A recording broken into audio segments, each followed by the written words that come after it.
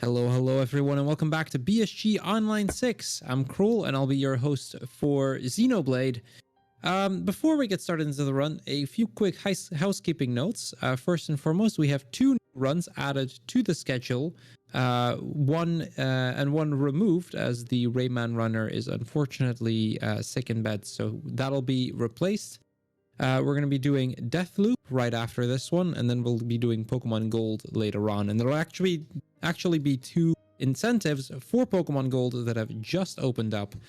But yeah, we'll talk more about that as we go. We have 4 hours anyway, so I'm sure I'll get a chance to talk more about those.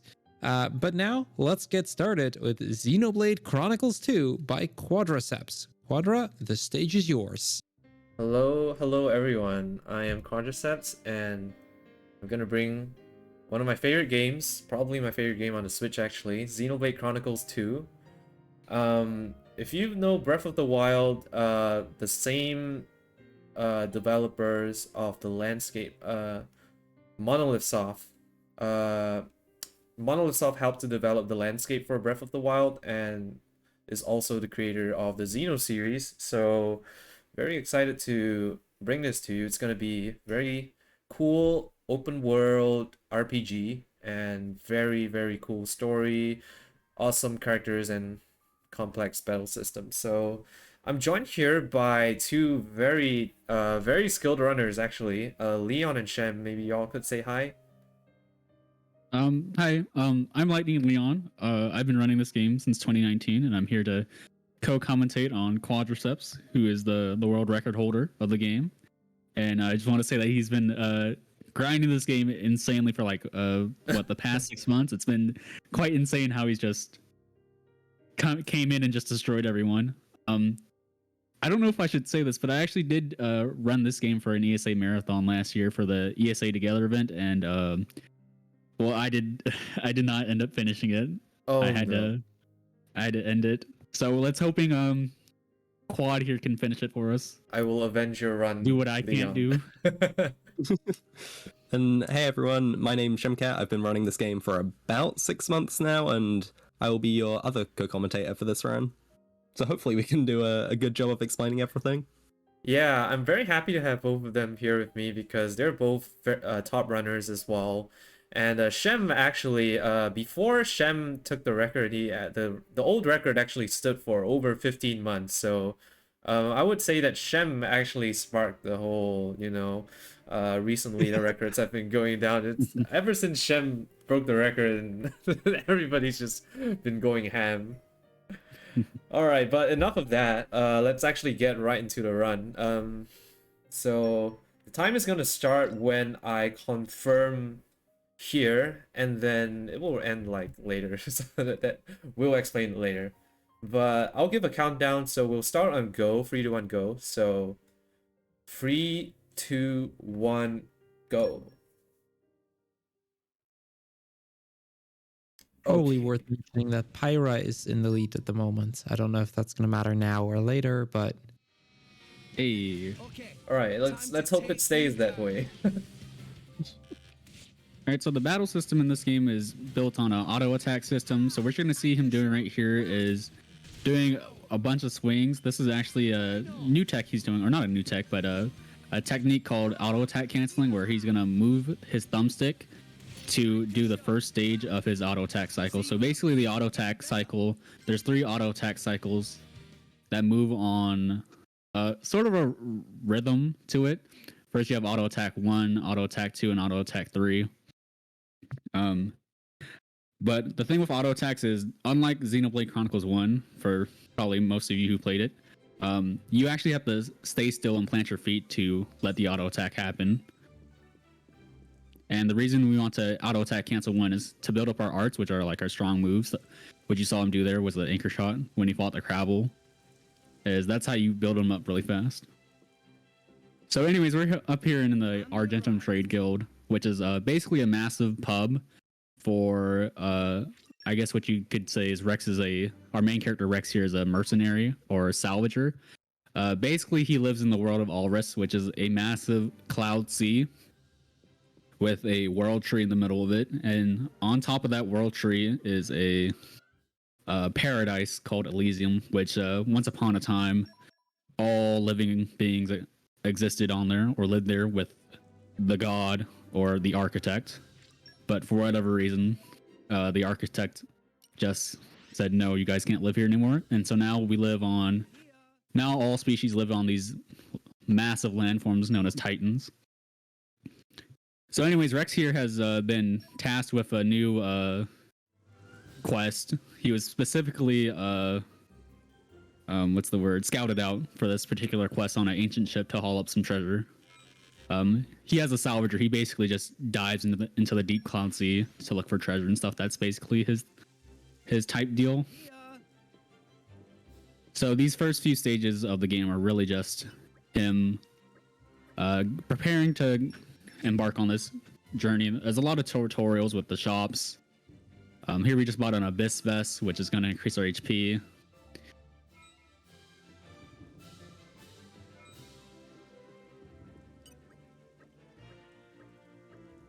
And we're actually going to get a direct deposit or a little bit of a fee or what's the word? I don't know. It's where you get money before you actually do the job. Like an advance pay or something. Yeah, advance pay.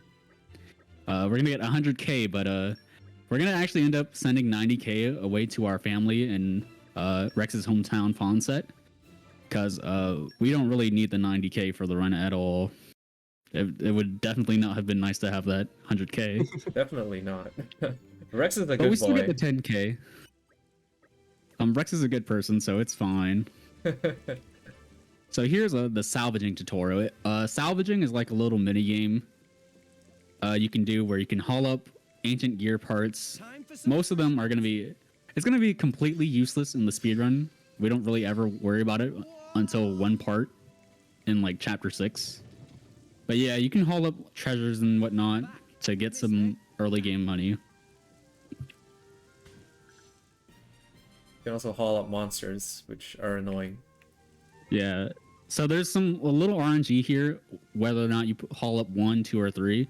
If you haul up 1 Crabble, you can take a slight angle and not aggro it, and to talk to the Nopon to ask so that he can tell you about, how was the salvaging. But if you get 2 Crabbles or more, you're gonna have to like jump over a little fence.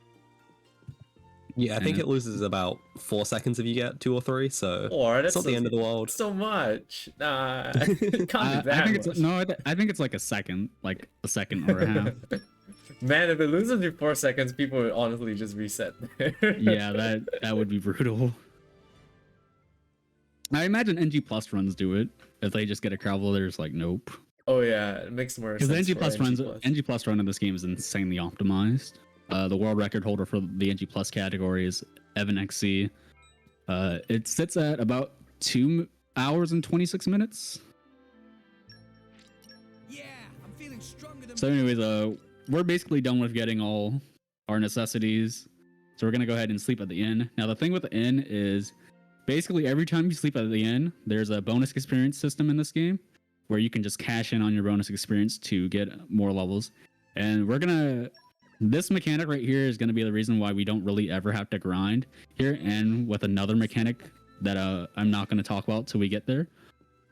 But yeah, now we're ready to just go onto the Maelstrom, is the ship we're going to embark on for our quest to haul up this treasure in an ancient ship that's been spotted.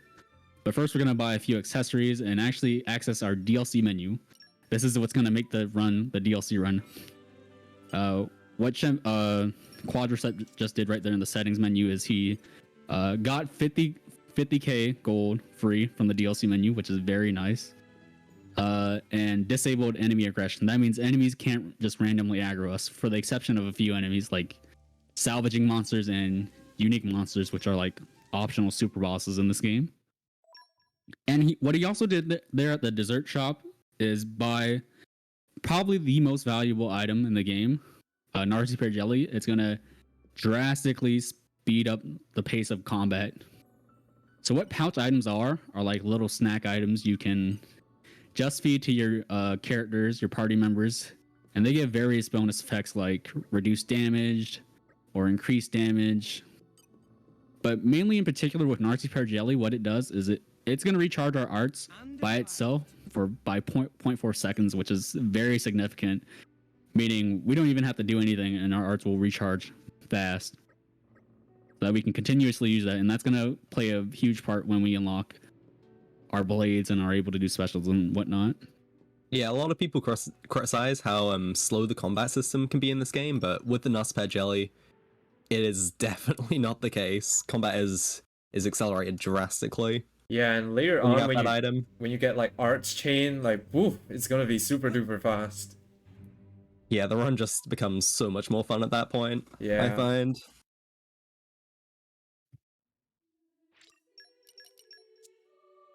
All right, so we're gonna swap out Nia for Jin here in our party composition because Jin is gonna be just straight up stronger than Nia. For these chapter 1 fights here, we're basically gonna be relying on Jin and Malice to carry Rex because Rex isn't really all that strong.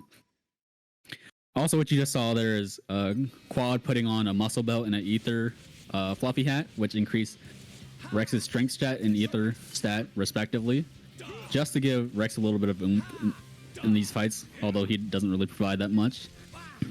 And he also equipped the Narcy Jelly. So basic strat here is just to come around to lethalize that king, sword bash him. We're gonna run to the side of this ship right here, like you see him do right now, and basically have Jin and Malice go to town on him. Yeah, Jin and Malice are some of the other people who hired us, by the way. So we're now just helping them out with some of these fights. Can I butt in here with a quick donation? Sure, go ahead. We just got €5 from Rayquaza 3010 or 3010. No comment, but that actually changed a bit worse so that Mirtha is now in a €4 lead over Pyra. Oh no. Mifra, no. Alright. Oh no, it hit everyone. What? Okay, so what you just saw here. Oops. Oh, thank This you, might be Mel. dead. Oh, you're right. Okay, so what you just saw here, before entering this fight, what quadraaceps just did here was he did a very particular clip that was rather recently found, I would say, like early this year or late last year, where we clip into the ancient ship in a particular way and kind of semi go out of bounds to land in this room right here. And the reason this room is dark right here with this Megalo Aligo boss is because of us going out of bounds. And this Megalo Aligo is pretty strong. Actually, what you saw him do at the start of this fight is actually go left. It's because Megalo Aligo always starts the fight off with a move called Cursed Cuisine or Cursed Cruise or whatever, and it inflicts blowdown, which is gonna blow down all our party members. So we wanted to only target Rex, but that didn't happen in the run. Yeah. In the fight. I think I ran a bit too far to the left. Yeah. Yeah, and if that thing locks onto you, you're probably gonna die, so we want to try and get as much aggro onto either Jin or Malice as possible, since if we go back, that is, yeah, definitely run dead. Alright, so now we are fighting Malice for whatever reason now. We have a red-haired girl right beside us, her name is Pyra, and we have now unlocked blades, which are gonna basically increase our damage by so much. What you saw Quad do here was a level 1 special, and this is introducing the blade combo system where blades can do specials. You use arts to build up to your specials, and in turn those specials will have a combo system of themselves, where if you do a tier 1, a tier 2, and a tier 3 blade combo, you can do it like finishers with it. We're gonna wait here to build up to a tier 4, which is like a super special blade special or whatever. I'm fumbling my words, I'm sorry. And do a burnout here, which is the second stage of a blade combo. We're not gonna really do much here, other than just keep spamming specials on Malice. Malice is a little bit annoying. There's some ways you can lose time to Malice here, is if he topples you or blows you down, which thankfully both of those missed, I think. Or yeah, no, I think he just tried to blow down. Edge. But yeah, that was a nice chapter 1. So the reason why we were fighting Malice all of a sudden is because the reason we were scouted on this mission in the first place was because we are actually somehow have a crest that was needed to open up this magical vault in the ancient ship that was holding the blade Pyra, the Aegis, which is the most powerful blade supposedly in existence. Which I don't know if I explained what blades are, or I don't know if Shem, you want to explain what blades are. Yeah, so in the world of Xenoblade 2, there are two kinds of people, I guess, drivers and blades. So drivers just use like core crystals in order to like awaken them. And when a driver dies, the corresponding blade dies with it. My usefulness has And yeah, they come with all sorts of weapons, so form the basis of this game's like combat. Basically. Don't know if there's anything else you want to add to that. Yeah, so they kind of work hand in hand together. Blade supplies the weapons, and just the driver just uses them. So what you saw Quad do there in a menu is use what's known as a love source item. It's a free item you get from the DLC menu. And love source is like, so basically to explain how blades work, they have a core chip menu. That's basically how you upgrade their weapons. If you give them a different chip, it's gonna alter their weapons stats, an auto attack stat. They have an affinity chart, which is where it's kind of like their skill tree in a sense. And what the love source does is their skill trees are built upon trust. So the more trust you build with a blade, the more nodes you're able to unlock with their bonus effects and whatnot, and on their affinity skill tree. And then they have aux cords, which are basically like accessories but exclusive to your blades. The reason Quad is using a love source on Pyra right now is to unlock a certain blade skill on Pyra called Resplendence, which increases blade combos by 15%, I think, at level 1 or 2, whichever he just unlocked. And that's going to come into play for this fight here. So, Brog, this is the big old Brog. He can kind of be a troll here, so give the word and I will the idea is that you want to hit him to build up to a tier 2 special, tier 2 or tier 3, depending on how many hits you can get on him. And as you can see, we're kind of struggling to hit him here. That's because the Brog here has so much agility at this point in time in the game that he outweighs us in agility. He outweighs even the boss of this chapter in agility. my thoughts exactly. Just make use of it now. So we're going to run away from him and use a tier 2. The reason Quad kind of ran away to use the tier 2 is because there's also a hidden mechanic in this game known as Just Range, Still getting strong. which increases your damage by 20% when you're in like a certain range, literally in just range of an enemy. So the reason we want to do that and make sure we have so much damage is so that Brog has a move known as Predation, and it's going to automatically heal him for like half of his HP. What have we here? And it's also that fight is also a tutorial where Nia will do a steam bomb, which is a second stage of a blade combo. Yeah, we saw Burnout in the Malice fight, but there are multiple routes for every blade combo we do, so you can either go a fire route or a water route if you use a tier 1 with a fire blade, such as Pyra.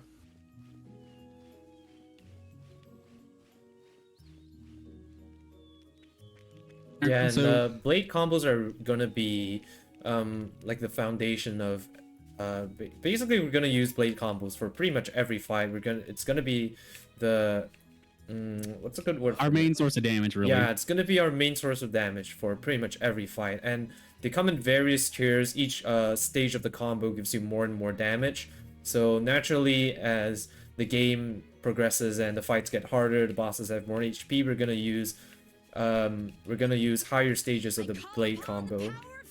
And even later on, we'll even be unlocking another mechanic called Chain Attack, which is going to allow us to deal even more damage to enemies. All right, so I don't know if we explained where we are or how we exactly got here. So basically, after we had the fallout with Malos, I don't even believe we even mentioned this, but Rex has been living on his grandpa, which is like a flying dragon that's just floating on the cloud sea. He came to rescue us because I guess Pyra just burned the whole ship down, and now we're deserted here on Gormont, which apparently appears to be Nia's hometown, which was one of our teammates, or quote unquote teammates, on the ancient ship job we just did.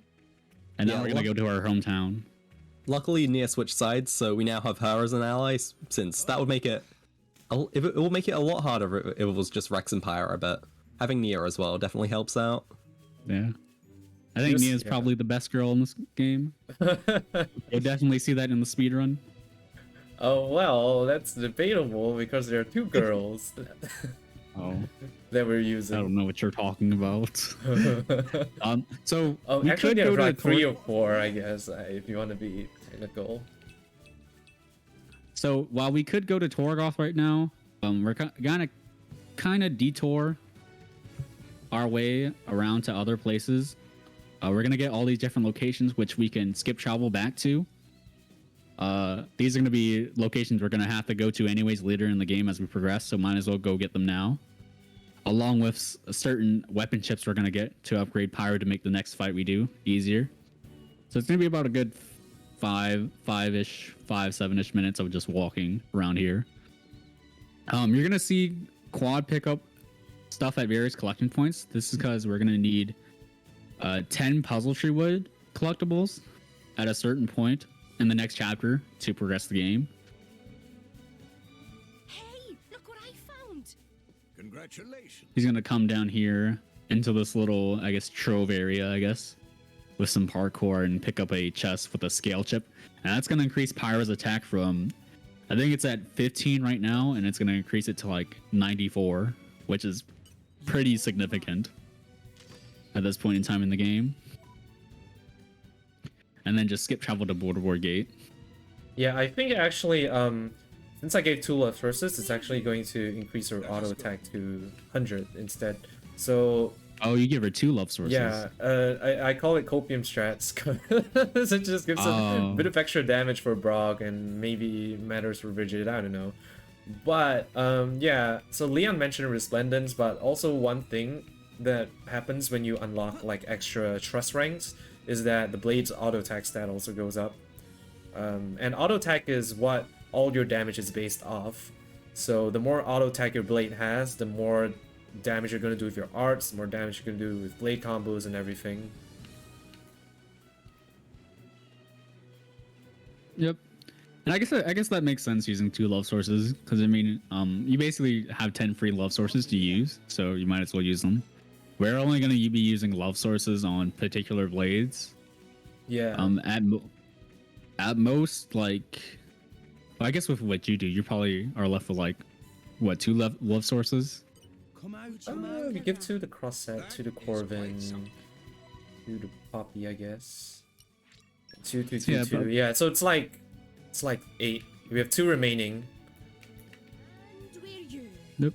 Oh, and also you just saw him collect vegetables there. We're gonna need vegetables to craft ox cores, which, as I mentioned, are basically accessories for blades. We're gonna need 12 vegetables to craft what are known as Hunter's Chemistry ox cores, and that's basically going to increase our base trust at the beginning of every fight by it's either 125 or 250. I can't remember which one it is. So basically, what trust is in battle terms is you're always gonna see a blue line connecting the blade and the driver to each other, and that's gonna determine how much strength and how much accuracy or a driver will have. And also, accuracy is capped out at 97%. That's the max hit rate, by the way. So when you've gained enough trust between your blade and driver in a battle, the line will turn gold, and that'll immensely increase the attack and accuracy of a blade. And whenever we pull off blade combos or like blade combo finishers like Mega Explosion or Nuclear Blast, we're always going to want to be at max affinity. And also another thing about max affinity is, there's specials 1, 2, and 3. Well, tier 4 special, which is like the strongest special you can do for a blade combo finisher, is only available at max affinity. So it is insanely or very, very, very important that we're always at max affinity Yeah. when pulling off these blade combos. But anyways, we're about to arrive in Torgoth, and Nia and Rex are gonna have a surprise that they are wanted for what they did on the ancient battleship. And also, here in Gormott, it's home to the Gormati, which are like they have a Welsh accents. I know a good thing about the localization in this game is that they kind of really took the time to make sure every region you visit is like unique in its own way with various European accents. Like this has the Welsh accent. Uriah has I don't know what Australian. Uriah has for an accent. Australian, they're Australian, right? Yeah. Mordane is Scottish. Tantal is I don't know. Orange Parappa is the best. Yeah, that's a really good thing about the English localization in this game that I appreciate. So we're gonna do a real quick menu here to upgrade Pyra and Nia stats a little bit, give them accessories, make them stronger. Give Pyra that scale chip to increase her attack here. And we're gonna be caught by some more Dane guards. The reason more Dane soldiers are here in Gormott is because Moradane is a dying country, so they kind of need to look on other titans to colonize so that their people can survive. And they just so happen to know that we're wanted and that we have the Aegis, which is like the most powerful being in existence. The basic strat here is we're gonna try to do a tier 2 on this Captain Padraig here. Pyra's tier 2 has a AoE effect on it, so it should catch that other soldier there. Yep, like that. And then we're gonna fight the real boss here.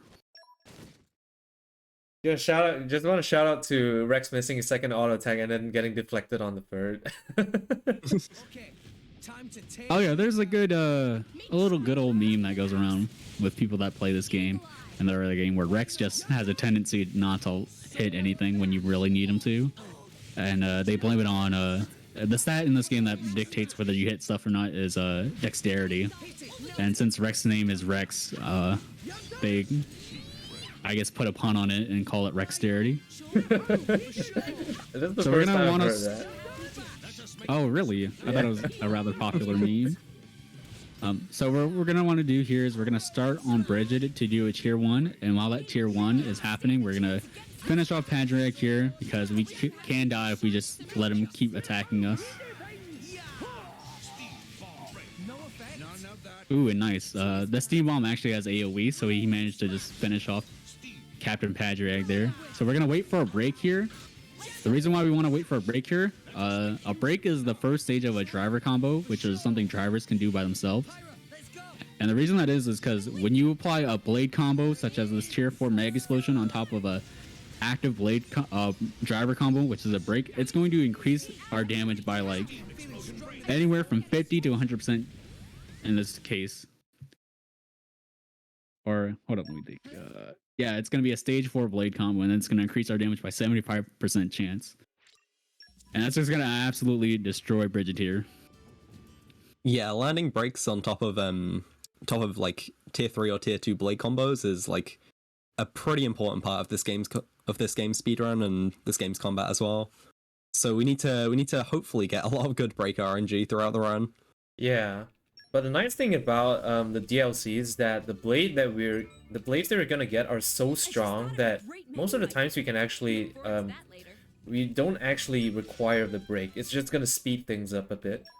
But we can actually do most fights without a break. There are very few fights that breaks are actually required. I think Ion, the final boss, and a couple of fights here and there, but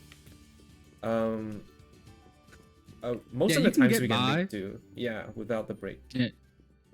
But breaks, getting the fusion combo off on bosses definitely do make a significant difference. Yeah, not as much in this category, but well, in other categories like no DLC. But I guess we're not going to talk about that. Let's not talk about no DLC. It's a cursed topic. Yeah, it's a cursed topic. But DLC is because of the fact that we have such strong blades as part of the DLC. I actually feel like the fights are more or less a lot more consistent. Definitely. Of course, there are some fights where getting a break will speed things up very drastically. So it's not like you don't need any breaks either.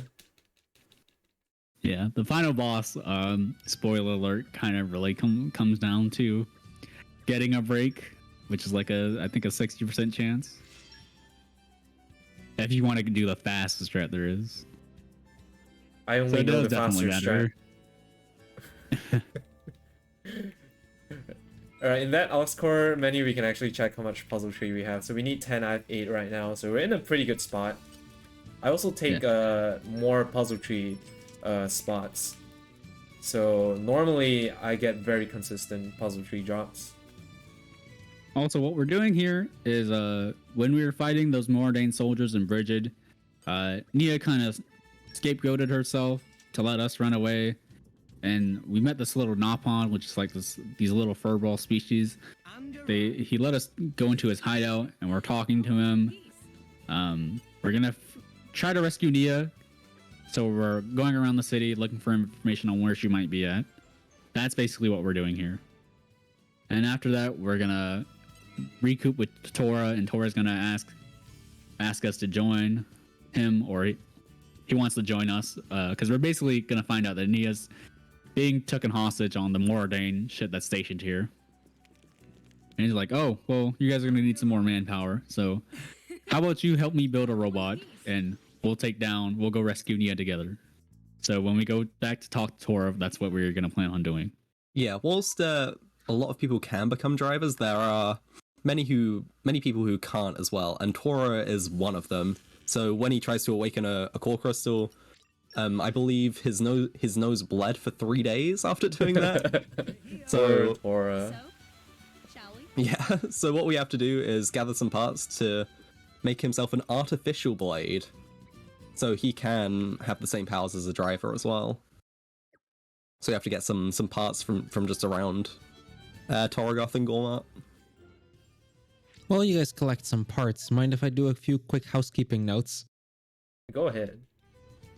All right, thank you. So, to everyone in chat, if you've missed any of the runs and you would like to see them back, or, if you're gonna, let's say you wouldn't be available for this entire run, which I can imagine, but you don't want to miss anything, what I always recommend is go check out our YouTube channel. We're going to upload every single one of these runs to our YouTube after the event is over. Right now, we're still in the process of getting all of BSG Annual up from last August, but once that's done, we're going to continue with the runs from this one. One video per day, so be sure to subscribe and get one in your feed every day.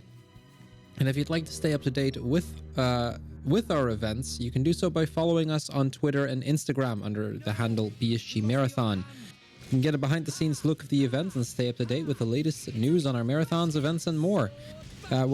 So yeah, that's a lot of stuff to check out. I'll put some links in chat in a moment, but yeah, do make sure to follow. Our emotions are in tune, Rex. My thoughts exactly.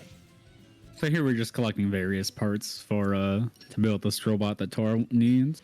We're gonna do a little side quest here to get I forget what the part is called. A connecting sensor. Biome connector? No, the something perfect range sensor or something. Yeah, that sounds about right. So we're gonna do a side quest to get that, and we're just gonna go ahead and buy three Bion connectors to build this robot for Tora.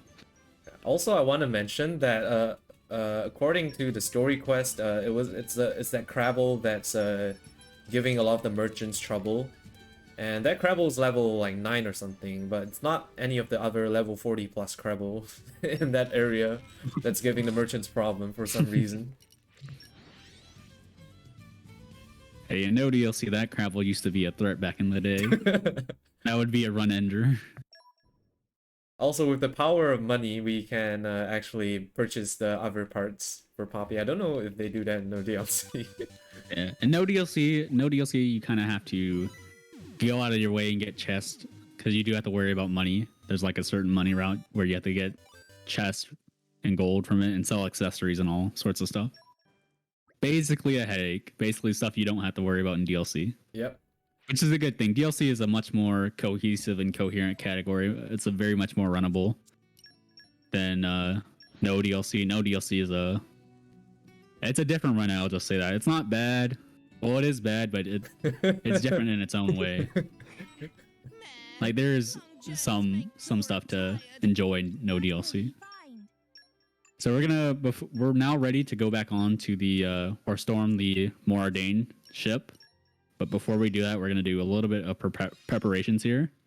This is Poppy Alpha. This is Tora's artificial blade here. And she is the best character in this game, so debatable. I wouldn't she's, disagree actually. Poppy is a very, very great character and has a lot of development. I personally She's enjoy Poppy a lot.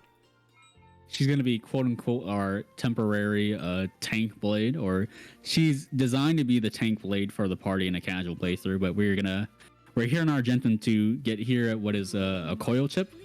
It's a chip that you're supposed to get in chapter 4, but we're able to get here in chapter 2, and it's gonna skyrocket our auto attack from like 100 to like mid 200s. So here we're gonna do a little boring part here. We're gonna talk to 20 Nopon here after buying 3 Whisper Quarters, which is a pouch item that's gonna increase how fast our specials recharge, allowing us to do more blade combos, which we need for bigger damage. So we're talking to 20 Nopon here, is because Poppy has a affinity skill called Nopon Wisdom, which we're gonna need for a chapter 4 main quest. And to unlock level 2 of that, we're gonna just talk to these guys back and forth.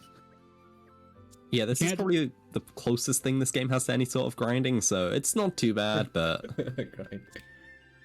it can sometimes be hard to count to 20 sometimes, or 18, I guess. I actually count to 17 because I don't count the first Napon that we purchased from. Everyone has their own different way of doing things, so it's cool to see that. And I actually want to mention that as well. So pretty much like every top runner, like the top 5 runners, everyone does have like small variations in the route. So it's really interesting to see like what everyone does, and there's good rationale behind what all of those. Yeah, I will say probably Quad has I wouldn't say the safer strats. I would say it's a safer strat. Or I guess I lied. Well, it seems kind of safe where I guess you're double love sourcing Poppy, double love sourcing Pyra. I don't know if that's just a really safe early game, but it seems to work out since you did get world record without Boreas, and all the other top 5 runners kind of reset if they don't get Boreas. Yeah, so Rex just pulled or Quad just pulled Corvin on Rex, and Corvin is the first of our super overpowered power creep DLC blades here. Corvin's gonna be a very I guess he's not technically gonna do a whole lot here. He's kind of safety here in these first early game chapters, but he's very insanely strong. He is gonna be our actual tank of the run, unlike Poppy Alpha. That's because Corvin has a whole bunch of skills. He basically can hold up, I gotta look it up. He has increased damage dealt by 90% when he's at max affinity and invasion rate. He can increase our party gauge for each critical hit dealt with, and party gauge is basically what's going to allow us to, let's say if one of our party members go down, it's going to allow us to revive them.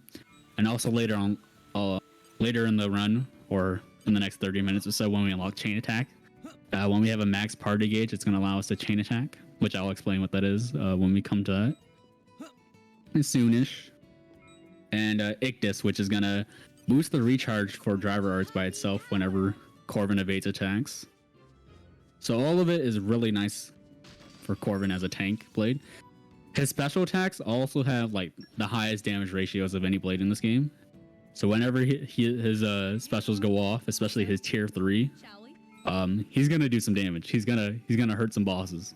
Yeah, Corvin's a Giga Chat, so Corvin's just really cool. He's really good.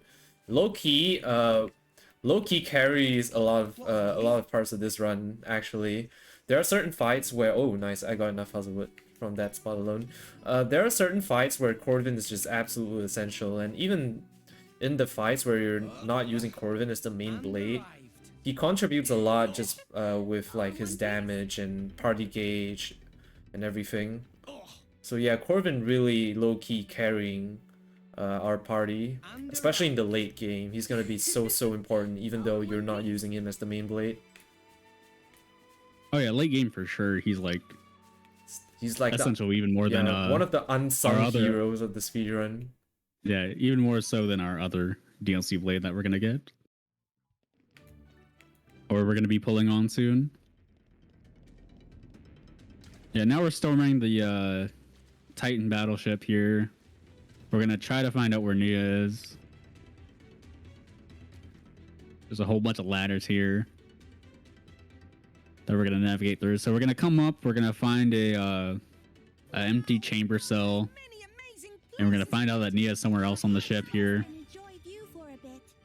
We're gonna break some vents down. And we're gonna do all of Obvious. that with nobody stopping us because we have enemy aggro turned off. So all the guards are just standing there like, okay, you do what you do.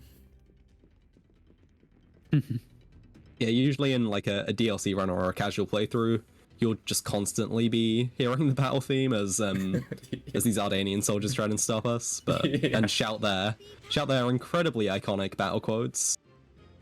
But yeah, in this category, you can just avoid them, pretend they aren't even there.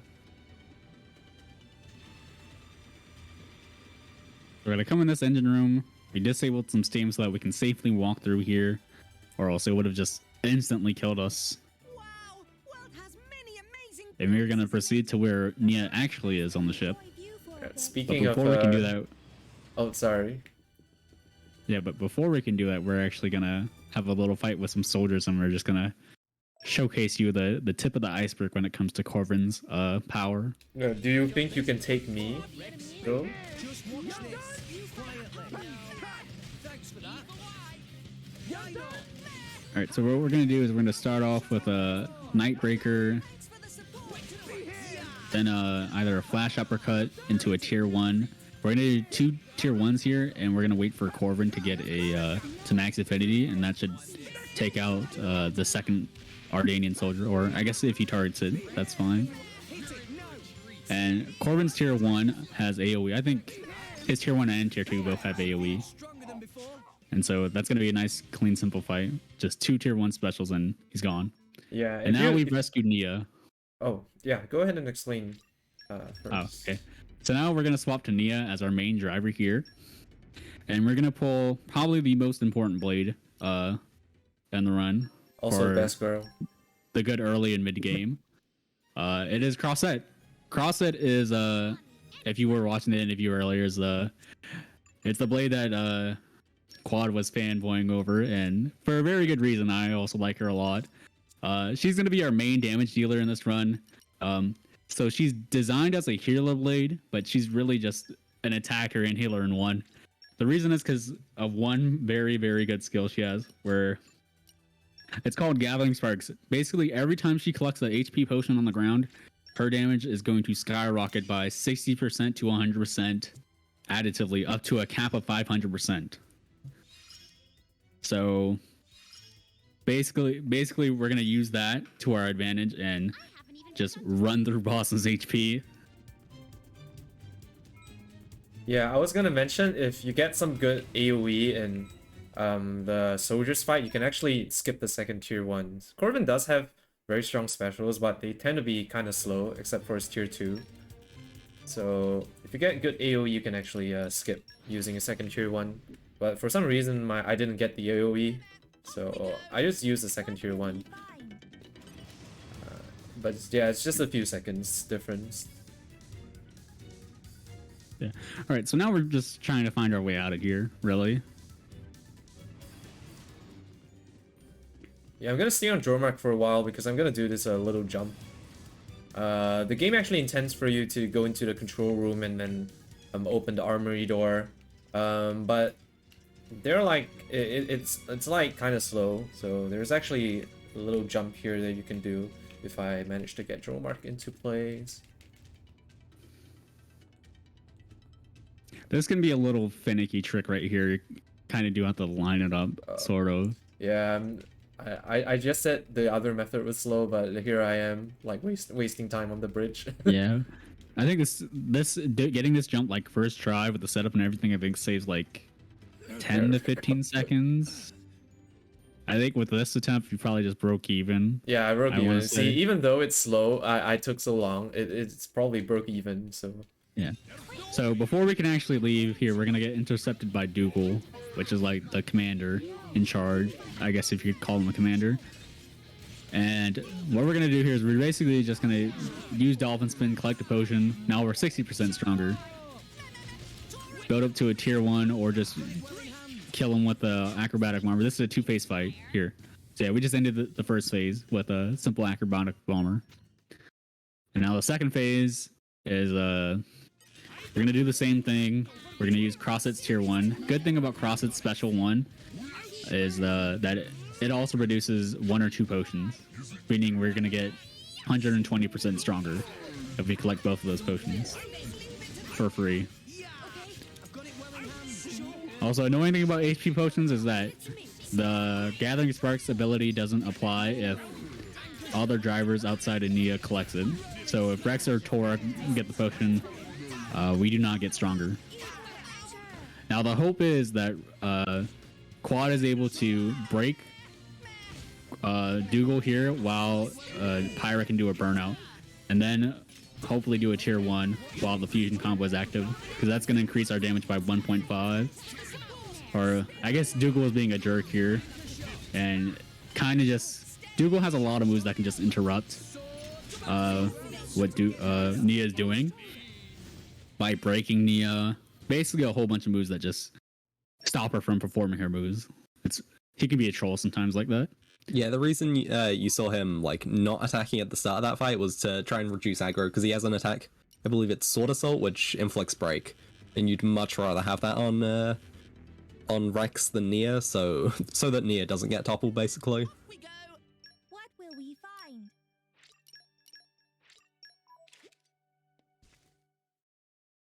So yeah, we're actually going to. Funny thing here is we're gonna skip travel to Torioth base entrance, which is outside of the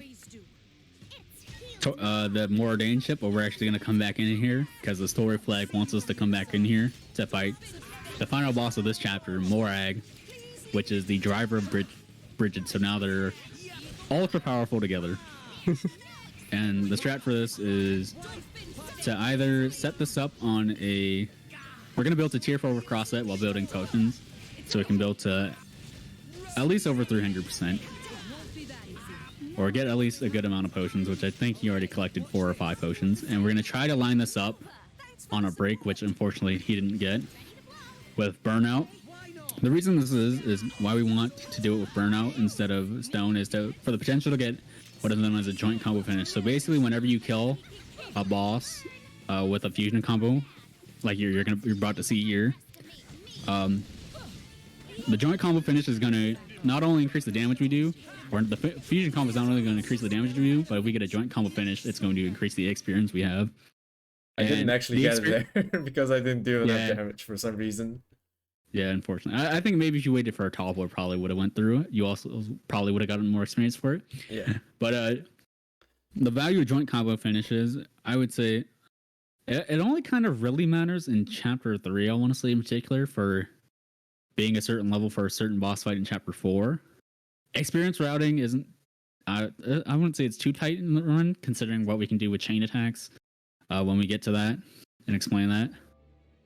But joint combo finishes do kind of matter because they multiply your experience gains and they also multiply your SP gains, which are skill points. And so drivers have, just like blades have affinity charts to increase their nodes and skills, drivers also have skill trees of their own, which also can increase their stats by like 20 points or so, increase HP. Most important skill on drivers for the speedrun is the ability known as Arts Chain, which means that we can link arts back to back together. So Nia could use a move called Acrobatic Bomber into Dolphin Spin without having to like reset and do an auto attack first or wait for a cooldown. Yeah, this ability just increases the fluidity and just speed of fights drastically. I honestly think it should have been available from the start, but Yeah. yeah, at least we can get it at all. If you know? ever think the combat is slow, just firstly use the pouch items, and secondly, Arts Chain. Super good. Yeah. Your fights are just gonna speed up so much. Yeah, I think a lot of people kind of quit this game early on because I will admit the game. Not only does the game have bad tutorials, it also has a pretty slow start. I think if the game just kind of guided people into the direction of using pouch items and Arts Chain or getting Arts Chain by default, would have made people give it a lot more time. Yeah, I feel like this game is just the epitome of it starts off slow, but it gets really good. Yeah, like most people, if people can push through, like, I would say chapter 3, chapter 4, they're basically hooked on it. It's just, I can understand getting through chapter 3 being a slog, or getting through the first early chapters being a slog. I kind of had no choice because this was the first game I decided to get when I bought my Switch, so I was like, oh, okay. This is one of the play it first few anyways. games that I play as well, and I spent so much time on it. Yeah. So what we're doing right now is we're actually gonna go visit Tora's cousin. After we left, after we defeated Morag, in the cutscene, we didn't actually do this in the battle, but in the cutscene, we just launched a whole water dump on her, since she's a Fireblade. Bridget is a Fireblade, and that allowed us to escape. Rex is all like, "Oh, well, Nia, you're a best girl, so you should come with us. We want to." I guess we should explain what Rex and Pyra are really doing. So Pyra is a blade. Rex actually died in chapter 1. Jen, our teammate, stabbed Rex to the back, and Rex was in this hallucinatory dream with Pyra, and Pyra's like, "If you can take me to Elysium, which is the paradise where the architect or god lives, I will give you half my life force." As like a contract type deal. So we're basically trying to find out a way to Elysium. Rex also kind of just wants to get to Elysium anyways, because as I mentioned before in the story, basically all of humanity and all the species live on dying titans, or these massive land farms. They're dying out. So he believes if that he can get to Elysium, he can find the answer to make it so that everybody can live in peace and harmony. And there's not wars happening like between Gormott and Moradane and Uriah.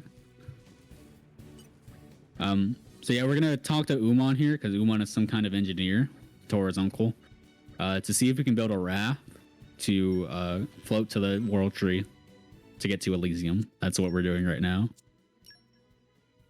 So we're gonna. This is why we need the 10 puzzle tree wood and why we're collecting it in chapter 2. And we also got some diamond oaks.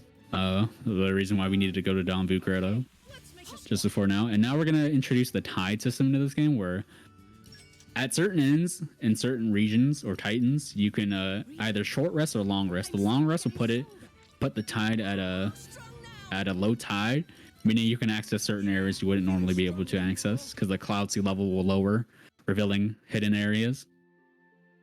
And the reason we need to do this is because apparently Uman's pet titan ran off somewhere and we got to go find it. Yes. Also in this is the only point in the run where we use the tides. Yep. It's more so there's no other relevant point for us to use it. Only other titan that has low tide or high tide is also Moradane. And we don't ever use it in Moradane because we never have to go down to a place that requires low tide.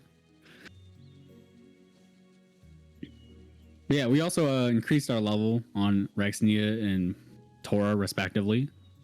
And that in for free because might as well, since we're going to have to use an in anyways. And some of these enemies coming up, or some of these bosses coming up, are somewhat rather high leveled if we didn't.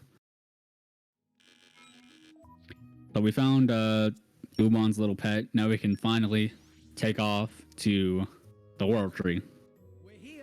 Yeah, so the game's probably gonna end soon, right? Because we're at the World Tree, so yeah, we're just gonna gonna get to go Elysium. we're just gonna go to Elysium, and the game's gonna end. Yeah, we're on pretty good pace to beat the estimate, I think. I think so. It's gonna be an easy record. Record by Easy. like 3 hours or something. It's got to be the most underestimate that I've ever seen anybody go, except that I've been in really, really longathons, so maybe not, but it's close.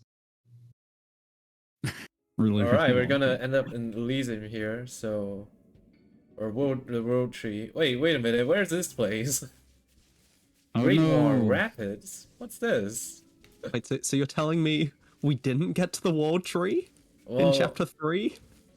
yeah, it doesn't look like it. Where are we? All right. Maybe someone can explain what's going on. So, as we were on our way to the world tree, I kid you not, out of nowhere, a giant purple snake called Artifice Orion just bomb rushes our ship, and we just end up landing shipwrecked here on the Titan Uriah, and we're just trying to find civilization here to find out what's going on. And Poppy, thankfully, has a built-in sensor that can detect human life or human life form, and that's why we're going in this direction right now. Yeah. Yeah, the Titan actually swallows our entire ship, so Oh, it was a Titan that swallowed? Oh, that's right. Ophion hit us, and then the Orion Titan like swallowed us. I personally like to call Ophion Rayquaza. Oh, that's right. It's called Ophion. I called it Orion. My bad.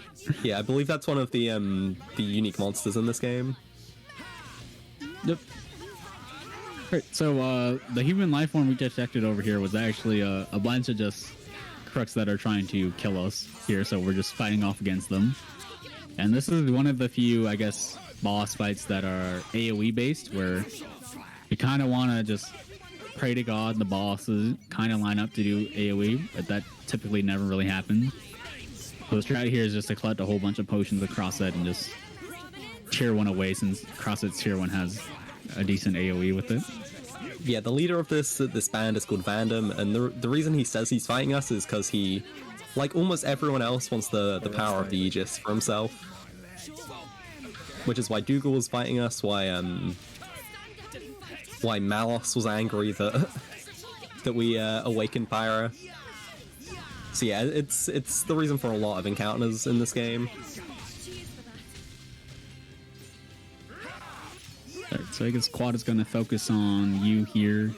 As long as you doesn't evade for no reason.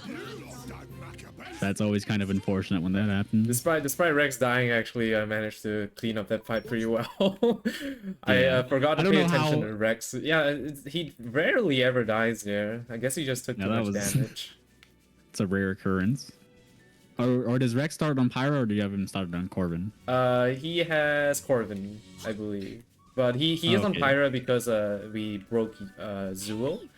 And then that prompts his AI to switch to Pyra to anchor shot for God knows what reason, which we're totally not going to have explained later.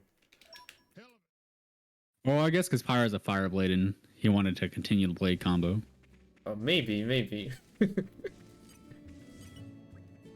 Alright, so now Van Hammer says that he's actually a good guy and he was just testing our power as a driver. Kind of tries to come across as a father figure to Rex and teach him what it means to really be a driver. So we ask him if he knows how to get to the world tree. He's like, oh yeah, sure. Just help my village take care of some business and we'll help you out. So that business is us going up this mountain to kill a big spider. So we're gonna take off with Van Damme and just go. Can I just say that I hate spiders? I hate spiders as well. Actually, I hate the spider fight. I hate it so much. It can troll you in various ways if you're not careful and if you're unlucky sometimes. Yeah, it can be very annoying sometimes, and those who don't like spiders, I think it's best if we just give a little warning before the fight comes up.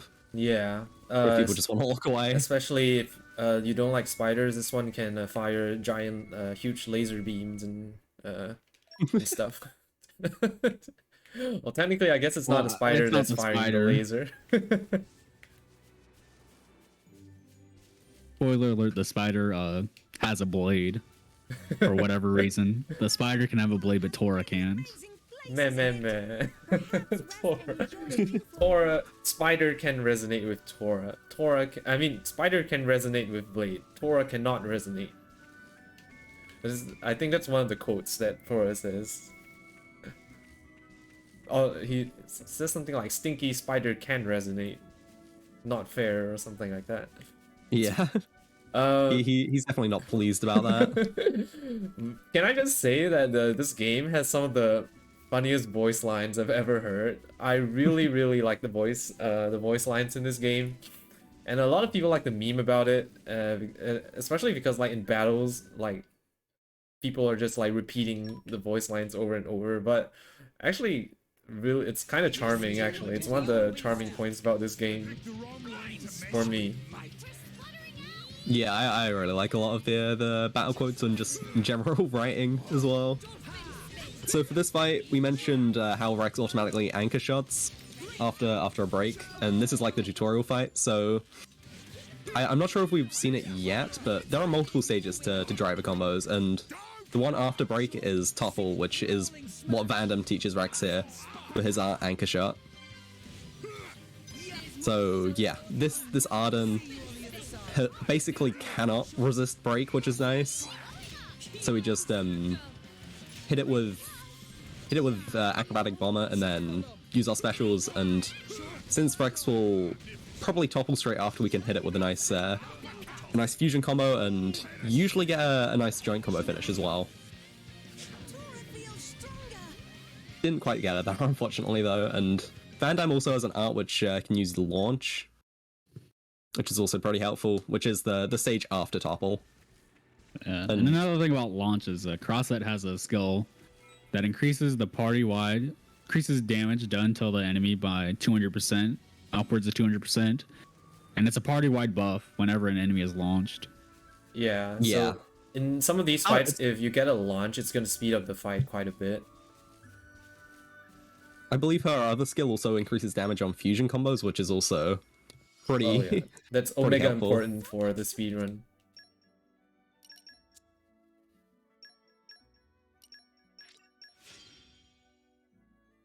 Oh, you actually increase dolphin spin here. That's interesting. Yeah, it's also one of the other copium strats that I do. Basically, increasing the leveling up dolphin spin. The important part is that it doubles your chance of dropping 2 potions. So dolphin spin normally drops 1, right? And has a 10% chance of dropping 2 potions. So it boosts that up to 20%. Scary spider time. Oh, So look away if spider- you're scared. But yeah, basically, since potions are such an integral part to the speedrun with Crossset's damage, I usually just like to take the extra 5 or 6 seconds to level up Dolphin Spin. Makes sense. So, with this boss, your Elder Arachno, we're gonna basically the same strat we're gonna be doing for most boss fights here on is tier 1 with Crossset, tier 2 burnout with either of the drivers, or currently right now with Rex, and build up to a tier 4 and finish off the boss with the Mega Explosion with Nia. Ideally on a break or a topple for the fusion combo damage, so we can just instantly annihilate them. The thing with Arachno is that the way this fight progresses is Nia's gonna gain a lot of aggro quickly, and there's no real way to just save that off. And moves like this Termination Blast can take off a lot of damage off of Nia, and she can end up dying sometimes. And this fight actually end up going very smooth, so that's very nice. But sometimes this fight can not be nice, and you just end up dying or getting dropped. Yeah. You have to, whenever you die, as with Nia, your potion counter resets, so you're not doing like 500 plus damage. You have to build all the potions back up. Yeah, typically you really don't want to die with Crossset. I tend to play the spider fight very safely as well, because again, there's just sometimes things just can go wrong. Oh, a nice go to the fast cutscene skip. Poggers. All right, so this is Akos. Akos is a part of the team with Malice in Jin. They're after us because we, of course, have the Aegis. They're known as Torna, which is a previous Titan that was alive but fell 500 years ago due to the Aegis. There was a massive war on Torna that caused it to sunk to the ground, mainly due to the Aegis, because of her overwhelming power. But now we unlocked a special mechanic here called chain attacks, which basically allows us to get a free hit, allow all our blades to do free specials on the boss for free, and the boss can't do nothing about it. And we also get a water orb applied on here for free. And the way you set up blade combo orbs on a boss is through our blade combos. And that allows us to extend the chain attack and multiply the damage we can do to do our next tier of specials, which would be tier 2. And whenever we overkill a boss, you're gonna see a little bonus counter there. That is also going to multiply our experience and SP gain there. And that is single-handedly what's going to allow this run not to ever have to worry about grinding. Yeah, Just these bosses. Chain attacks are going to be very important for our XP and SP routing. So we really want to make sure that when we have the chance, we want to take some chain attacks for all these extra benefits. I also want to mention, this is a new strat that I've been doing. I want to shout out to Gren because he's the one that started doing this strat. Gren also one of the OG Xenoblade runners. Basically, we didn't mention it, but back in Torigov, I actually did a Poppy swap menu to create extra parts for Poppy. I created 2 parts, one of which was Affinity Max Barrier. Basically, when you get the gold line with Poppy, it will just give a party-wide barrier that absorbs damage and also nullifies reactions. The other thing, which is arguably the more important thing that I gave her, was Hunter's Chemistry 2. So we mentioned Hunter's Chemistry is an Ox Core, which you can give to Blades. So we crafted the Poppy swap part equivalent of that. And that's just gonna give us, our entire party, extra affinity at the start of the battle, so we're gonna hit gold affinity much faster than if we didn't have Hunter's Chemistry. And even though I had to invest a bit of time there, it's really nice having that Hunter's Chemistry because for fights like Echoes, you notice I had gold affinity with Crossset and even Rex as well. And when you have gold affinity, it's gonna give you more damage, and in that chain it gave me more overkill, for example. And little benefits like these are just going to add up over the run. So I really like that strat. Yeah, but now I think it's time to behold the mighty Zeke von Gembu, bringer of chaos, mostly known as Zeke, and often addressed as the Zekenator.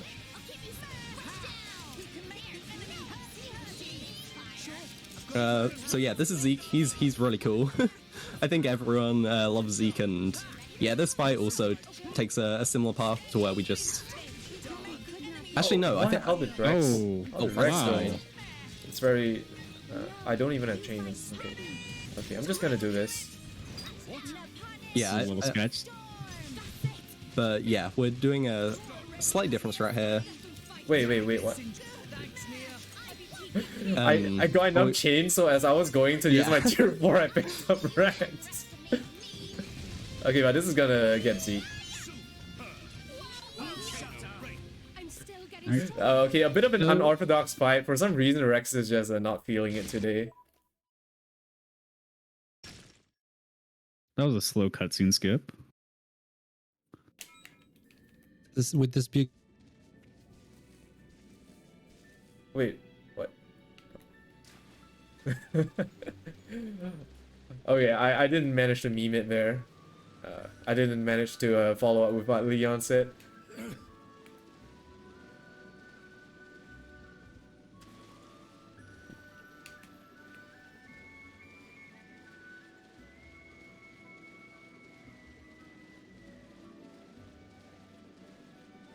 Would anyone like to explain what just happened there? I'm sure some people are kind of wondering how we just survived that big fall. LZL, ZL, ZR, X, and down on the D-pad for approximately 5 seconds.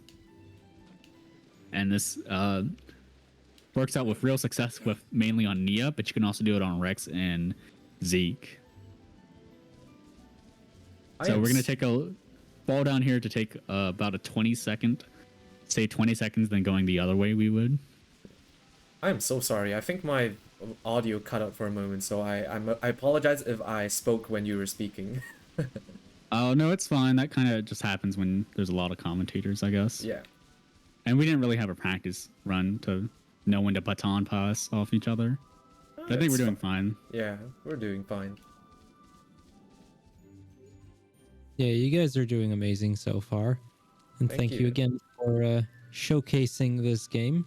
I quickly want to remind everybody that we are still raising money for charity while we do this. So we are currently raising money for Mind, which is a nationwide organization committed to prevent mental health issues and to support everyone who's dealing with mental health issues themselves or within their family. All of your donations will be going to them, so be sure to get your money in. We still have the Mithra versus Pyra incentive going. Currently, Mithra has a €4 lead. So if you'd like to see Pyra, that'll be coming up relatively soon. And then later on, we have the character color choice for 1001 Spikes. Currently, Brown is in the lead. And then the total and trainer names for Pokemon, neither of which have a name. So any donation can get you one.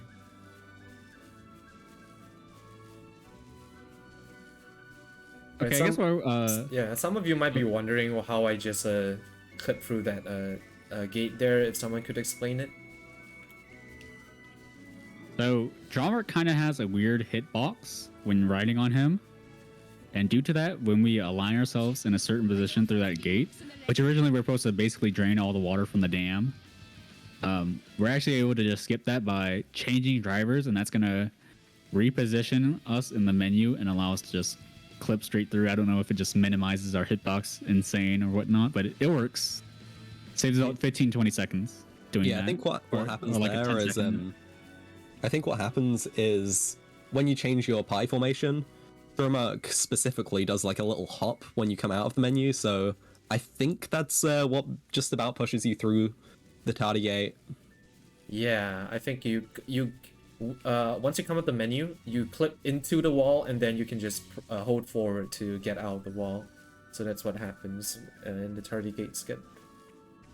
Yeah, it's pretty easy to do. You just need to make sure you've got at a good angle, and yeah, you should be getting through relatively consistently.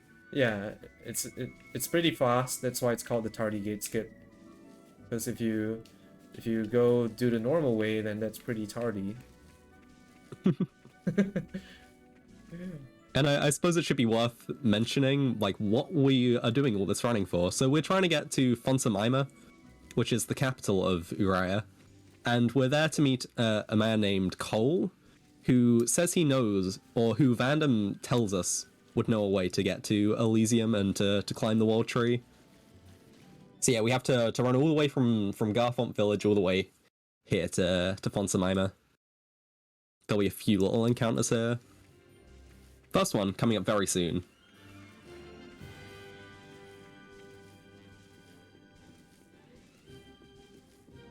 So this first little fight here will be against an enemy known as the Violent Driver.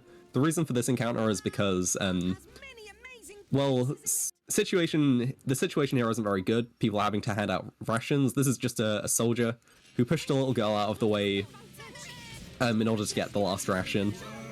So we don't think that's very cool, so we're just, beating it up, settling it with violence. And this fight is pretty simple, just use a cross-set tier 1 into cross-set tier 2. It's basically a rehash of the Arden fight. He even has like 0 break resistance, just like the Arden.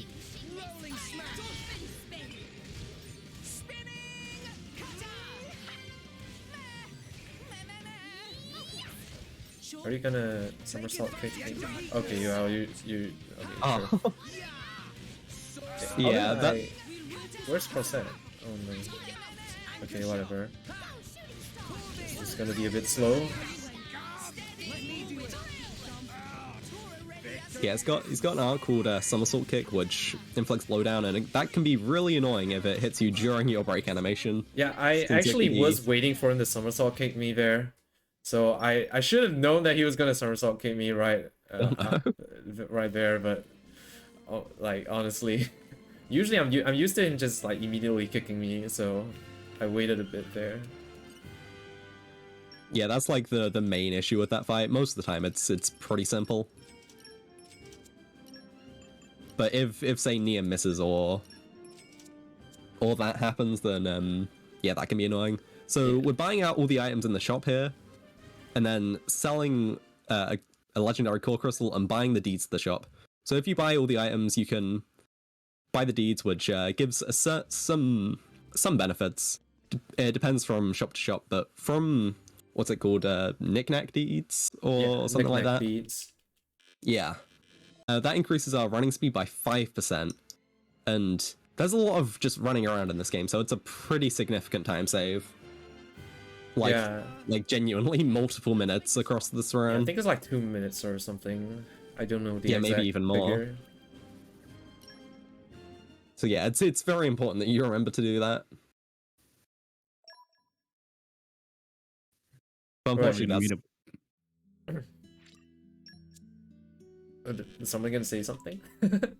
Yeah, we're gonna meet up with Cole, and Cole is a playwriter, and he actually I don't know if or I guess I could go ahead and say it. He's actually a flesh eater, which is it's kind of a mutation of a blade, or it's basically a blade that has consumed human flesh, and which has kind of mutated them to no longer revert to a core crystal anymore. And when they consume human flesh, they basically live a very long time. And he's survived since he's lived since 500 years ago. So he basically witnessed the Aegis War, and he wrote a play about it, which the Aegis herself 500 years later has witnessed, and she was not so happy about it. And they kind of knew each other and had to talk about it.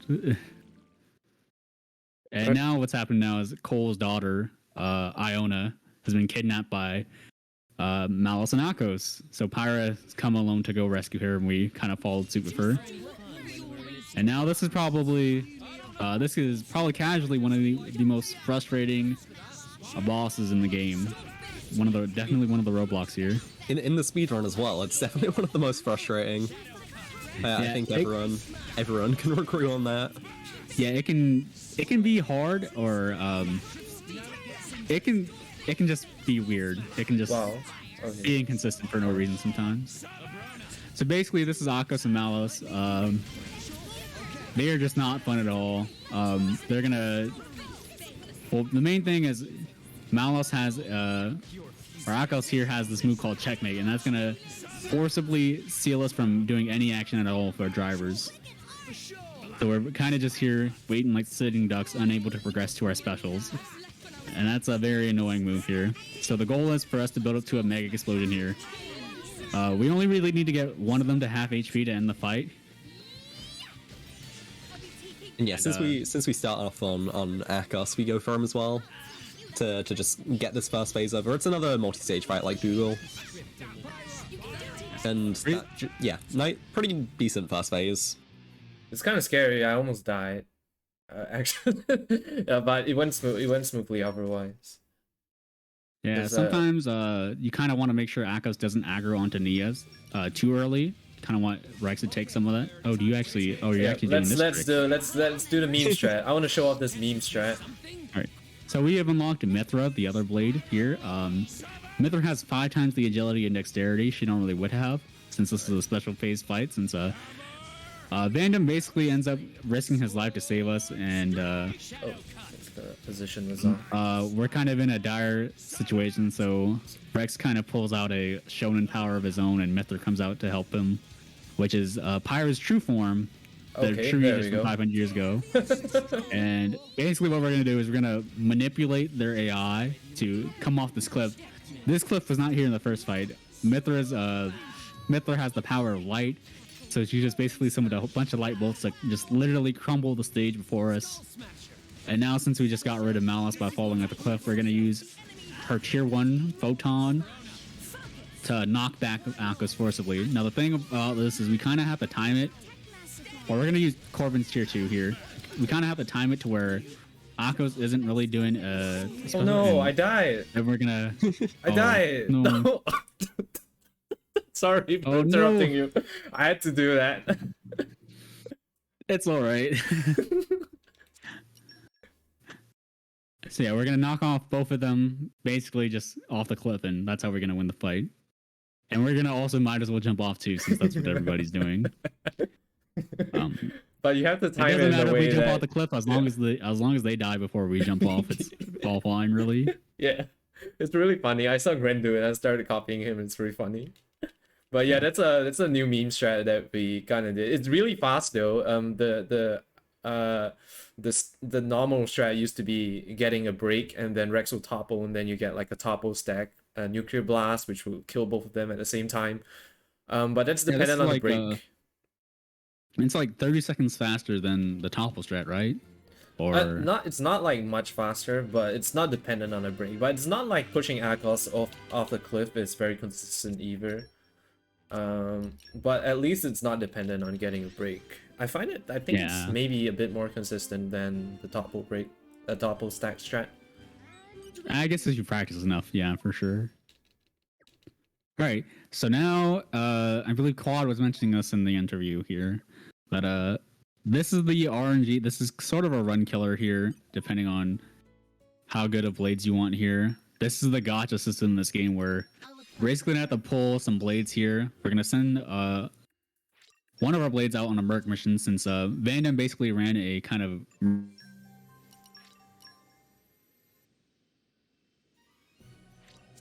Oh, I think Leon cut out there. Hold up, Leon. I think my Shem, you want to explain what they are? sorry, my Discord just cut out the audio there, so you might have to explain again. So basically what we're doing here is the gotcha system, and we are going to pull all the blades we need to complete the run, which is 1 wind blade, 3 earth blades. We only need technically 2 earth blades, but we want 3 for a particular reason in chapter 5. 2 fire blades, and a keen, or yeah, that's the blades we need required. Now what would be nice to get is Boreas, Perun, and a blade with keen eye. And the As blade they with say- leaping as well. Yeah, and a blade with leaping, as they save copious amounts of time throughout the run. Which that's he just Perun. pulled Perun. Yep. I believe I've only Also, pulled water blades so far, so that's very annoying. Oh, and yeah. Well, water blade is good too. I also want to say, if he pulls a certain rare blade, I will be donating $100. Let's see him. Okay, that's my charity. 1 fire blade.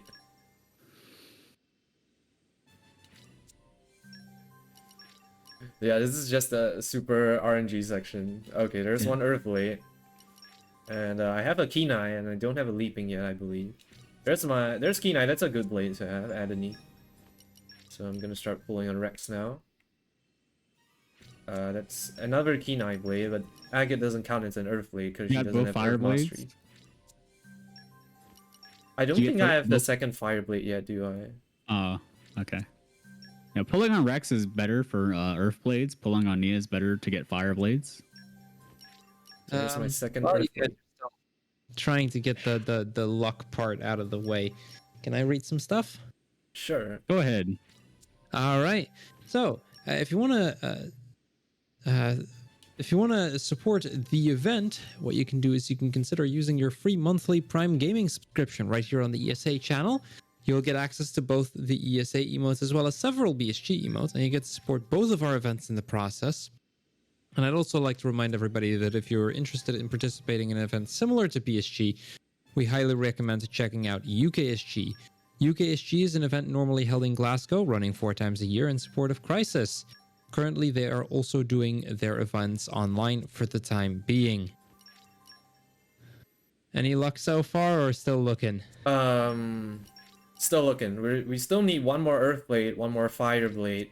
But we did manage to get our leaping blade. All right. And we still kind of want Boreas, but things aren't looking very good for Boreas right now. And I'm pulling a lot of waters, but no fire. So basically, it's either water or fire. And it's either earth or electric. So I'm getting the opposite of what I want every time.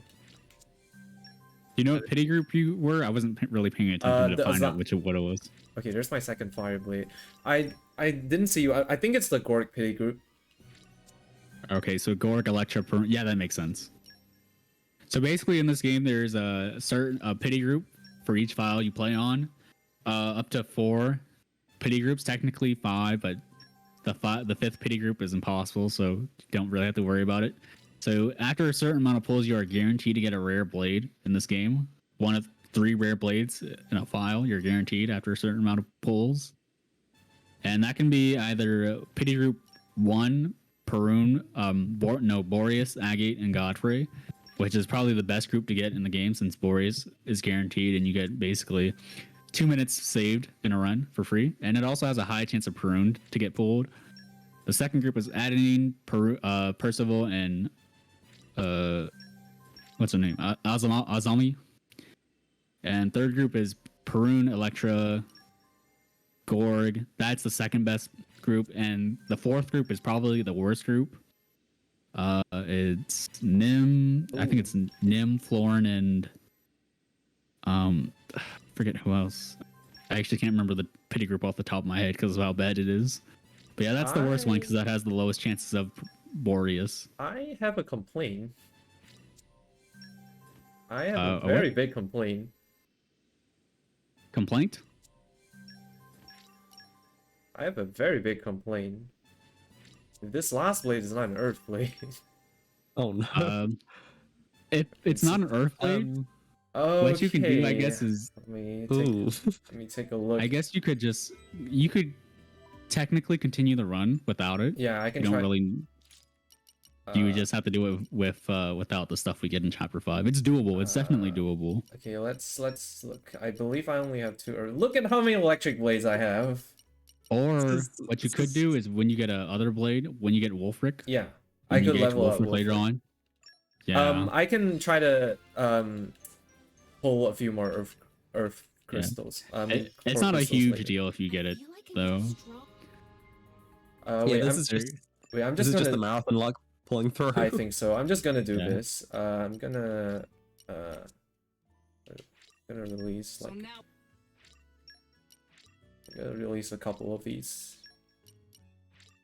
Just so later when I pull blades, I have a better chance of. This is the first time. Okay, I mean, normally if we don't get earth blades, we just reset. But I really wasn't expecting this to happen in marathon because chances of you not getting an earth blade is very, very low, or enough earth blades. As you can see, I pulled like 7 or something electric blades there. All of those could have been earth blades. I happen to lose 50-50 on every single one of them. Yeah, it's very unlucky. It's very, very unlucky. All right, I do still want to quickly talk about about a donation we just got in. We just got €5 from Reekle saying good luck with this run, Quadra. I think you can take me because Mithra is the best blade. Don't forget me. So yeah, Mithra is now increasing its lead, having now got a €9 lead over Pyra. Oh no! Please donate for Pyra. And now would be very happy. You're all mine. I believe me and Anel are the only sub 4 club to be to be Mithra enjoyers, I guess. Average Mithra enjoyers. Alright, it's fine. We also don't have warriors, by the way, so we're gonna do some more Nopan talking later. Yeah, very, very mean blade pulls. Usually are never that bad, but I guess you were a marathon run, so marathon run. I mean, I didn't get Boreas. I somehow that's not very surprising considering I never ever pull Boreas. I did manage to pull Perun though, but I think that's because of the pity group. We're here. So, shall we? yeah. Now at this point in the story, we plan to go to Moradane. I can't remember why, but we are taking a ship in Argentum in order to get there.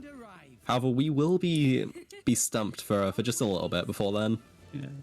So the reason we want to go to Moradane is to go to Letheria, which will then take us to the Indel Praetorium to talk to a guy named Amalthus, which is he's supposedly going to help us figure out how to get to the World Tree. So we're going to take quite the detours to get to this Amalthus guy here. Oh, yeah, I remember now. Yeah, it's because we met with Cole, and Cole said that the driver, he gives us a knife, and he said the driver of the owner of that knife, which is his driver, will know how to get to the World Tree, and that happens to be Amalthus, who once did scale the World Tree, so we're on our way to try and meet Amalthus. And I don't know about this Amalthus guy, but he sounds pretty cool. Sounds like a pretty chill dude.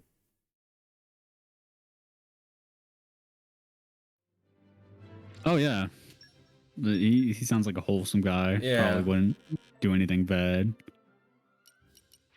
No foreshadowing at all. Or I no mean, trying to foreshadow that he's actually a bad guy. Grandpa Cole, who is a very nice guy, did tell us to go and meet him, so surely it can't be that bad.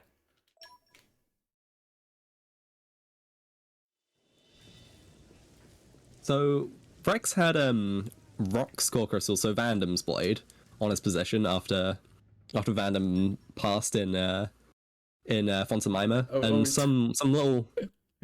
We totally glossed some... over that. Yeah. Very good storytelling, alright, but some random Gormotti kid just went and yoinked his crystal from us. So now we are back to Gormott, back to Torgoth, trying to track this kid down. We will talk to Nugby, I believe, over here, in order to find out a bit more of where he was going to. Whilst there are like 7 different people you can talk to, you only need to talk to this one guy. That was the same in the chapter 2, like race to find near quest, where we only had to talk to like a specific 3 people out of a potential like 10 or so. So yeah, I guess that's nice that you don't have to talk to everyone.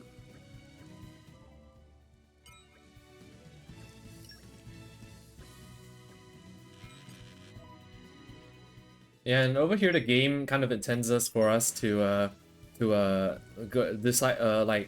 decipher the footprints and find out where the kids are hiding, but we can actually just ask for help for some reason, and that does it for us. Yeah, even if you do have the blades, I think you need like some sort of keen eye and focus, I think, in order to see where it's going. But asking for help is just faster, even if you do have the blades you need. Exactly. I don't know why they did that. I guess not so as not to lock people behind blades. I guess so, but I mean, they do that later on the run anyway, so... Yeah, I guess at this early stage it's more important not to, but we will find these the kids are hiding out in Umon's shipyard, and they send their pet birds on us, and we kill all their birds because we want our bird back, you know? When our bird guy Rock. Speaking of which, Rock is a very cool dude. Well, I say dude, but actually Rock is living in the 21st century. Rock actually doesn't have a gender, according to the game's code. Yeah, I think every blade has either male, female, or like beast as their gender, and then Rock is 4. Rock just is the just number like 4. Rock just has like no gender. Rock is very fluid. Yeah, based Rock. Yeah, I mean like Boreas. I mean we didn't get to see Boreas. But Boreas is this big ball dude. He's a big ball, but Boreas is a guy, and Rock is neither a guy nor a lady. It's just one of the peculiarities in the game's code. Yeah, the only blade like that as well, which is kind of interesting. And we find out the reason that these the kids stole this core crystal from us was in order to fight these bandits who terrorized their village, and you know, get revenge for killing all of their families and stuff. Oh, so no. we go out and have to do that for them. We're blocked by some ether miasma, so we have to pull rock for that. So rock actually does have a use in this run, which is, I guess, kind of nice. But yeah, this is like a rehash of the Van Damme, Yuo, and Zoo fight. Or is it Zuo and Yu? I can't remember. But yeah, we kind of have the same fighting strategy here. Where we just have to get some big AoE damage.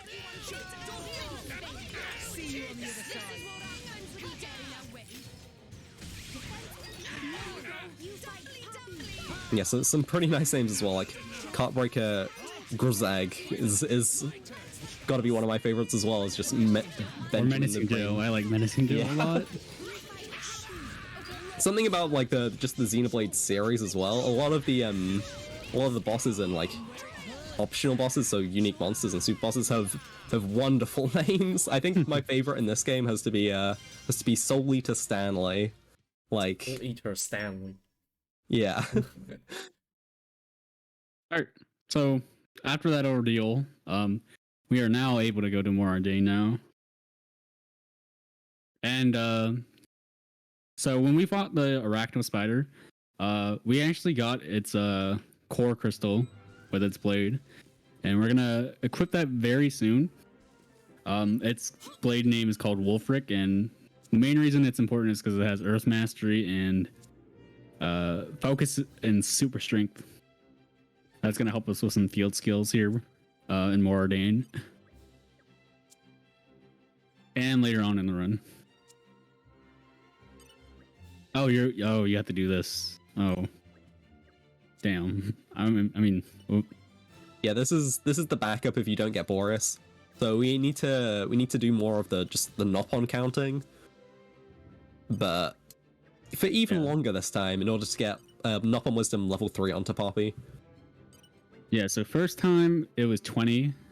This time it's 40 times we have to do this. And this takes about 2 minutes, 2 to 3 minutes, 2.5. I think it's just under 2 minutes from what from the runs I've done without Boreas. Sounds like this might be a good time for me to chat for a bit then. Yeah, for sure. All right, first off, a bit of an update on the bid war. Pyra has now taken the lead because we just got a €50 donation from Lightning Leon. And with that, Yay, let's Pyra, go, Leon. Pyra now at 52, Mithra at 11, so a €41 lead. Thank you very much for that donation. And while I've got everybody's attention, I would quickly like to remind everybody that you are currently watching the Benelux Speedrunner Gathering. We organize bi-monthly gatherings in the Benelux for speedrunners. Due to the situation surrounding COVID-19, we're currently doing our events online for the time being. This event features streamers from both the Benelux and the rest of the world, bringing you entertainment during the lockdowns. So, yeah, looks like the menuing is done, so I'll give it back to you guys. All right. Okay, if I did my counting correctly, this should be the last Nopon we speak to Murmur here. I think it should be correct because I was a bit distracted by the POG 50 euros donation from Leon. Thank you so much, Leon. All right. Had to do it. Had to do it. All right, I believe we should get Nopon Wisdom level 3 here. And there we go. So we needed to talk to 14 Nopon. That's one of the reasons why I gave 2 love sources to Poppy. So I gave 2 love sources to Poppy in chapter 2, and that means that while we are talking to Umon and everything, doing our quests and everything, purchasing the colorful feather, purchasing the knickknack deeds, we actually talk to more Nopons. And that actually it makes it so that if we don't get Boreas, we already have a 5 Nopon head start. So I only needed to talk to 34 there. So by the time I talked to Murmur, I'd already talked to 39 Nopons. So that's nice optimization in case you don't get Boreas. And ends up only losing you about 1 minute and 30 seconds. Slightly more than that, but if you do it that way, you lose about 1 minute and 30 seconds. Alright, so as you can see, Moradane is pretty much a desert wasteland. They're very much built upon industrial technology, very mechanized. It's pretty much dying out. That's why they're really just trying to colonize other titans so that their people can live on other places. And coming up here, coming into Alba Cavendish, we're gonna, in a cutscene, we're gonna realize that Pyra and the gang are Rex and the gang is being followed by a Nopon. And this whole chapter here is, you could kind of say it's a filler arc here because we're gonna get tied up into a whole plot with Tora's father and uncle and grandpa. This is really kind of Tora's arc to shine here, where we're going to be fighting robots and undercovering I guess factory production of illegal robots or whatever. I kind of don't really remember. Yeah, there's a lot more artificial blades. So, whilst at the time we believe that Poppy was the first ever created artificial blade, we actually find out in a very short amount of time now that there were ones before Poppy, surprisingly enough, and one of which is terrorizing the Where we were going. the streets of Alba Cavendish right now, called Lila. Lila or Destroyer of 22. Runs. Yeah. So, Yeah.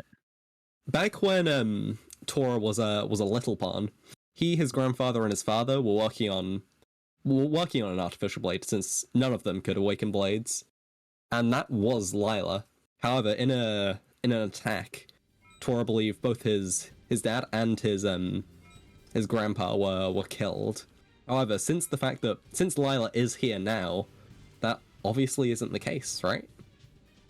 So yeah, now we're just pursuing Lila a bit more, try and find out what's going on here.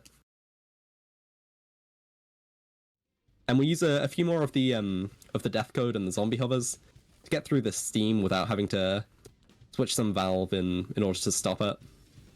Saves a little bit of time, but yeah, it saves time, so we go for it. Yeah, and it's very easy to execute, so no reason not to do it.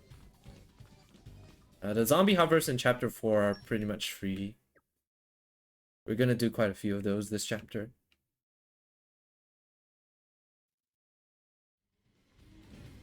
Alright, so now we're about to come up on Lila. Now, the reason why Lila is the run ender, I guess, is even especially since we're kind of before in previous routes before we had actually taken it in here to like be level 26, 27, since Lila is like level 29.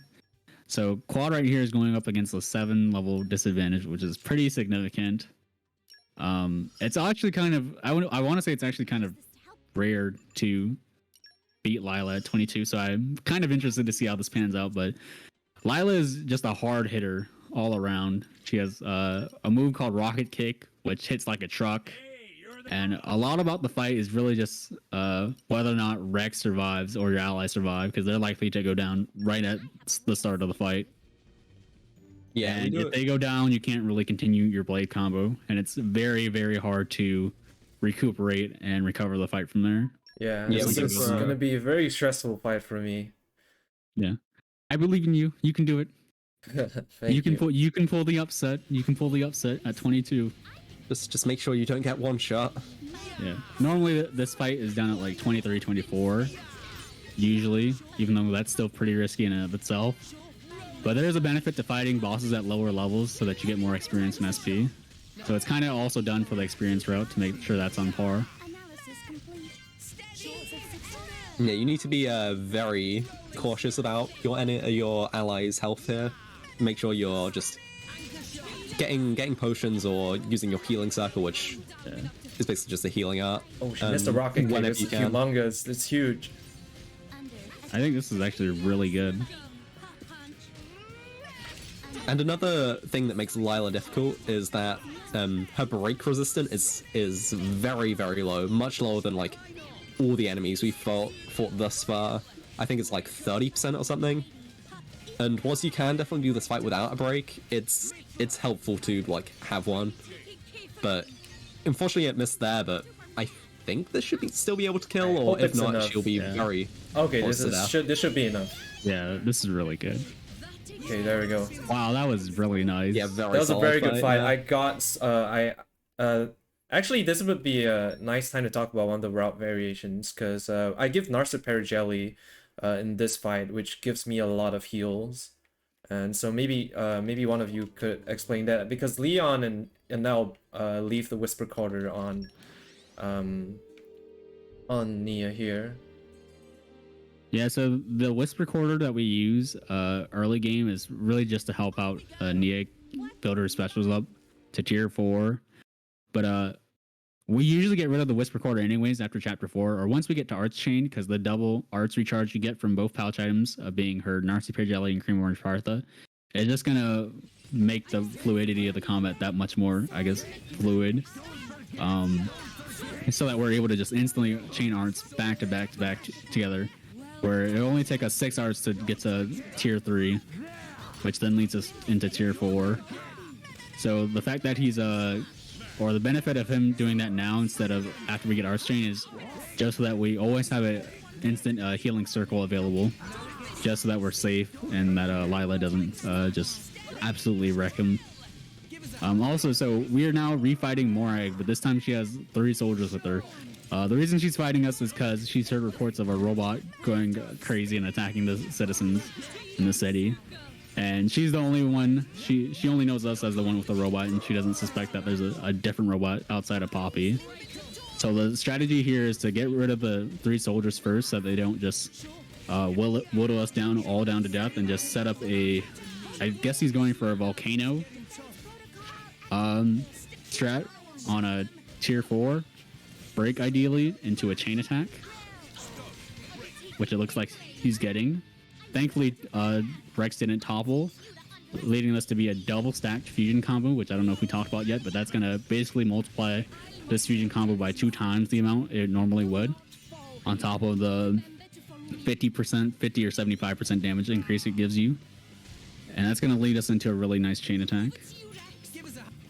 Yeah, since Morak has a lot of health her, or not a lot of XP inside of her, we can basically just exploit that in order to get as big an overkill as possible, and yeah, get a lot of extra XP from that. And the reason he didn't hit the actual special button challenges there was in order to use the damage over time effect from Volcano. It's the biggest damage over time effect you can get. So yeah, that's an even more effective way of getting a big overkill, just to extend the length of the specials. Yeah, this is actually a pretty new strat that was introduced recently, and because the old strat used to be a mega explosion in the chain, which would be a 2-round chain, because you break 1 orb. But since you don't have an orb in this chain, it's shorter by 1 round, so it's considerably faster. But the downside is that you absolutely require a break or a topple. Yeah, and you don't even miss out on that much damage by going for Volcano as well, so... Yeah, the DOT is definitely a just pretty so nice strat. huge. And now we're gonna do some parkouring with the zombie hover. Yeah, so the Nopon that was following us into Albucavenge is actually an agent, and he basically explains to Morag that, oh, these guys aren't the one that were attacking the city, it's actually a different robot. So now we team up with Morag to find out where Lila is, hence the name of the quest, Lila's location. So we're going to talk to a few people and investigate a barrel that's going to lead us to where these robots are being produced at, or where Lila's being produced at.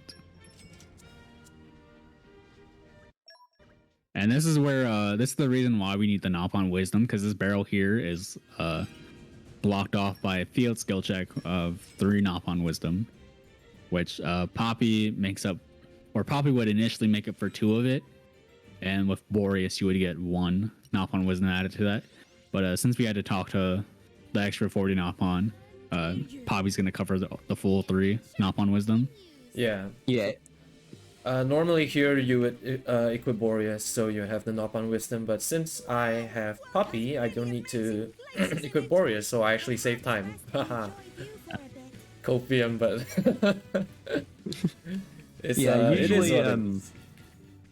usually casually you wouldn't have enough knock on wisdom for this, so you have to send out a half an hour merc mission in order to actually complete the quest, which obviously we don't want to do here. Yeah. So anyway is better than that.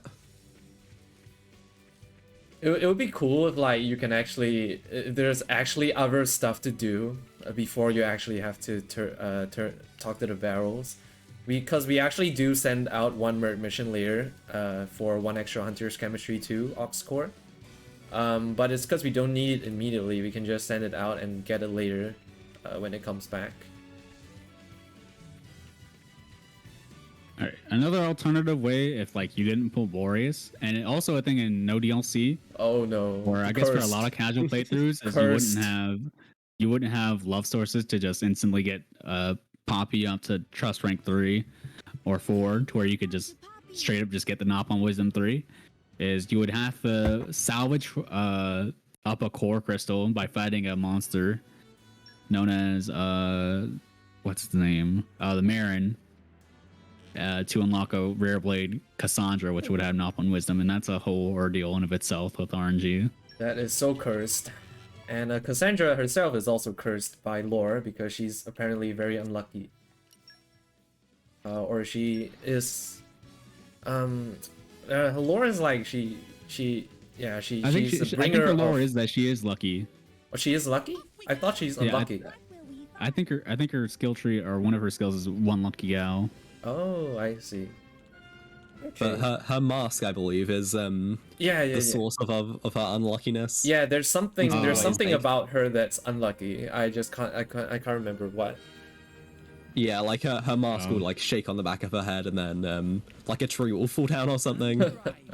Oh, I'm mistaken then, but I do think she has a skill called one lucky gal. Yeah, She I think does. that is a thing, but it's like, oh yeah, she's so lucky, right? Right? All right, this is another. This is kind of a new strat as well. We call it early hard hate dog because we're going to go to hard hate dog early, and here you can say hi to Crosshead. Hello, Crosshead. And say hi to Poppy as well. Yeah, we have some downtime in the elevator, so I always just mess around here. Where's the door? Okay, here it is. Yeah, Yeah, but usually if you Yeah, go try ahead. and go up here, there'll be a soldier saying, no, you cannot go this way yet. But since we use zombie hover, it treats us like we're dead and we can just like go straight past. And here we will use another zombie hover to just get down to the lower level of Moradane quicker. Let us go. yeah, and the reason why we want to tag early hard hit dot, well, apart from the fact that we have to go there later, is actually because whenever you tag a landmark, it actually gives you more XP, bonus XP, and SP as well. So we use the tag, this place known as the 4th Bridge District. But since both Hard Hate Dog Level 2 and 4th Bridge District have the same values in terms of XP and SP, we found that we could just use Zombie Hover and get that first. And it's essentially the same, but we save a bit of time.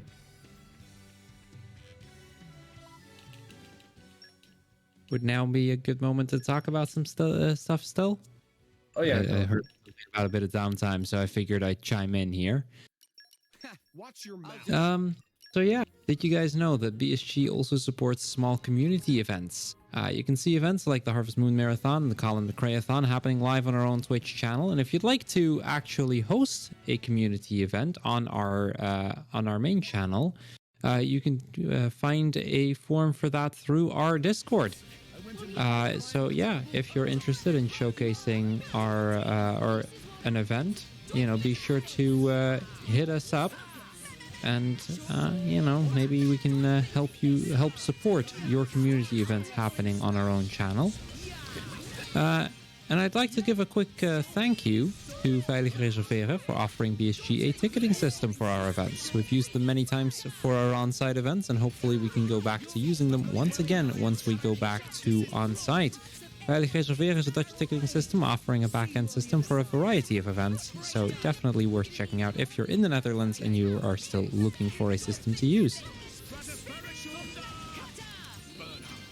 I think with that, I'll give it back to you guys. All right, so we're fighting Zeke again. Not really much to say here. Only real thing to really watch out for is his dynamic spark sword. It's a multi-hit move that is quite powerful. Nothing can really go wrong in this fight. It's a pretty free fight. And Yeah, I'm gonna wrap it up here with this mega explosion on Topple and get a little bit of extra experience, which is nice. Yeah, after our encounter with him in Araya, he used his attack, Ultimate Lightning Fury Slash Max, and that that toppled the cliff he was standing on. So now in Moradane, he wants a rematch. Can't remember what caused it, but the cliff to the side of us fell down, and yeah, Zeke's Oh, I think he did the move again, and He that did the just move out of again, nowhere. Oh, did he? And then it dislodged a boulder that started Yeah. rolling towards them like Indiana Jones style. yeah, thwarted by his own bad luck Yeah, again. and then they had a Team Rocket blasted off again moment, and then they just got launched way far away. Yeah, all encounters with Zeke are very fun, very funny. Like him a lot. Yeah, Zeke's like kind of the comic relief character of this run, who happens to also be a very strong driver, just not for the speed run. Oh. He's very good for post-game content when it comes to like challenge mode. Yeah, Zeke is kind of gonna be reserved to the bench, and the analogy I'm gonna use for him is he's basically gonna be our HM slave, like in Pokemon runs, where Essentially, He's only- he's the so beater. he's only gonna be holding useful like field skill check blades like Earth Mastery blades. He'll never see the light of day when it comes to combat at all, unfortunately. Unfortunately. Yeah, because the other drivers that we have just a lot more utility. Nia has Crossette, who is very good for his speedrun. Rex, obviously, we need him in the party because later on he'll be using Corvin and another really broken blade called Pyra. And then we'll also have Morag, and Morag's gonna be good because of various reasons. Well, she has break guards, and she's gonna be able to tank and get lots of aggro, and she's also gonna get Corvin as well in the end game. Alright, so now we're in the factory. There's these bunch of Turkins we're just gonna kill for no reason. Or I forget why we're fighting them. These Turkins in particular. But we're gonna discover that this is where Bana is producing a whole bunch of Lilas, or Artifice robots, Artifice Ions, Orions, whatever. I don't remember. Generic artificial blades, I believe. And yeah, they ended up kidnapping Tora's Datapon. What was his name again? Tapazo? Notice how I swapped targets there to one of the Turkins to line them up to get all of them in the AoE. It's just something. Yeah, that was I wanna nice point- AoE, I noticed. Alright, so we're rematching against Lila again, but this time it's a little bit more easier since there's not as big of a level gap here.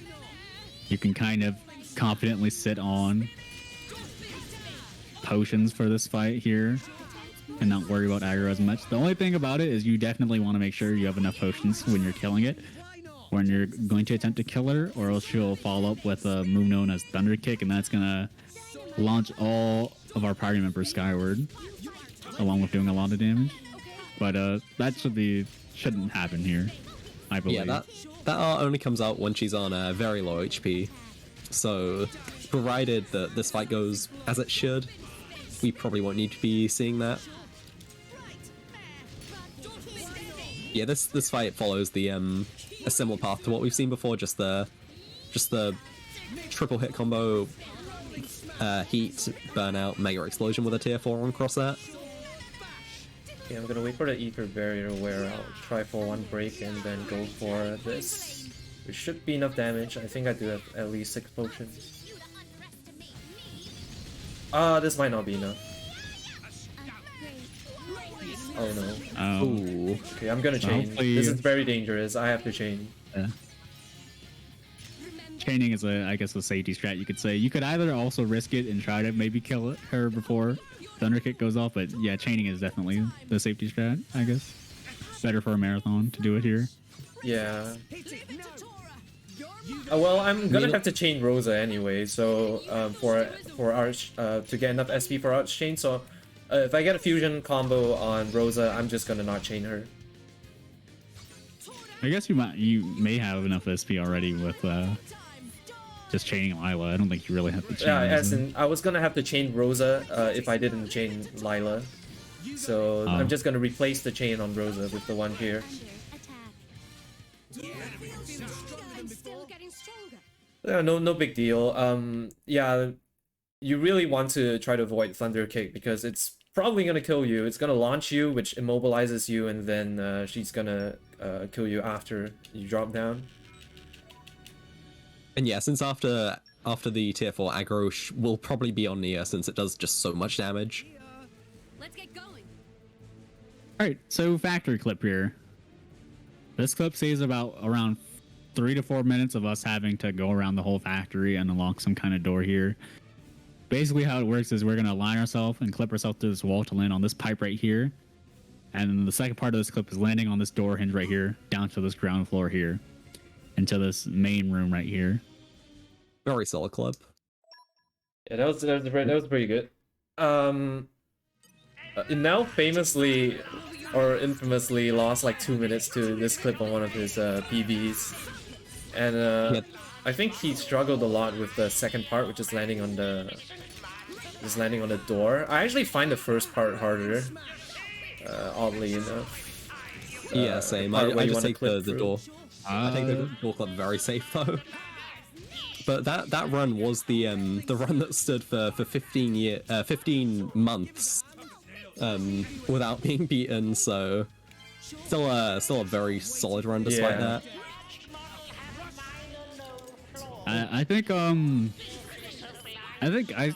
can sometimes struggle with the second part. I find the first part somewhat naturally to me. My setup, I like to zoom out the camera all the way out, and I find it easier for me. I know you did it zoomed in. I guess it's just personal preference that way. Yeah, I find it easier zoomed in.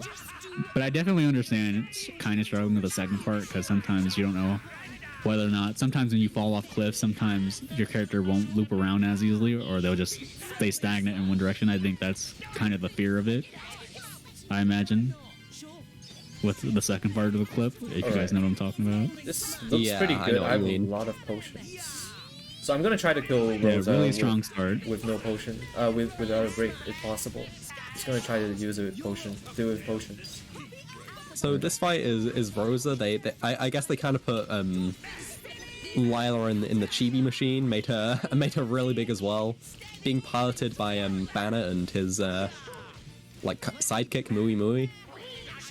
And yeah, she's pretty powerful. A lot of just strong like rocket attacks, like that Bam Bam rocket can inflex topple and can be very scary sometimes. Interesting. Oh, no. It's very interesting. Bad topple timing. Yeah, whatever. I think this should kill. I'm gonna go for one more, but this should kill. I have like 6 or 7. Yeah, this is gonna kill.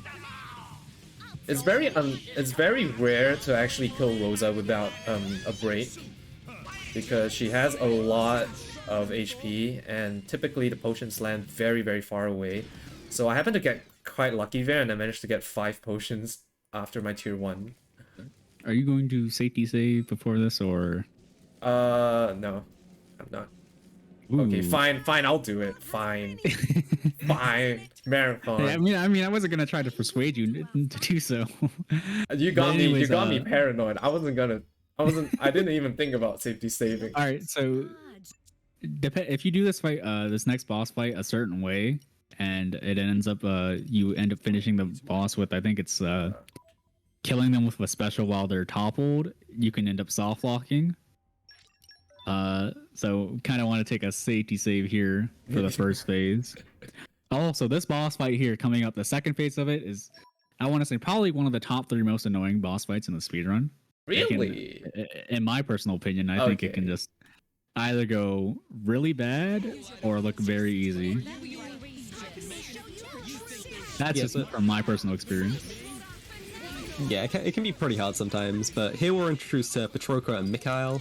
These are 2 more members, the 2 final members of the tournament organization. So there's Mikhail, Petroka, Akos, Jin, and Maos. Yeah. Petroka and Mikhail here, they kind of have a lot of, I guess, romantic tension between them. They make for an interesting duo. If we're lucky, we can hear Mikhail's confession to Petroka after this next part. And also, Akos and Petroka are supposedly related by blades, blade blood or whatever.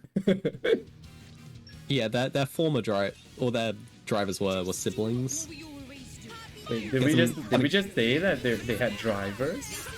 Yeah, I realized I was saying that. I'm kind of getting ahead of myself here, but that's not important. So what we're doing here is we're trying to use one blade combo to get rid of both Petroka and Mikhail, and we will use Steam Bomb for that, or Steam Explosion for that, since that has an area of effects.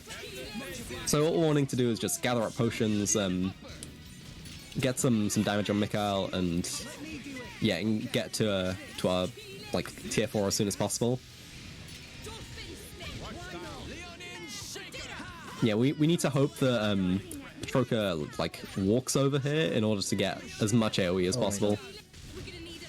Okay, that looks... That was Monka S. Okay, I'm just gonna go for this. I don't care about the break. I just want to... smart. Alright. Sometimes if Petroka can stay alive, she can definitely give you a headache, but I think this should be good. Okay, close enough, close enough. Yeah, close enough. Sometimes if like you can just completely miss Petroka, she can just be a pain to deal with. Yeah, I imagine if that had a break, it probably would have killed.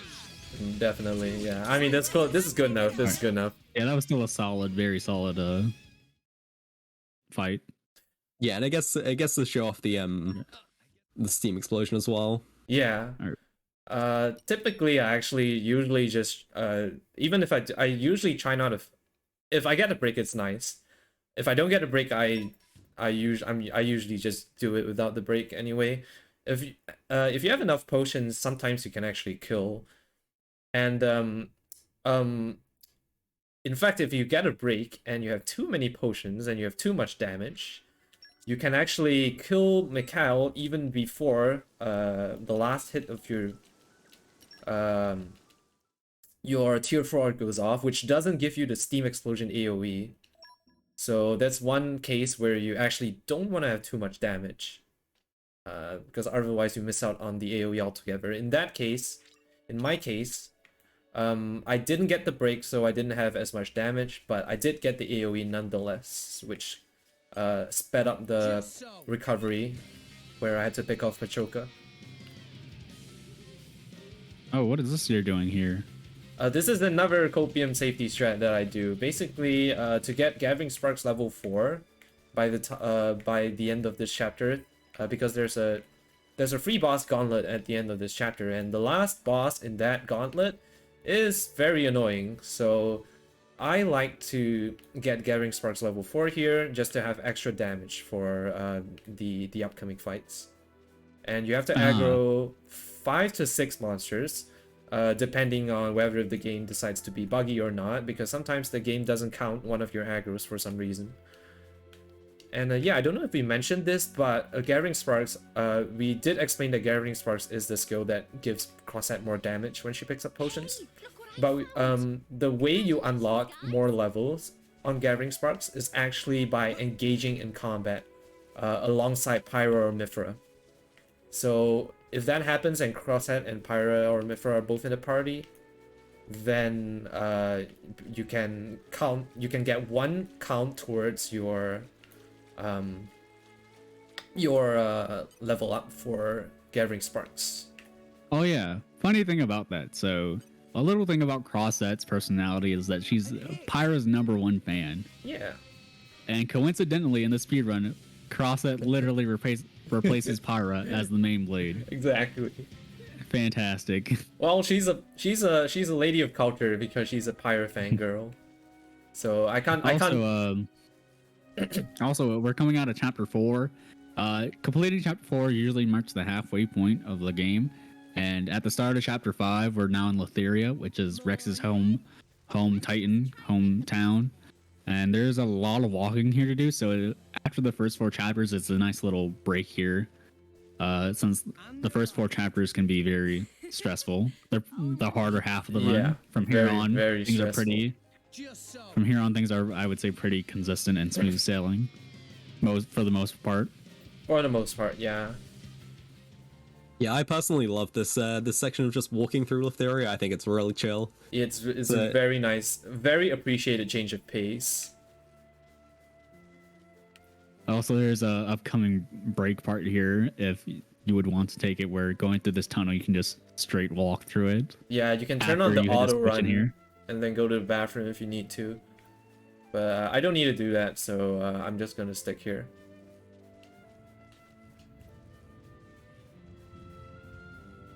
But yeah, this is. Also, Oh, did we yeah, mention what's her name? Congratulations, guys.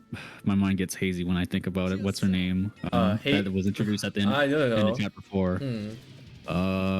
What was her name? It was some girl that was introduced at the end of chapter 4 that's important to the story.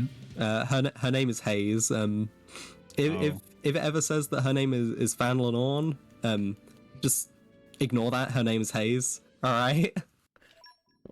But she has the power to restrict like Blades and Titans' powers alike. So she uses that to weaken Petroka and Mikhail, weaken their blades that they use. So Cressidas and what's the other one called? Perdido. And so yeah, the party can, or they, the members of Torna make an escape, and then she is able to take us to Letheria in order to go to Indol. Yeah, that's a very fantastic ability that she has. I'm disappointed.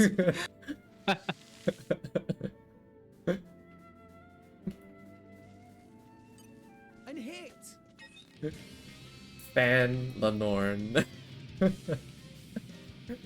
No name has ever stirred up such controversy in the Xenoblade community. I don't understand what's controversial about it. Her name's just Hayes. The game's wrong by calling her Fan Lenore Baby Rage. Or I believe this is the last monster I have to aggro for Gathering Sparks level 4. I would usually just I haven't been counting because I've been enjoying the commentary. Alright, there we go. That's Gathering Sparks level 4. Yeah, I like to do it because I'm gonna check Crosset's chart later anyway in the menu. So might as well just get Gathering Sparks here. All right, so we're actually gonna intentionally fall off here because it's faster to do that than walk on the ground. The running speed we have for 5% doesn't really apply, or doesn't apply at all when swimming, but it's still faster to just swim straight forward like this than be walking to the side there on the path you see to the right. Yeah, this is the part where you can just like auto run, set your auto run. See, I'm not even doing anything. I'm not holding the joystick. So I have to auto run on. It's a very nice feature in some places. But unfortunately it's not, like, obviously it won't be applicable everywhere. There's actually, I discovered that there's actually a second place where you can set auto run and go for a bathroom break if you need to. It's about, I would say it's about a minute. It's actually in chapter 9 before you go to Corinne's house.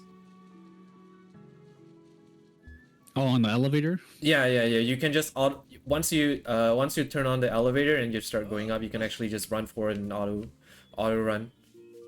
And between going up and running to the cutscene and the cutscene taking forever to load, I think there's about 1 minute there.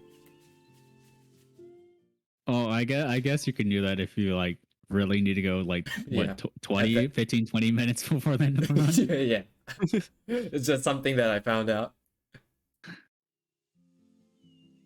mean, it can be a scary ending, so can't blame you. Yeah, maybe you held everything in when you're doing the door clip. And arrived. Afterwards, God. everything's just like. Okay, we're here in Fonset Village. This is where Rex sends his money to at the start of the run, and this is where Rex Or grew up. not really. There's Not- a Oh, there's is a it? little side quest that actually shows that that money's actually getting smuggled, and that the 90K isn't actually getting delivered to Corin in full. There's like I Oh, think she's only like no. receiving like 10 or 20K of it. It's pretty scummy, but also Rex. Oh yeah, go ahead. Were you gonna talk about Rex showing Pyra? No, I wasn't. I was actually Oh. gonna say that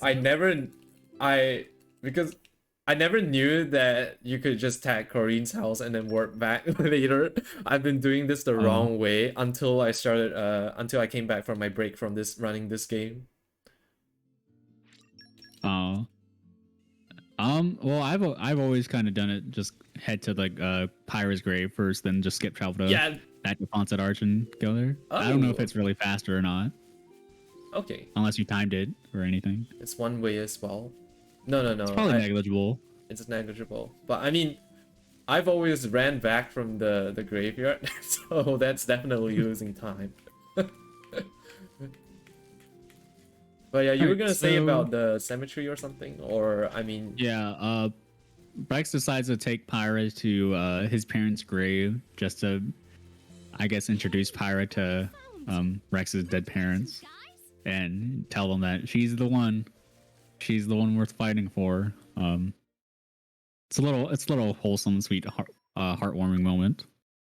And Pyra also begins to have doubts about whether or not like she's like just truly worth fighting for. She has like a little talk with Bridget about how maybe Rex just might be better if she was to just disappear. So hey, we have this guy again. Gas round 3. He's been waiting here 3 whole days already. apparently Yeah. when we just started the game like a few hours ago.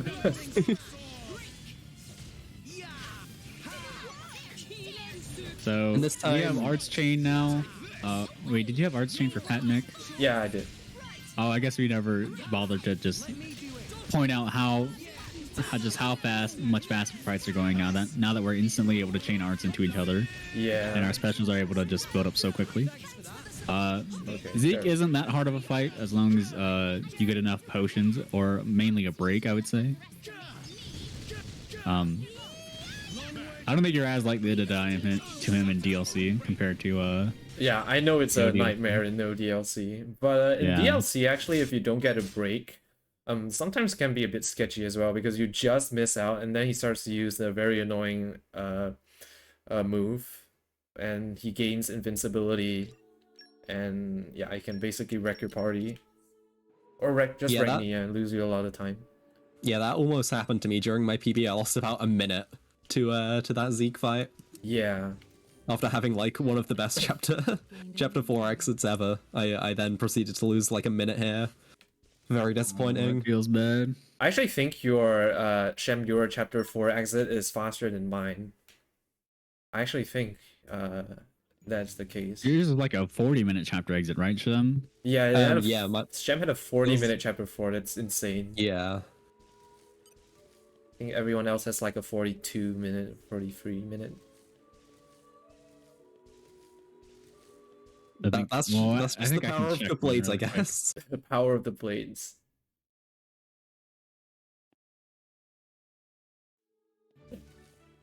Okay, Yeah, so, just running. Yeah, we're just gonna run around Indol and talk to people. Mhm. And... So Yeah, you here find comes out that- probably. Oh, okay, go ahead. So we find out that Zeke was actually an envoy of Indol, just testing us, and he wanted to bring us here like when we first fought him in Igraya, but his bad luck got the better of him each and every time we fought him. So finally we can now go to Hey, look what I found. Indol, and we find out that Zeke's actually a good guy. He's not actually after the Aegis like basically everyone else.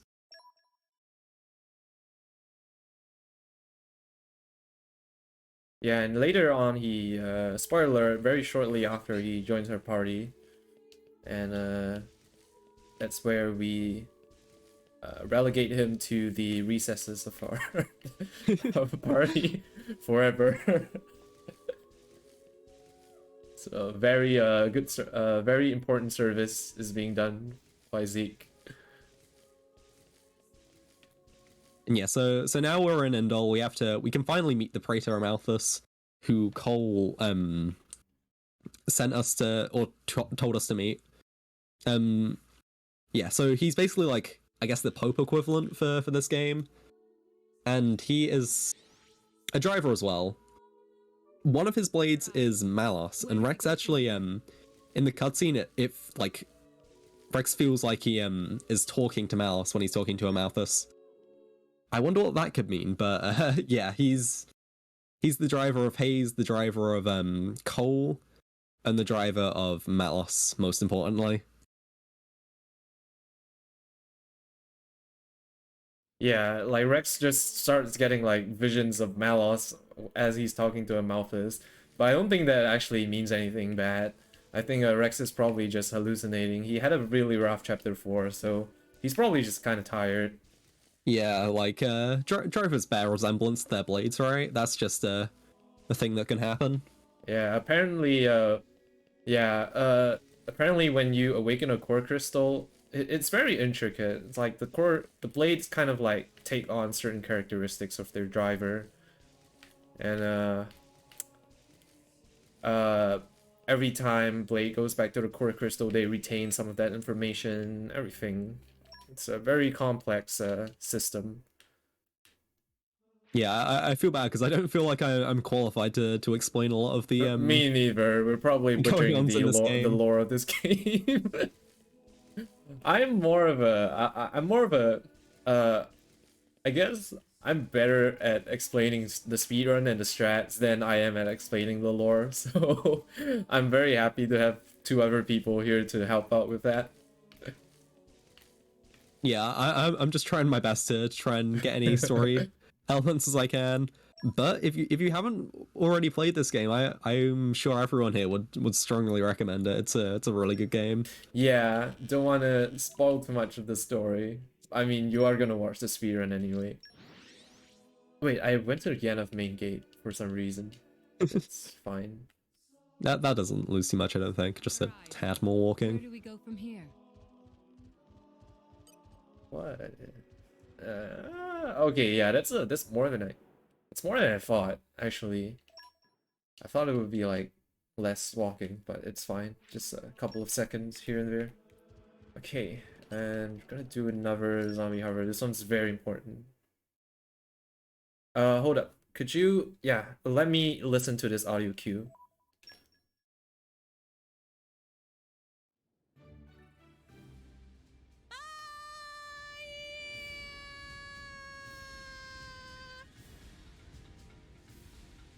All right, there you go. Poorly judged. Yeah, I had to use an audio cue there, so thankfully, very nice people, Shem and Leon, allowed me to listen for that. Yeah, so when Leah's doing her like death animation or death like scream, there's a little bit where she's like making an E sound, and that's where you want to like start holding the death code again, in order for it to not just send you back as Yeah. normal and actually be in zombie hover. If you mess up this zombie hover, well, I guess it's fine because you spawn in Temperentia. If you for some reason wanted to do the same zombie hover as after the first Z fight, that would be a very bad idea because if you mess it up, I think it will. Okay, it's not if you mess it up. You will spawn back in Indal, and then you will have no way of going back to Temperentia because you haven't tagged it yet. Oh, are you gonna do something about the blades, the earth blades? Oh, I am. Oh my gosh. Oh wait! Don't do it. Do it after you get after you fall down. Don't do Yeah. it like right now. Yeah. Oh, If you engage a blade or pull a blade while in the zombie hover state, it just completely resets it in the menu. Okay, Oh, I totally some more forgot chances that to- I didn't have enough earth Hey, blades. us again. Nicely done. Okay, okay, I'm gonna see how many core crystals I have. So now it's back in the hands of RNG, I guess. Okay, I have 8 core crystals. I'm gonna get like eight boosters just to be safe. You can only have 5 at a time, can't you? yeah. Can you? Yeah, you can only have. Well, for right now, there's store deeds you can get to increase the limit, but it's kind of irrelevant for the speed run. Okay, let's try. Who is Also, the? I would just use one if I were you to increase the chances of getting Yeah. Earthblade, Yeah, because compassion. a booster automatically overwrites the level. Yeah. That's what I was gonna do. Okay, let's hope I get my Earthblade. Nope, that's not an Earthblade. If anyone's got any praying emotes, those would be appreciated, I'm sure. No, that's an electric blade. Ah. Please. Oh, oops. So the compassion boosters increase the likelihood of getting either electric or earth blades. There are 4 different types of boosters. So some increase fire and water, some increase wind and ice, some increase dark, basically. Dark and cosmos, and then others increase yeah, the compassion boosters increase earth and electric, which is what we are Wait, wanting. I need you say to- Dark and Cosmos? Yeah. Oops. Okay, oops. I'm gonna need to. This, by the way, this is very unplanned. Just to Yeah, let you imagine know, this is- if you're wondering. This is gonna be one of like among the first times you've done this, right? Yeah, nobody ever does this in the speedrun. Because if Marathon luck at its finest. we don't get the required blades, we're just going to reset. Hopefully, you can pull Florner Nim. Yeah. Please, Earthblade. Oh, Oh no. while you open these, let me use that time to quickly thank ESA for supporting our event and for allowing us to stream on their channel. For information about their upcoming events and any changes due to the COVID-19 outbreak, be sure to check out esamarathon.com. I believe they just announced their ESA winter for Oh. worth All checking right. out. I'm Okay. guessing that we didn't get it, did we? Yep, it's okay. No, there's a backup. So are you gonna plan on doing this without the SS chips, or are you gonna go get I will get the SS. Earthmaster and Wolfric? I'm gonna get Earth Mastery, and then I guess I want to get SS chips later. I'm not comfortable doing this without. Oops, what am I doing? Wait, I've already done that, right? Yeah, I can't remember if you can do it right now, or if you need to get level 3 Earthmaster or level 3. We need level Affinity 3 or Earth Wolfric. Mastery. Okay, I'm gonna check. Or Wolfric. Okay. Mastery. I need 1 love source on Wolfric, and then I need to go and kill the Brogs.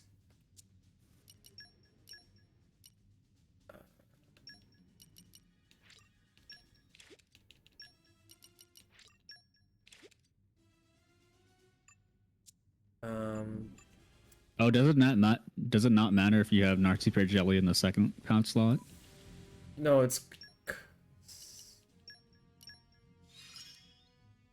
Oh yeah. My heart beats fast. Isn't there a bonus if you like? Oh no. I- Gren found out that it's not. You don't have to do that. Wait, what was I gonna do? Man, this is so unscripted. I was Go kill Rogs and Araya. Yeah. Okay, I think I want to tag this first. Yeah. Yeah. I swear, like, you can't get light common blades, so that's why it was Dark and Cosmos. But those have got to be more common than Earth blades, right? Exactly. Okay. What am I doing? Okay, let's go back to. Dude. let's- Hardy Gate, I think. My fingers are very upset right now. I'm just like, okay. Where is it? No, this is Gormat. Pretty sure it's the stomach and Party Gate. Yeah, we have to go down to. We have to go down. I think they're on at the bottom.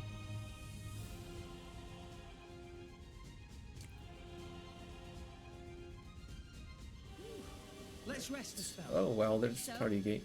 Shall we?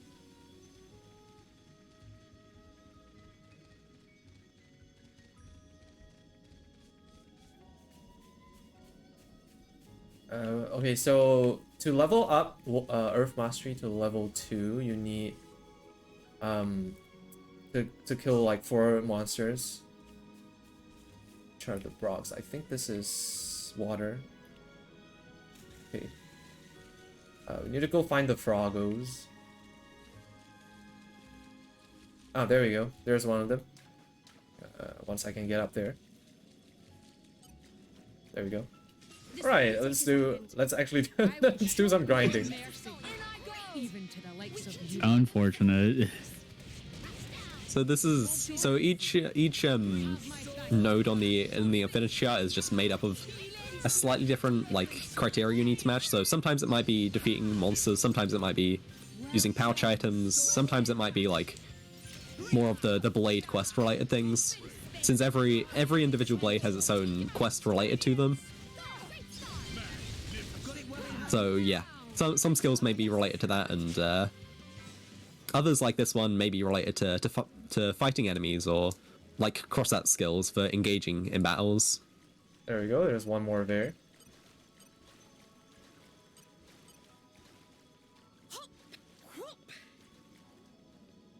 Quick! Will we have the advantage? I'm with you, Nia. Full steam ahead.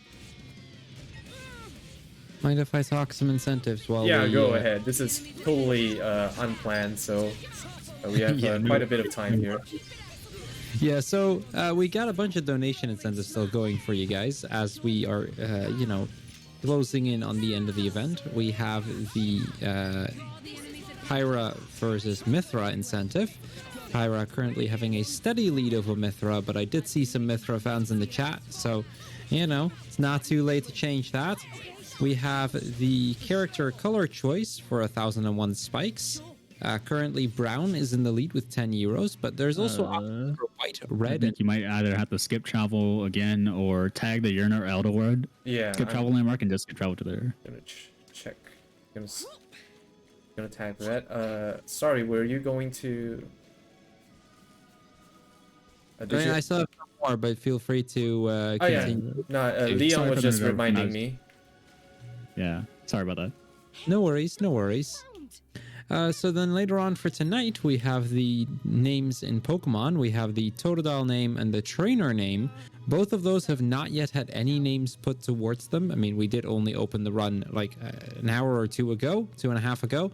So, not that many chances yet, but you can snipe either of those names with any donation at the moment. There is the category upgrade later on for Sonic 1, where we can go from Solo Sonic to Sonic and Tails. That is still sitting at 0 out of 150. And then we've got the Metal Gear Solid 3 Tuxedo cosplay, where I believe the runner is literally going to be wearing a tuxedo for this. That's currently sitting at 0 out of 75. So we still have some ways to go, but we are closing in on our next milestone. That's only 153 euros away. And those incentives are, definitely still out there. So do keep your donations coming. And let's see if we can pass what we raised BSG Online 5. Oh. All right, hopefully that helped while you guys were on the grinding. I don't, if you need more, just give me a shout. All right. I actually do feel that my arts are going slower, but Gren did say that you don't have to do that. Put the paraffin in the second slot. This will only take a second. Do not Oh. underestimate them. Okay. So the thing about we were talking about with Partha is Nia's favorite pouch item, and whenever you use a driver's favorite pouch item alongside another pouch item, that pouch item that isn't their favorite pouch item gets a 1.5 increase in its effect.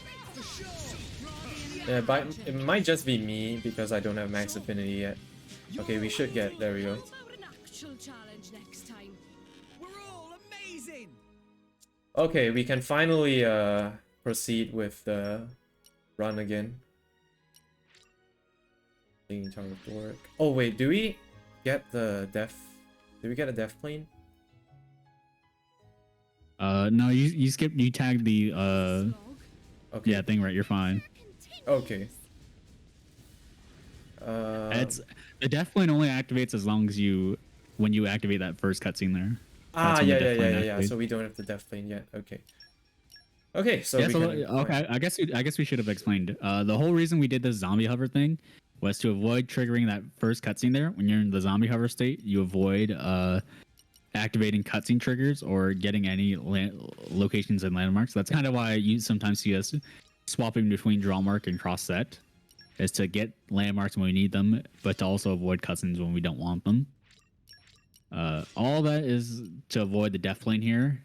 There's a death plane that's going to prevent us from dropping down to the main field of Temperantia, which we're on right now. Because there's going to be a little boss gauntlet we're going to have to do on a big robotic like mini Titan. The reason we want to go into the main field right now is because we're going to go out of our way to get these late to end game chips known as the Shining Star chips that are basically going to triple our damage and are going to be very much worth our time getting. Yeah, Shining Starships is going to speed up our fights drastically. And oh, go ahead, Shem.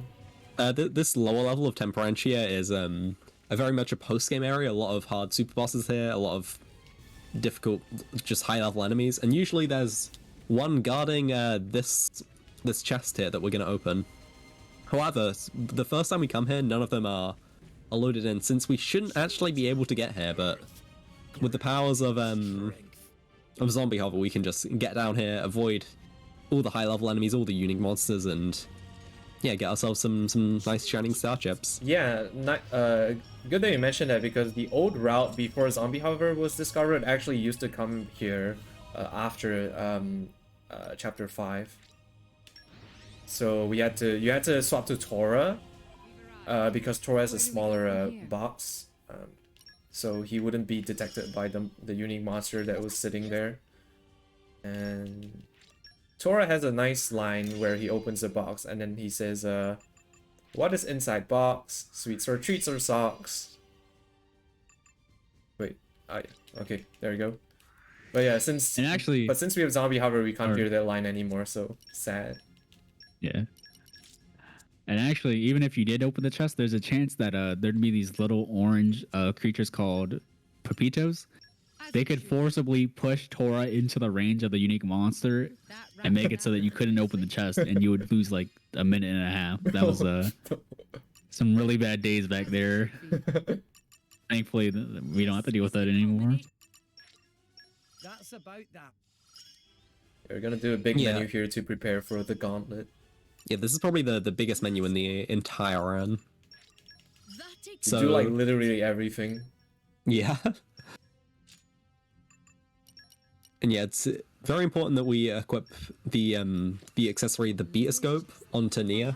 That reduces enemies' break resist, so that is very, very helpful just in order to speed up fights in general. We got it at the start of this of Temperantia. There's just a chest to the side we can pick up for the beta scope. Yeah, it's just a flat minus 25% break resist reduction. Call it beta scope? I mean, Shem's British, so maybe that's the way that he says it. Okay, I just never heard it pronounced that way. I thought it was always beta scope. I'm sorry. By the way, we have I didn't mean to make fun of your accent or pronunciation. We have Shem representing Europe. We have Leon representing the US, and I guess I'm representing Asia.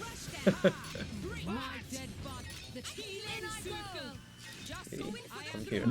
Very neat. It was for the longest time just the US just dominating, getting the world records for the Xenoblade 2 speedruns, and now it went to Britain for a little while. Then that was 0 damage. Then now it's Asia. Oh, am I gonna die? Okay, I didn't die. That was a lucky miss. That was so lucky. How did I not do any damage at all? I had like 3 potions. That was Monka S. Did I like not give any like? Did I not give Shining Starships or something? Oh, I don't know. No, I did. I pulled an Nell. That's an NL move right there. I could have sworn you gave them, but Yeah, I did. Most definitely.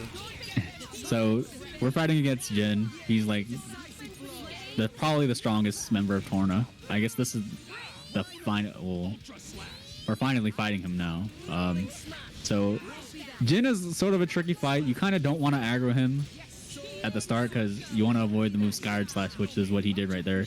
That move lowers your blade affinity, taking you out of max affinity, which is going to drastically lower our damage. So as long as we can avoid that, the fight's pretty straightforward. Along with Stun Swallow, which you did just briefly there, that's going to automatically counter you. There's kind of really no way to react to Stun Swallowed unless like you're already anticipating it coming. So overall, that was a pretty solid fight. Yeah, if you have enough fights, you actually don't need a break there. One of the places where having Gathering Sparks level 4 helps. And I'm also gonna try to play this pretty safe and go for potions instead of fishing for a break.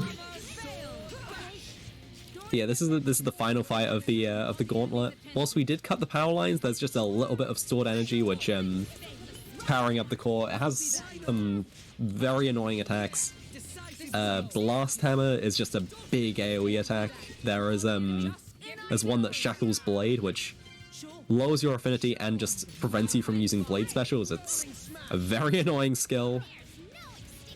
And yeah, it has very low break resistance as well, even with the beta scope we have now.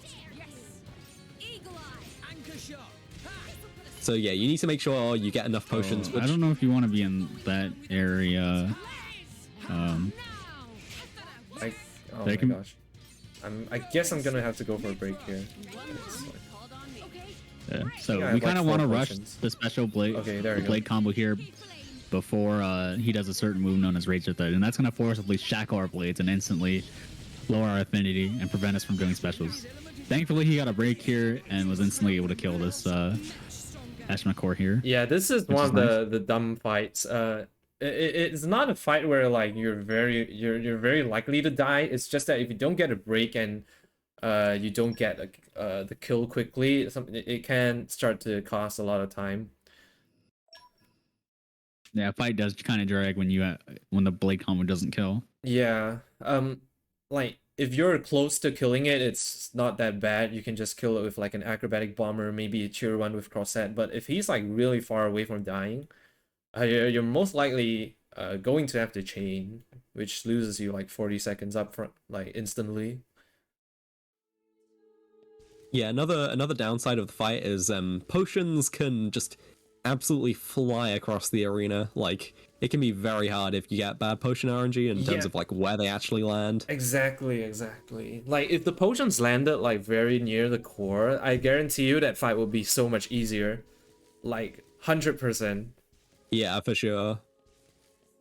But we spend a lot of the fight just trying to run and pick up potions. Yeah, you can see why like if you just get a break, it's so much faster because you don't have to go run around looking for potions like I did, because I tend to take it very safely and get potions instead. And you still kind of need like maybe 2 or 3 potions even if you are trying to fish for a break. But if you have like 5 or 6 potions, you don't need a break, really.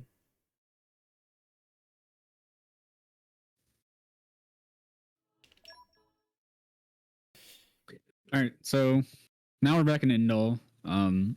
Chapter 6, the first half of Chapter 6 is pretty probably the slowest part in the game, or in the run. I guess in the game too, I guess you could argue. So basically what we're doing in last chapter and doing in this chapter now is kind of resolving tensions between Uriah and Moradane, as they kind of just had a fallout. As the kind of reason we were in Temperantia, for being the middleman between 2 political nations, solving political disputes. You know, that's basically somehow kind of got wrapped up in our quest to head to the World Tree. I don't know how. So we just had a funeral for oh no, we forgot to mention that at fantastic funeral.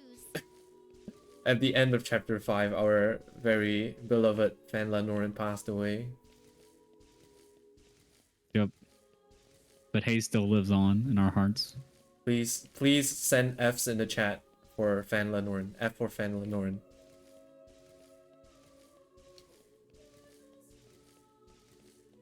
Shem is very silent. Yeah, what do I even say here? Just lost for words. I'm pretty sure like 99% of the why people call her Fan Lanoran is 1% actually think it's her name. The 99% are just memeing. And we're you. The adventure continues. Yeah, just trying to trying to annoy like me or an L or someone.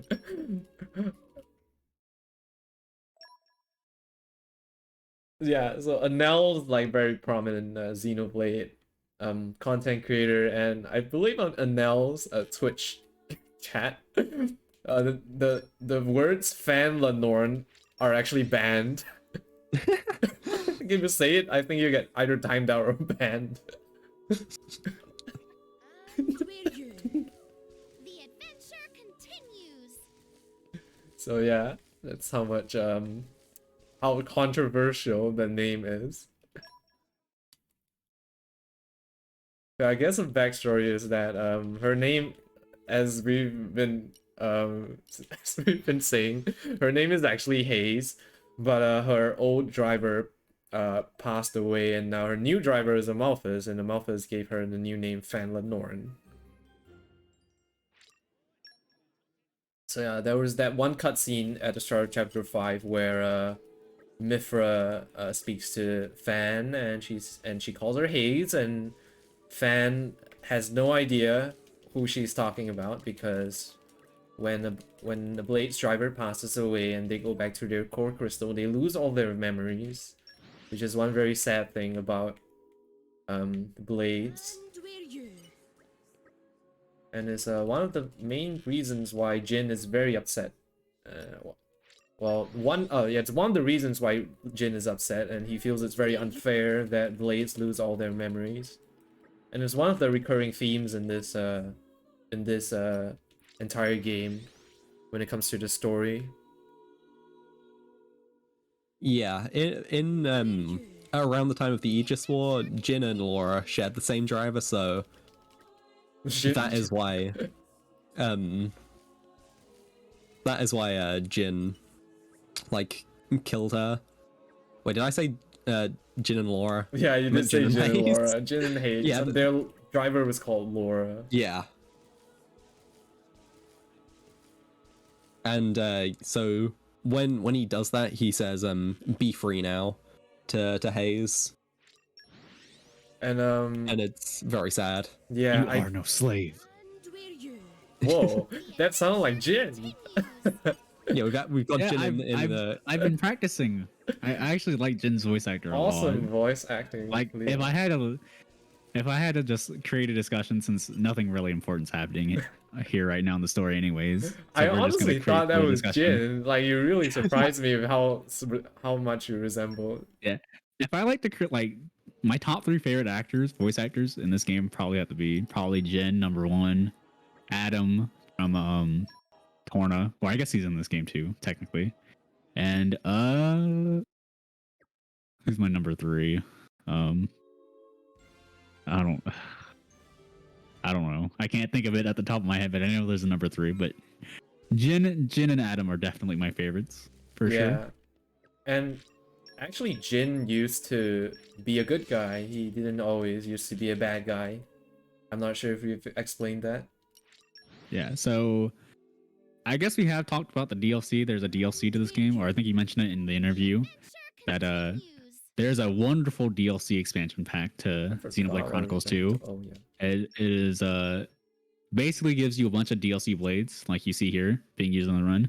But not only that, it gives you a $40 game for the price of like $30, which is Xenoblade Chronicles 2, Torn of the Golden Country.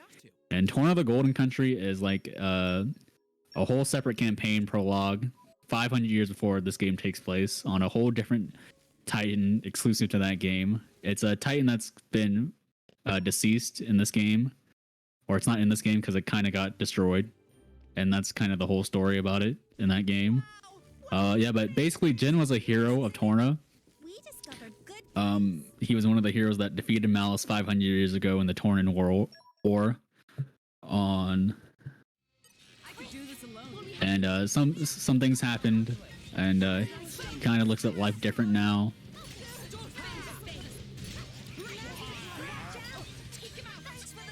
And yeah, now teamed up with Malos.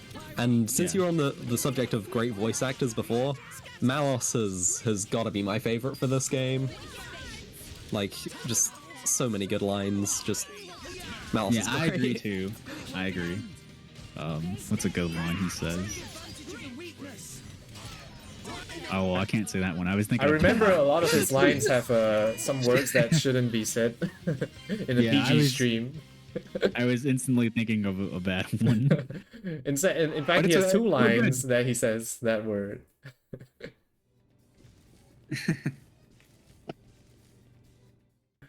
Oh, See well, what's brat? I guess we have indeed. So we're gonna fight not Rosa but Giga Rosa. Banna is back at his schemes again, and he's causing mischief here in Indo Praetorium. We're gonna fight Giga Rosa here. Yeah. We're gonna basically. Are you? I believe you're gonna chain attack him. Are you gonna do the volcano strat or? Yeah. So basically the same as when we fought Morag the second time in Morardain. I think this should technically be easier to pull off. I believe. I think this should be enough. Yeah. Yeah, it looked way easier since you didn't have to deal with a whole bunch of soldiers. Okay, this should good be overkill and good good. not. I hope this is enough. I didn't kill up front. I think it should be enough. And since it's kind of hard to see in battle, what makes Giga Rosa truly more terrifying than the original Rosa? The fact that she has a massive golden G on her forehead. We can't see it here. I was gonna mention. There we go. There we go. You can see it here.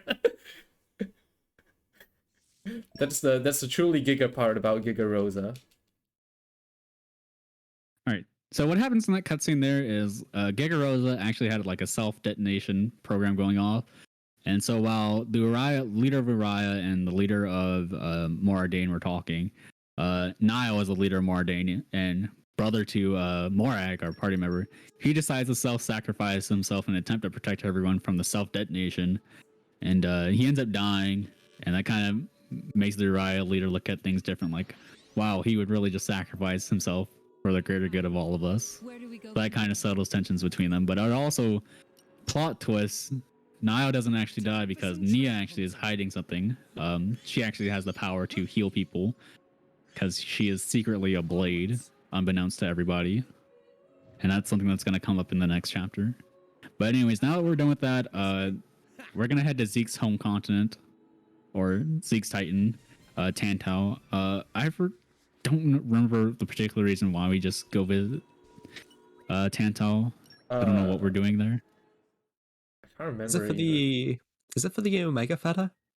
That's Or later. Is that I think yeah? that's later.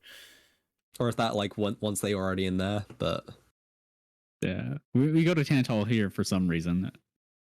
I don't know what it has to do with the world tree, but some reason.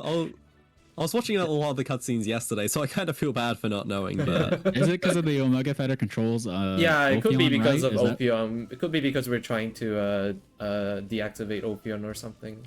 Yeah, I think that would make sense. Why? Oh, and you got sunny weather. That's actually pretty rare. Oh, that's Pogger. That's very rare. Yeah. Was it like a 5% or something? It's like very, very low chance of getting this weather here. yeah, Enjoy the clear Like- Tantal sky. and get to listen to the nice jams in Tantal. It's probably got my second favorite music. Oh, for Tantal areas in Day. this game. Tantal Day is so good, and I Yeah. really like Theoswar Day as well. Unfortunately, we're not gonna be able to hear Theoswar Day because night's gonna fall very soon. Also, I just want to mention that I did pull Perun just now. Perun is a blade that gives you Ancient Wisdom, and that's gonna be one of the field skills that we're gonna need later. If you don't have Perun, normally what we would do is we would start throwing rocks at monsters from this point forward. And then that will give, by the time that gets us, we get to the field skill check, we should have a Geon's core crystal awoken, because to awaken a Geon, you need to get into 22 fights. So yeah, if we don't have Perun, we would be doing that. And This is where we were going. all in I think in total Perun saves you like about a minute between having to aggro monsters and also having to pull a Geon and some of the extra menuing. So Perun's a nice time save to have, but she's also a lot less likely to pull than someone like Boreas, who also saves you more time. And I'm actually I actually used to, I mean, normally you would get Boreas and not Perun, or like both of them. I very seldom just get Perun and not Boreas, actually, unless you're in the, I think it's the pity group that I'm in. The pity group that I'm in group 3? with Perun. Yeah. That one has a very low chance of pulling Boreas. This is where we were going. I think it. You might think be right so. on it. I know. Group 4 also has a very low chance of pulling Boreas. Group 4 is fine. The one with Nim, Azami, and like Finch or something. Yeah, that's Group 4. Nim, Finch, and Korra, I think. Was it Korra? Yeah, it could be Korra. Yeah, Nim, Finch, and Korra is Group 4. Group 3 is Perun, Gorg, Electra. Group 2, Azami, Adenine, Percival, and Group 1, Boreas. It's one of those Agate, groups. One of those and groups has very low chance Joffrey. of getting Boreas.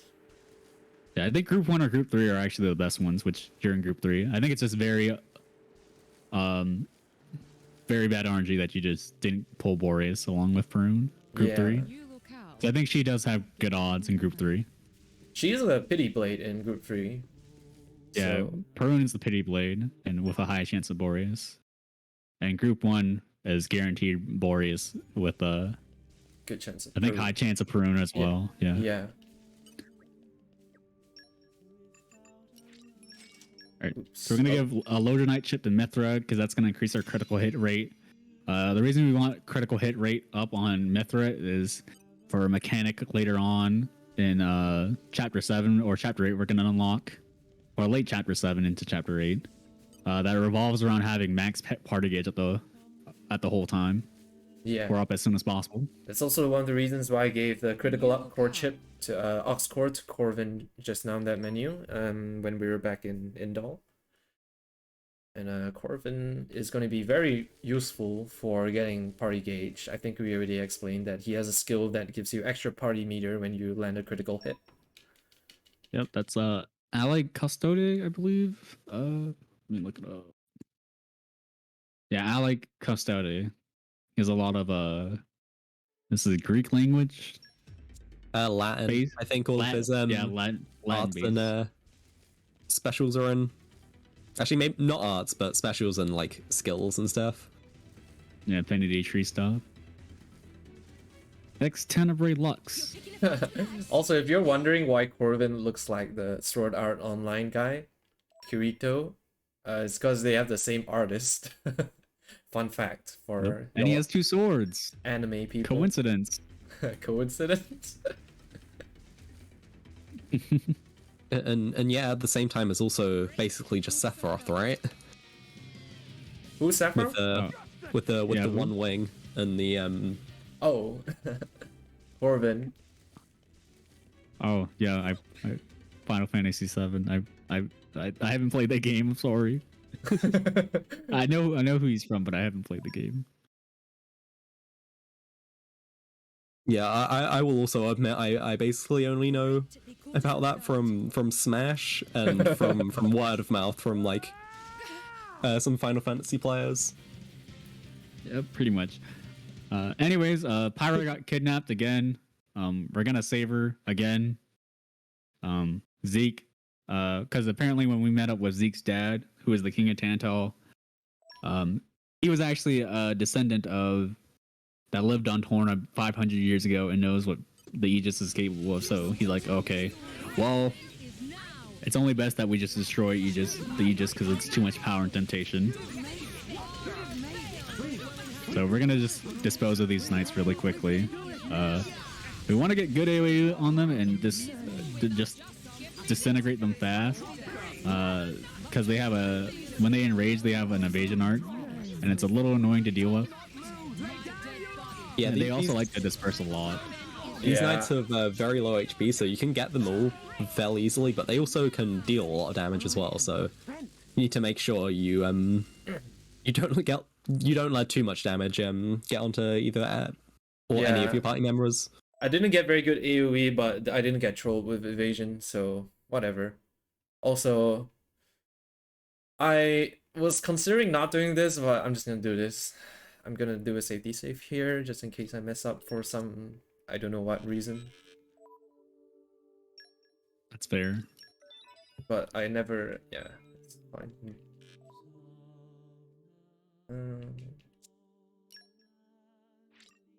So this has application of the wait, do you need an audio cue for this? No, I don't need. Okay. There we go. So, There's the, So that's this the fast application method. Yeah, this application of the zombie hover probably saves the most amount of time across the entire run, because before the zombie hover, there's just like 5-ish minutes of just walking down to get to the lower level of Tantal. But because of zombie hover, we can just jump all the way down and skip all of that. Yeah, I think this was one of the discoveries that really pushed the time below 4 hours. Yeah. It's probably one. I think it's also one of the first discoveries found with zombie hover to begin with. Yeah. So the reason we're even down here, or coming all the way down here to Tantal, is to get the Omega Fetter, because basically they were gonna the king of Tantal, King Eugelimos, planned on just destroying Pyro with some massive beam laser, but thankfully we stopped it thanks to Poppy. She like lifted up the ultra cannon beam, but due to that hit something in the Tantal Titan, and now the Tantal Titan itself is gonna like submerge itself deep into the ocean, and we're all gonna die. So it's kind of an emergency unless we get that Omega Fetter. Yeah, because the Omega Fetter is like the control center of the Tantal Titan, and also happens to control Artifice Ophion for some reason. So once we get the Omega Fetter and we tinker around with it, then we can actually get to the World Tree. Also, in the cutscene where Mithra is like tinkering with the Omega Fetter, Rex goes like, so or something. He asks Mithra, is it okay or is it done? Then Mithra just goes like, shut up, and Rex says, oh, I'm sorry. I find that cutscene kind of funny. It feels like a really awkward interaction, but it is kind of funny. All right, so coming up, before we can actually get the Omega Fetter, coming up is probably, you could say, probably one of the most frustrating fights, given it's like 3 hours into the run, but also probably, I would say, one of the most satisfying fights to pull off if you get the triple kill on it, where you're going to be fighting Akos, Mikhail, and Petroka all at the same time. They've come to also take the Omega Fetter from us, and we're going to try to group them all up in a massive AoE steam explosion. So let's see if Quad can do it. Now the what's the word? The thing about this fight is we want to be careful where Akko's positioning is, because he has an art called Black Wave that will just shackle all our blades together, and it has a deceptively large range, where even if you think you're outside of the Black Wave, you could still get hit by it. So it's very careful to be cautious of it. Also, I may have spoiled this earlier, but in this fight, even though we've gotten rid of their blades, they can still fight with the power of blades. That is because these three are all flesh eaters. So Alright, go away. Okay, come here. Okay, there we go. Please break. Okay, I'm gonna go for this. Oh, that looks good. I think you should at least get Akos. Yeah, I will get Akos. Maybe. I usually just want to try to get Akos. If you get Petroka, it's a bonus. yeah, Akos can be very annoying with a variety of evasion arts and things like that. Patroka always just seems to kind of be the outlier in this fight. Like, generally, if you're not going to get somebody in the AoE, it'll usually be Patroka. But Yeah. thankfully, she's the like lightest of them all, so she goes down very easily. Yeah, I think this should get her. Maybe That not. should be enough. Okay, yeah, it should get her. Whatever. I just want to avoid 8 spirits because it's gonna topple me. That's why I went for a tier 3. Otherwise, a tier 4 would disintegrate her.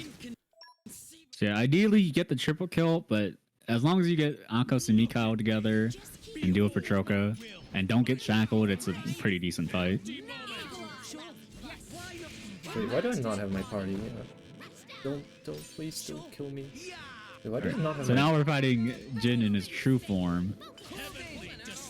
Okay, whatever. Basically, we got chain built up from the last fight, so we're just gonna instantly chain him and prevent him from just one-hit KOing Morag with the Heavenly Destruct move, which is the strongest move, and end the fight off with tier 1 in the chain attack, since the chain attack increases our damage by 300%. Yeah, and they get pretty thoroughly beaten in the cutscene afterwards. And Oh, yeah. yeah. Jin's just like, I have mastery over all elemental particles, and she starts like bullet timing around and just destroys everyone, and Pyra gets kidnapped again. Yeah. It's kind of a sad scene. This scene leading into the opening scene to chapter 7, probably some of my favorite cutscenes. Oh yeah. Oh my God. As sad as it might sound in the game, just because of just how much you can just truly see the pain on Rex's face because he just failed to protect Pyra and Mithra. Yeah.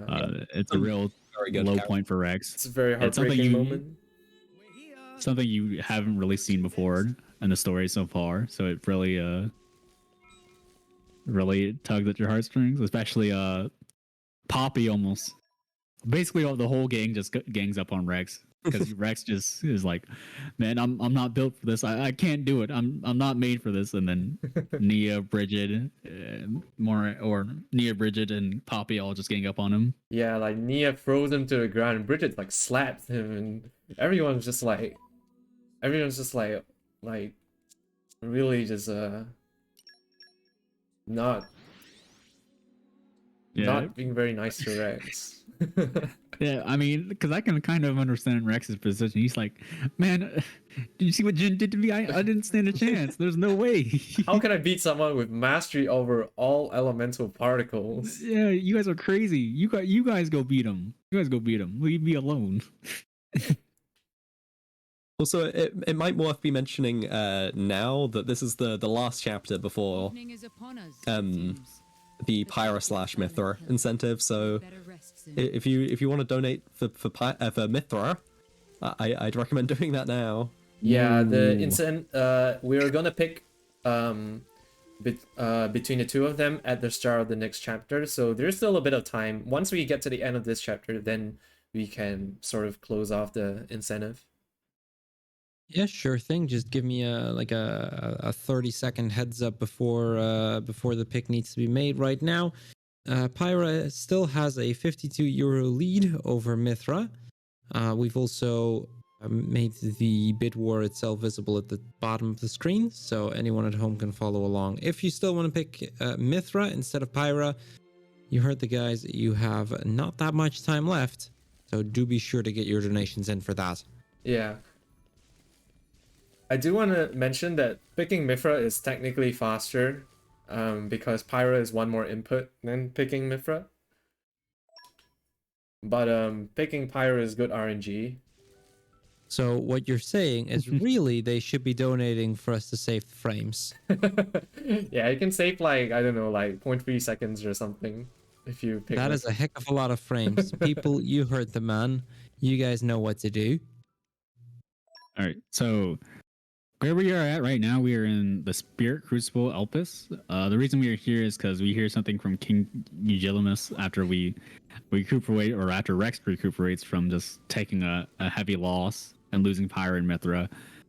King Eugilimus, or however you pronounce his name, is saying that Adam, the original driver, or the first driver of Pyra and Mithra, hid a third sword or hidden sword in the Spirit Crucible Opus.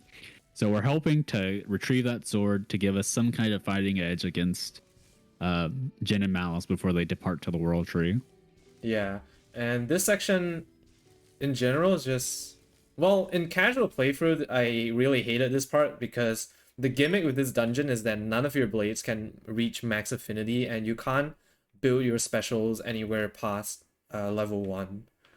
Yeah. So if you're depending on certain blades up to this point, also you don't have Pyro, and you need like Fire Mastery later.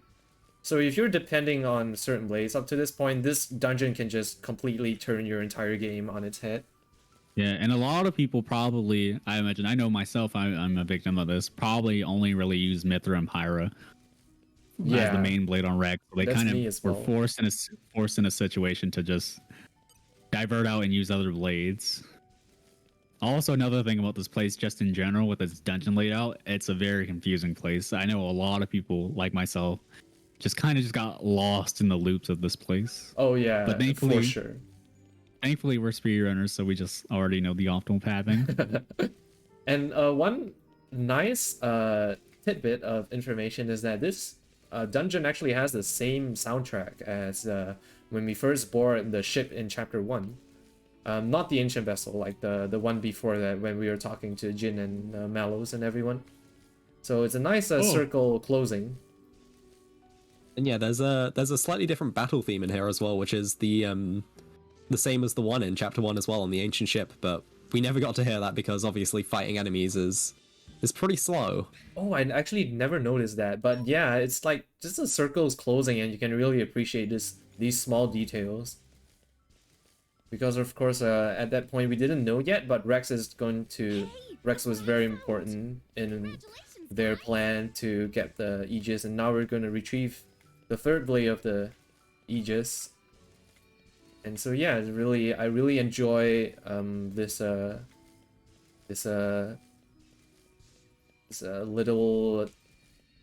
thing that they did. Yeah, there are quite a few like nice small details like that in this game. Can't really think of many off the top of my head right now, but I guess we could talk about Pandoria and the little cool detail with her. Oh, So yeah. when she first joins her party, her glasses are opaque because she's not really familiar with all of us. She's afraid of opening up. But as she begins to open up and reveal her past with Zeke and all of us, her glasses become see-through, and that's a nice little detail, showing us that she's, I guess, grown and she's comfortable with our party now. She's not afraid. Yeah, that's a very nice detail. Pandoria is Zeke's blade for those who didn't know. Because we completely You probably wouldn't see Zeke. her. Yeah, she kind of gets overshadowed a bit in in the fights just because of how incredibly powerful and chaotic Zeke is.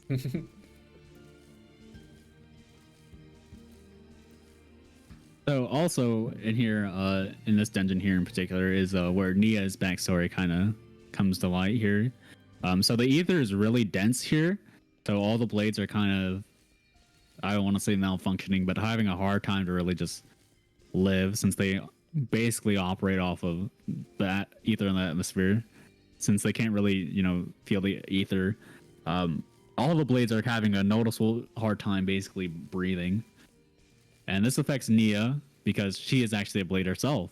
And this gets into her backstory as how I think she was meant to replace her driver's dying daughter, or she was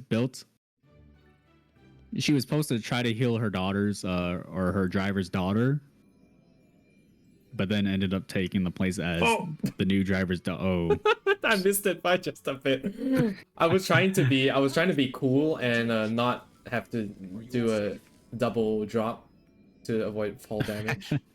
Yeah, I am actually not too familiar with Nia's backstory, so I might be saying something wrong. I think that does sound about right. Yeah, that's correct.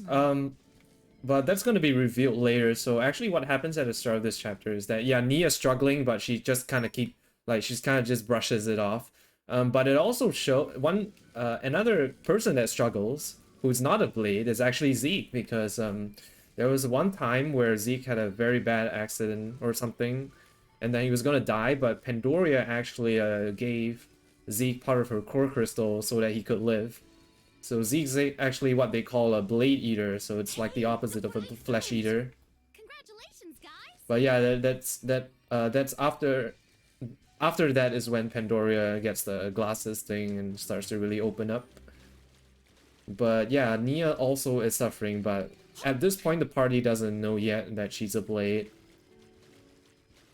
But they're like, everything basically suggests that she is a blade. And we've already seen her in action in chapter 6. Alright, so coming up here, if we needed to pull Aegon, or if Quad didn't pull Perun, we would be pulling Aegon right here and be collecting the spiders to get Ancient Wisdom. Because there's going to be, coming up after we burn this web here, there's going to be an Ancient Wisdom check. Ancient Wisdom and Keen Eye field skill check to open up some stairs for us. Might be worth noting there are some more scary spiders coming up in this tiny section, but I don't know how much we'll actually be seeing of them. You just leave it to me. I'll use my Just, brains to put just you- point the camera downwards so we don't see it. Don't let me get rusty. What would you do without me? But this is what we needed the fire and the wind blades for to burn through this web, and then after this is what we'll need the Keen Eye and the Ancient Wisdom for. What you think? Yeah, I actually have an extra Windblade on Morak. That's not actually for this field skill check, but it's actually for later. It's just to save menus later. So in case you're wondering, you don't need the Windblade on Morak. Hey, look what I found. We did it! Yes, I see.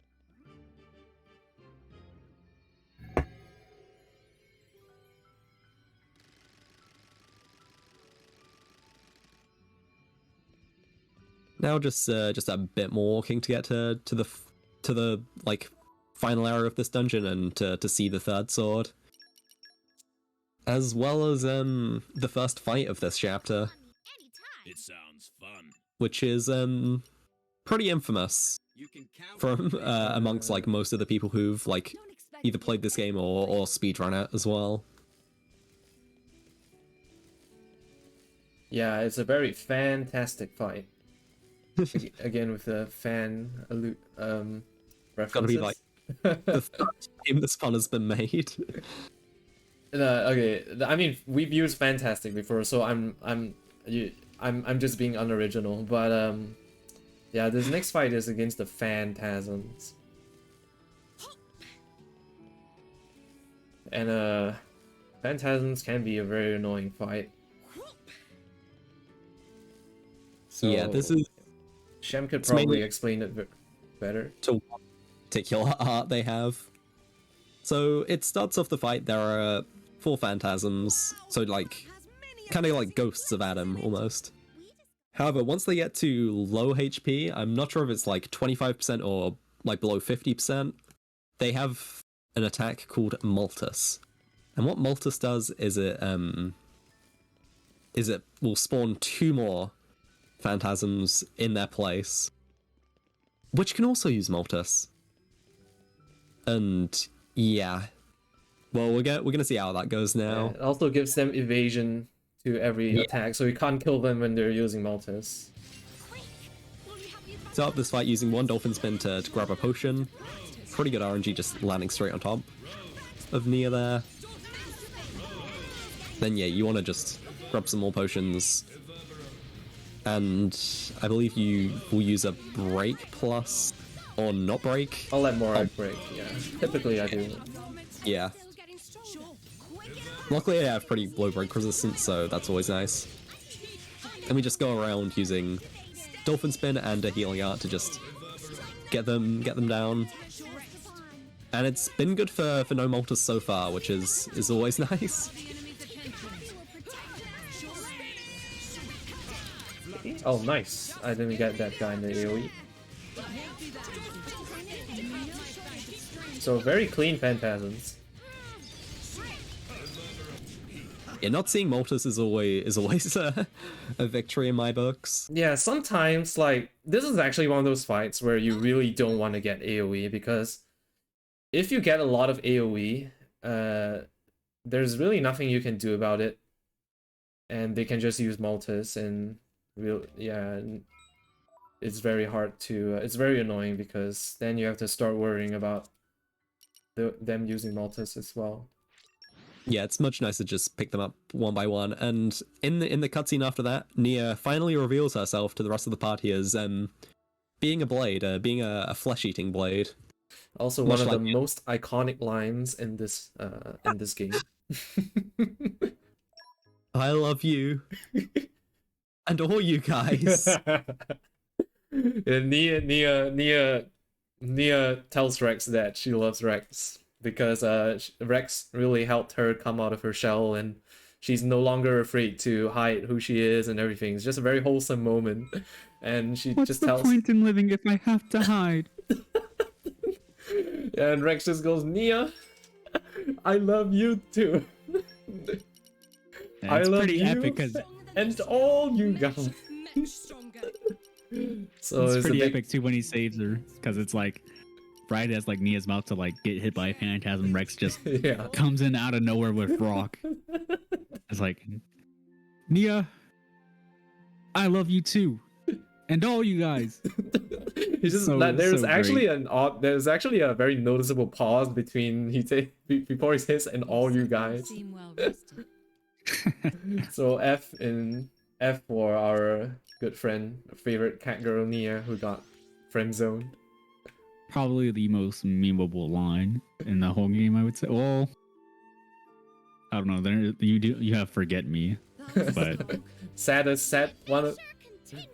maybe saddest scene in the game. No, just kidding. It's not really very sad, but it's just really funny. Yeah, and we can use Blade Nia in combat, or Driver Nia if we want to. We never used Blade Nia. She's not at all helpful for us. Her main gimmick is that she really heals. Like, you're basically getting a full party heal every second when you use her almost. She's the best healer in the game, but yeah, healing can only get you so far. Yeah. In this game, unfortunately, so we just focus on continuing with Crosset. Yeah, Crosset's so good, and in particular, why we use Crosset on Nia is because she gets access to a potion art, a break art, and a healing art. So that's like 3-in-1, like 3-in-1 package. That's why Nia is so good for the speedrun with Crosset. Yeah, we're here on this dying titan now, the Cliffs of Martha, like, or dead titan. I can't exactly remember, but this is where Malice and Jin are, and this is where they've got Pyra kidnapped, and they're just being very mean to her and like. Also, the reason why Malice wants Pyra, or mainly is so that because during the 500-year-long war, or not the 500-year-long war, but the Tornan War that happened 500 years ago.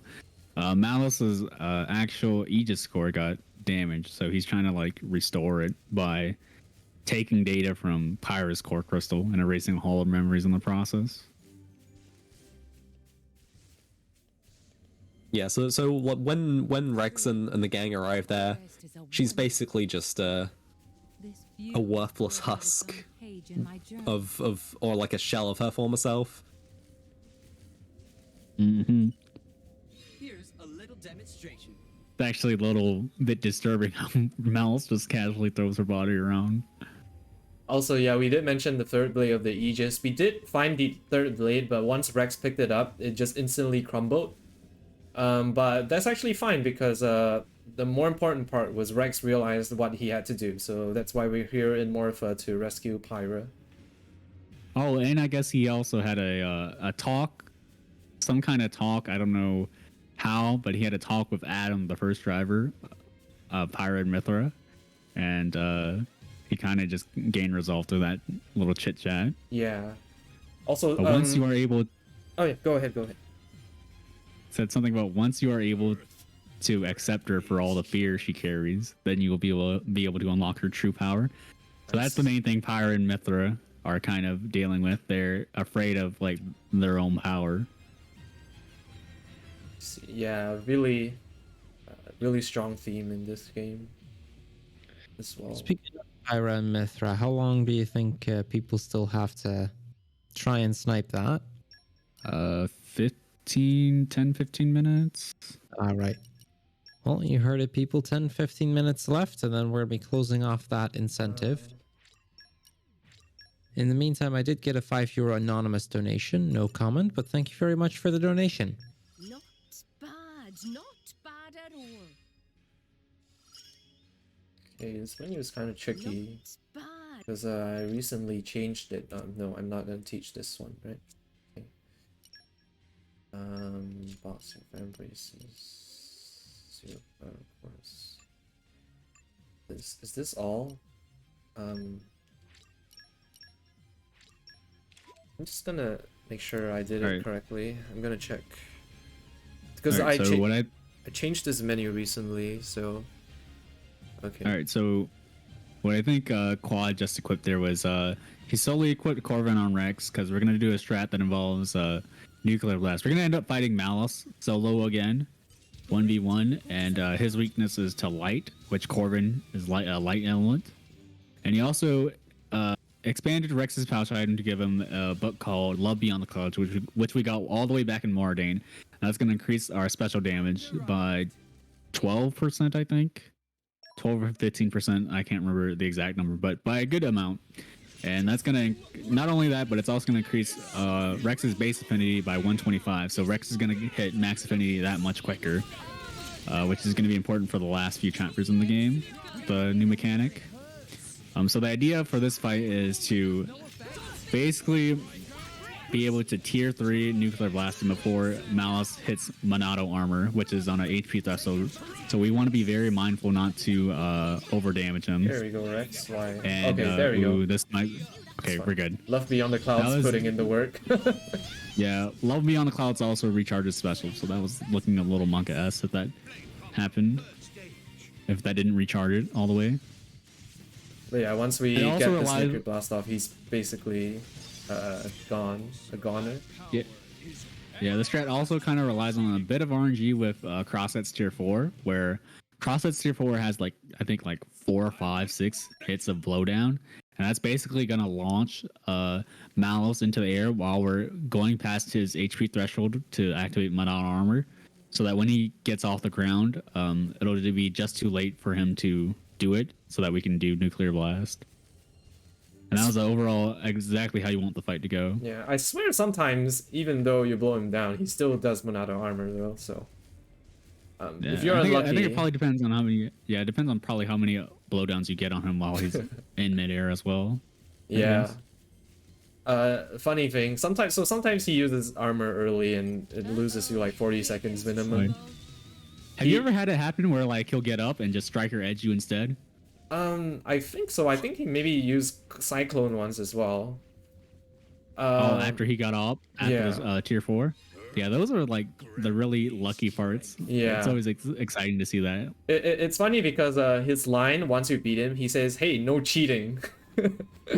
But he's the cheater because sometimes he uses Monado armor like instantly. Like I swear sometimes he blows down and then right after a tier 4 he just instantly gets up.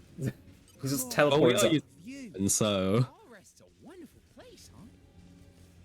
and also for those who don't know, now that Malice has a Monado, he is yeah, he has a lot of powerful arts he can use. Monado armor, which is the main one we want to avoid, it cuts damage by 85%, I think. So yeah, you definitely don't want to be getting that since it's going to slow down the fight drastically.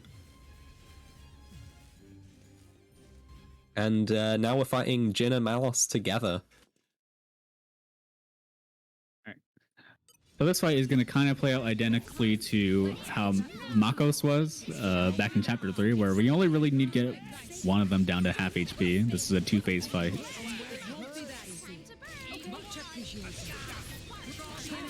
And there's a strat going to be done here if he can pull it off, where we're just going to instantly go into chain attack on Malos and get him easily down to half HP. But Skyward Slash, I think. Hopefully Corvin avoided it. Yeah, Corbin being the Wait. Giga Chad is going to just Hit it. Don't mind if I do. should finish this off. Okay, that's kind of close. Oh, Oh, I forgot to take barely. off the blades from Morag. It's gonna be a bit annoying later. Uh, Not that big of Maybe an issue, fine. but yeah. Anyways, through the shonen powers that Rex possesses, he's finally able to break through to Pyra and Mithra. That they can do it together, and Pyra and Mithra are basically like, "We'll help you now. You've convinced us that we're not useless and that we can do it." So now we unlocked Pyra and Mithra's true form, Numa, or their ascended state. Numa is a beast. She reduces the break resistance of all enemies by 50% chance. She increases critical hit rate by 50%. All sorts of pretty good stuff. She can do any element she wants to. She's just all around a beast. And what we're gonna do here is we're gonna set up a Steam Explosion combo on Malos here, and we're gonna hope it takes out both Jin and Malos, because she also instantly draws all aggro to Rex when she's popped. Or aggro doesn't change, but it gets drawn to Numa. There's something specific about it, I'm not sure. And yeah, after this fight is basically when you'll be deciding whether you want to refer to them as Pyra or Mithra in this state. So probably about like a minute after this fight ends, which should be now, is when we're going to be seeing that. Oh, or Diamond Mist. Does Diamond Mist have a higher damage ratio? yeah, than it does Steam have a higher Explosion? damage ratio. Oh, okay, that makes sense. For some reason, I've seen Jin not die to a topple. That's why I was topple Steam Explosion. That's why I was just like, okay, fine, I'll just do Diamond Mist. I have no idea how he survived the topple Steam Explosion though. Oh, also why Quad is resetting here is because if you leave your console on for a long amount of time on this game, the game has this sort of memory leak issue. So to resolve that and not end up losing like possibly up to 5 minutes in these last few chapters, we just reset here to reset the memory leak. I'll be closing the incentive now then. Yep. And I'll do one final refresh to make sure that nothing changed. But I do believe I can confirm that Pyra is the winner of our incentive. Ooh, Hey. let's 52 go. euros over 11 on Mithra. Get wrecked, Mithra. Emma, I'm disappointed in you guys. Let's go, Pyra.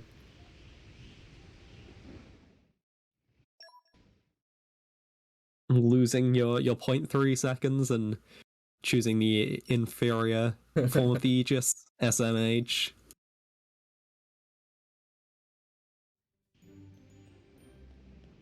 What are you talking about? What are you talking about? I don't know what you're talking about. Okay, got a little Okay. Dudo here. So in our encounter with Jin, we ended up becoming like, the fight became like so devastating that we ended up falling beneath the Cloud Sea into this area called the Land of Moratha, which is like the kind of, it's kind of like our world. And by kind of like our world, I mean it is like literally somewhere on Earth, but obviously decayed. And yeah, these Guldos are former humans, I guess. And yeah, we find Jin struggling against this guy. He was beaten up pretty badly, but now he's teamed up with us. Since yeah, we're great people. We don't want Jin to die out there.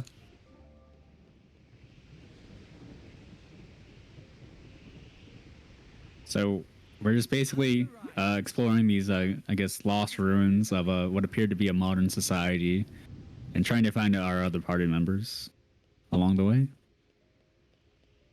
Yeah, we ended up running into Bridget and Poppy as well. Yeah, Rex also But- gains the Master Driver ability, so he's able to equip any blade in the game right now. So he actually has Bridget with him right now. And he's going to be able to equip other blades later as well, which we'll make use of later.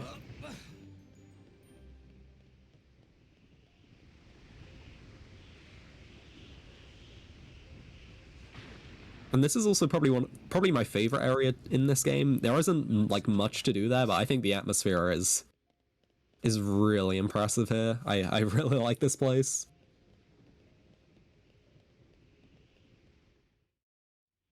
Really? Yeah, whilst there isn't like it's not like the most exciting place out there. It's just really cool to me. That's fair.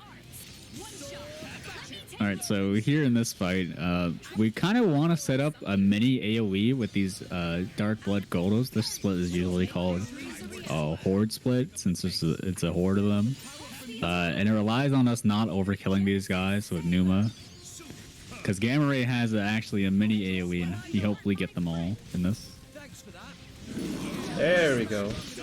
I only didn't That's get nice. the If one one- that just stood outside of the group. Yeah, if one survives, that's usually nice. Yeah, I found like a semi-consistent setup for that, so I usually like to start on the one all the way on the left, and then I target the one all the way on the right.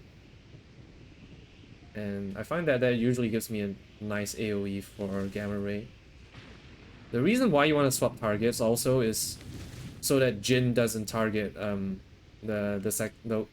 Godo you're going to be landing the Gamma Ray on. Because if he breaks the Godo, then you're gonna kill the Godo before your Gamma Ray goes up. And like I explained earlier, if you kill Mikao before you get your Steam Explosion off, then you don't get the AoE.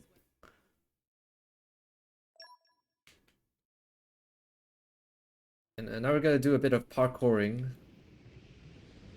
Skip running one circle around the womb. Oopsies.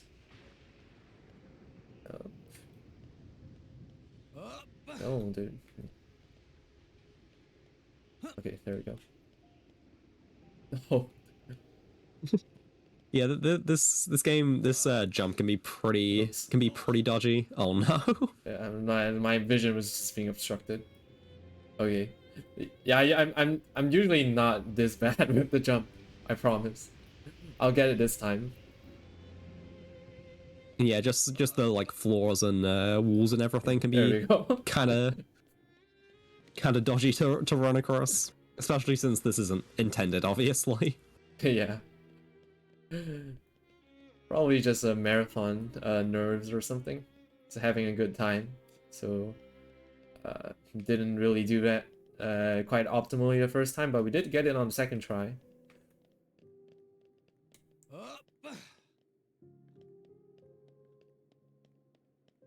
And arrived. Oh, this is where we were going. Basically, we didn't explain it, but basically choosing Pyromifera just means that Rex will call Numa by that name for the rest of the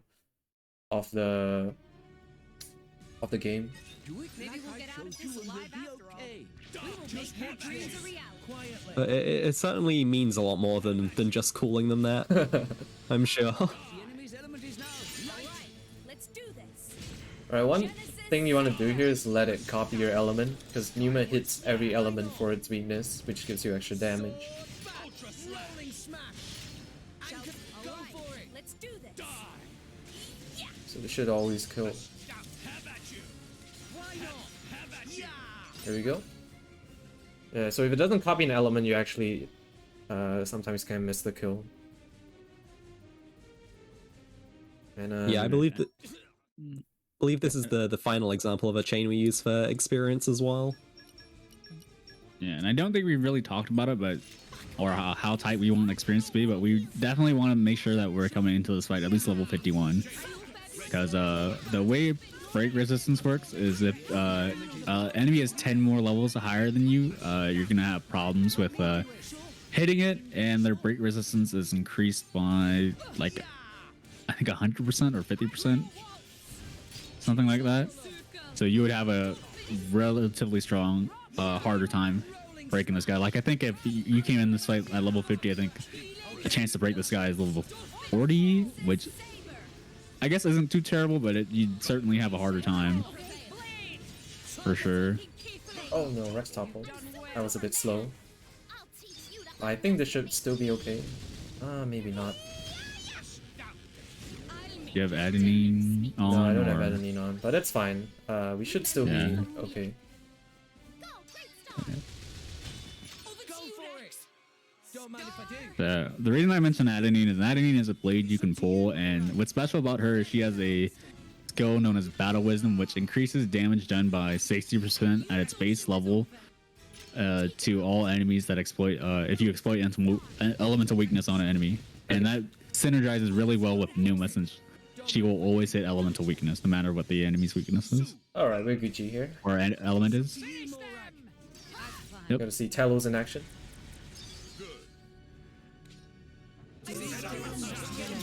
Alright, and now we should be basically set on experience for the rest of the route. Yep, Or the that's game. a good overkill. Just need about like maybe 280, 270, 280. That's usually good. You want to be level. Ideally, you want to be like level 60 with Nia by the time you take the next in. 59 is still okay, but you're going to want a fusion kill if you're at level 59. So 60 is the best preferred option. It's just to get level 61 for the final boss to get that extra break chance. And yeah, so I actually mentioned that I forgot to take the blades off of Morak just now. That's why Talos and the Windblade were still on Morak, and Bridget was on Rex. So if you take off every blade except for Bridget before Jalos, then Bridget will go back to Morak and she'll only have Bridget in that fight, which is useful. Is more useful because then you can use Morak to use your tier 1. But what I did as a backup was instead I just used Cross at tier 1.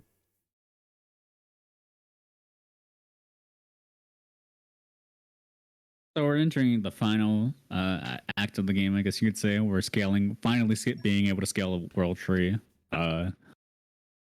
World tree, I would say, probably is even more walking than you ever do in Indol, but it's not as noticeable. It's not just a lot of walking, or not at. I don't know what I want to say here. I think it's because there are more cutscenes and there are fights in between the world tree. But the Yeah. world tree itself is a very big dungeon. I think it spans like 3 chapters and it has like lower level, upper level, mid level, upper level, and then there's the first orbit station, which is above the world tree. So it's just a humongous dungeon. And yeah, this walking simulator part of the run is also a bit different because if you get here in a run, you're probably going to be on PB pace, so there's the additional nerves of that coming through. Oh yeah, this part of the run hits very different. You're just worrying about the final few fights you got to do and the final few clips as well. Yeah, one particular very skillful clip later. Well, to be fair, there is an element of skill. There is some element of skill in that clip. But it's very infamous for a reason. And in fact, most of us have we usually have a split just for that clip. Or at the end of that clip where we take the in. Hey, look what I found! Congratulations, guys! But yeah, this is a very cool area, very sci-fi, and we basically find out that the world tree isn't exactly just a huge plant. It's actually a giant tower. So this is where it really starts to become a Xeno game. We must move forward. Yeah, and the way it was like a tree is just because it's become so overgrown in the time since it was first built. But yeah, inside it really is just a massive technological I don't know what's the word, like place, I guess. I really like running through this area. It's oddly, you're nervous. You're usually nervous around this around this part of the run, but you also feel like oddly calm for some reason. Yeah, it's got some pretty nice music as well. Yeah, music's really nice. And you're really just preparing yourself for the end of the run. Yeah. It feels like a very big accomplishment getting to this part of the run. I don't know, for me at least. A lot of your runs are just spent resetting to blade pools and RNG in the earlier game. Yeah, when you really get to this point, it's like it really feels like you accomplished something. So here we do the first clip in the world tree, nuclear dump skip. If you go slowly enough, you can just clip through one of the seams there. It can be kind of precise sometimes, but luckily got it there pretty quickly. And you can't grab ladders whilst in water, but if you swap your party formation like right next to a ladder, it will allow you to just climb up it, like from there. And yeah, since we want to swap over to Rex as our main driver anyway, that's a very convenient point to do so at. It sounds fun. Yeah, doing a bit of like blade menus. Pleased to meet you. Using a little exploit there to dequip Dromark from Nia. Oh, I get to Since have if you- Corvin. Wait, I actually should put Bridget on her, because I'm gonna need Bridget for later anyway. Yeah. So whilst you can't dequip story blades, you can take them off their drivers in order to put them on the master driver, so Rex. So if we do that and then dequip them instantly, we can quickly just remove Dromark. And since he's not a very useful blade to us, we much rather have Crossat. Yeah, it's helpful to have. Yeah, we don't want Nia swapping to Dromark. We didn't really explain this, but the drivers have this sort of AI programmed in them, and it's based on their gender. So female drivers prioritize blade combos. So if there's a blade which they can use to continue the blade combo, they will tend to swap into that. So in the case later, let's say we have to use Dromark. Oh, I guess we don't really use. There isn't a chance to swap into. No. For I guess for Amalthus or something. But usually we can use Bridget. But yeah, basically you want Nia to stay on Crossette at all times, because she's gonna be what you want to go into your blade combos, and also because Crossette has a more reliable break guard. And Yeah.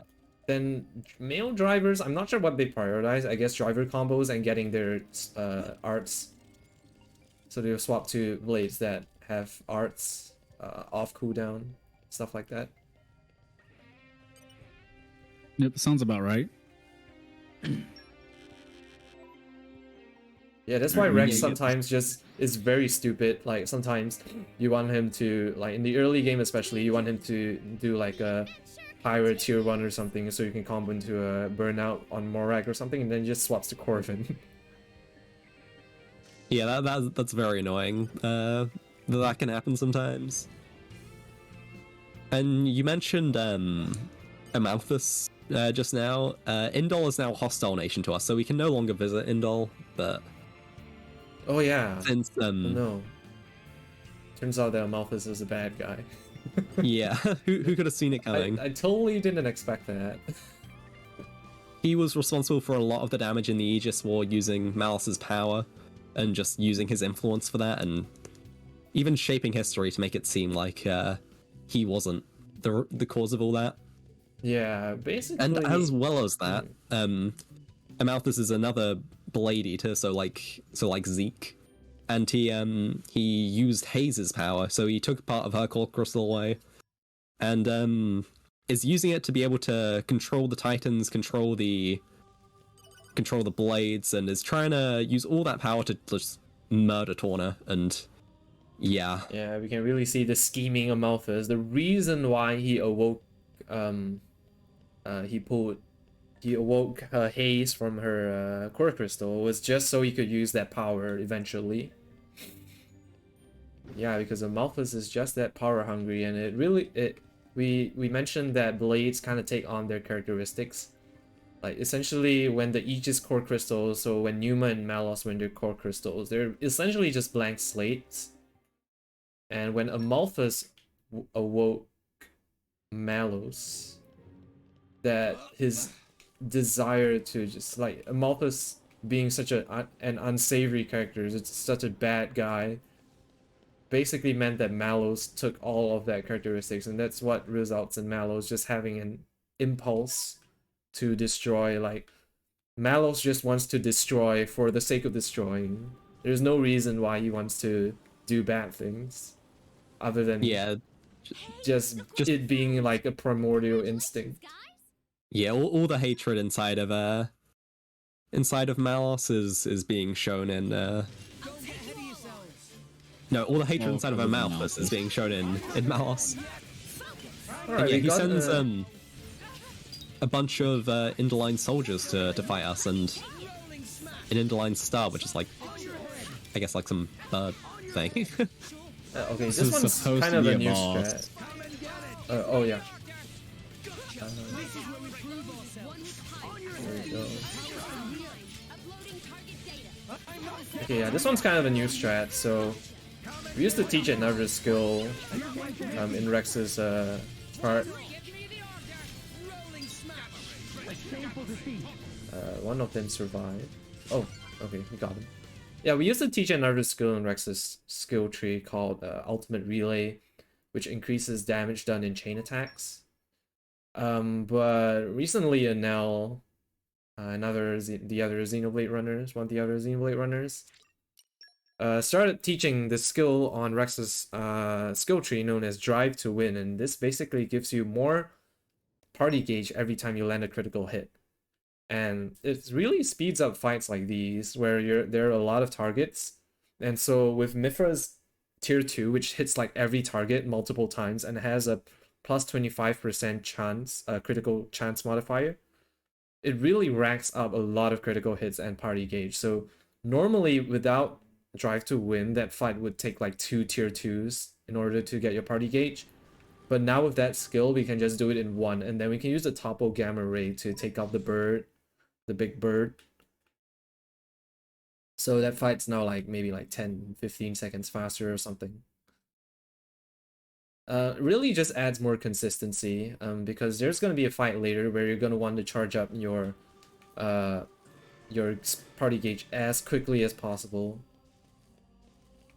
so that you can go into Numa. Also, I just realized I forgot to put something on Morag. So, oops. Get the square glitch again. Oops. There we go. Oh, what did you say? You get the square glitch again in the left corner. Oh, yeah, I did. I don't know why that happens though. New locale. It's an adventurous life for me. Yeah, Oh, that's yeah, weird. yeah, I've seen it. I think I've had it happen to me before as well. I don't know why It happens either. pretty often. I just don't notice it. I think it happens pretty often. Just don't notice it. So There we is that go. staying there the whole there it game, is. or Now it's in like the right side. I don't know why it happens, so I really can't give an explanation. yeah, me neither. But it's just gonna stay there the whole game. I guess so. Maybe after a fight. I think it goes at some point, but yeah, it's just chilling there for a while. It's just vibing. Okay, yeah. Anyway, I gave like the items I forgot to put on Morag were Box of Embraces and Charming Swimsuit, which gives more damage to Corvin. And it's gonna be useful for later. Mainly, I want it for the final fight. It's one of the reasons why we were able to route out Ultimate Relay, just having more damage on Corvin. And then it's also pretty useful for the next fight with Jin, because I'm gonna be using Corvin to chunk Jin as well. Another variation in strat. Go ahead, Shem. What we're like trying to do now in the story is try and getting as close as possible to the Inderline Titan. So it's being powered up by some pillars. So we're trying to get as close as possible so Mithra can, or Numa can, like just destroy them and weaken Amalthus's power. since yeah, he's trying to like weaken everyone or control all the blades we've got. So we're just doing that before we can progress. Yeah, shoutouts to where's Mikhail? Ah, there he I think is. he's He's just fighting the punching on Titan, the Titan. in his giant mecha.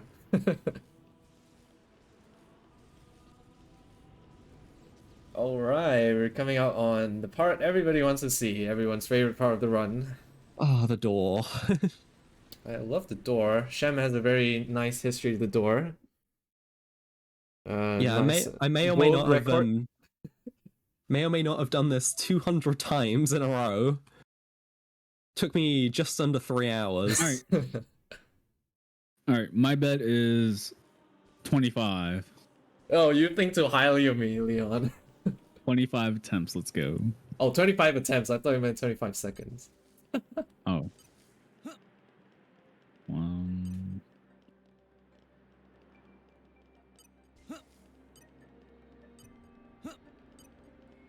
Yeah, for this clip, you kind of just have to jump at this precise corner Oops, of the that's bad. door and try and brush against the control panel a little bit, and sometimes as if by magic you just clip through, other times it's a bit more mean and you might lose a few minutes to it. It's not random per se, but it feels random, like no one's consistent at it. Like, Oh, there we go. oh, That's nice. not bad. 16. That's not bad. 16 attempts. Yeah, that was not too Yeah. bad. I'd take that. Yeah, again, it's not consistent. We could just roughly know where you're supposed to jump. But there's no 100% foolproof method to guarantee door clip. So if anyone knows how to Look what I found. skip door skip, that would be very appreciated.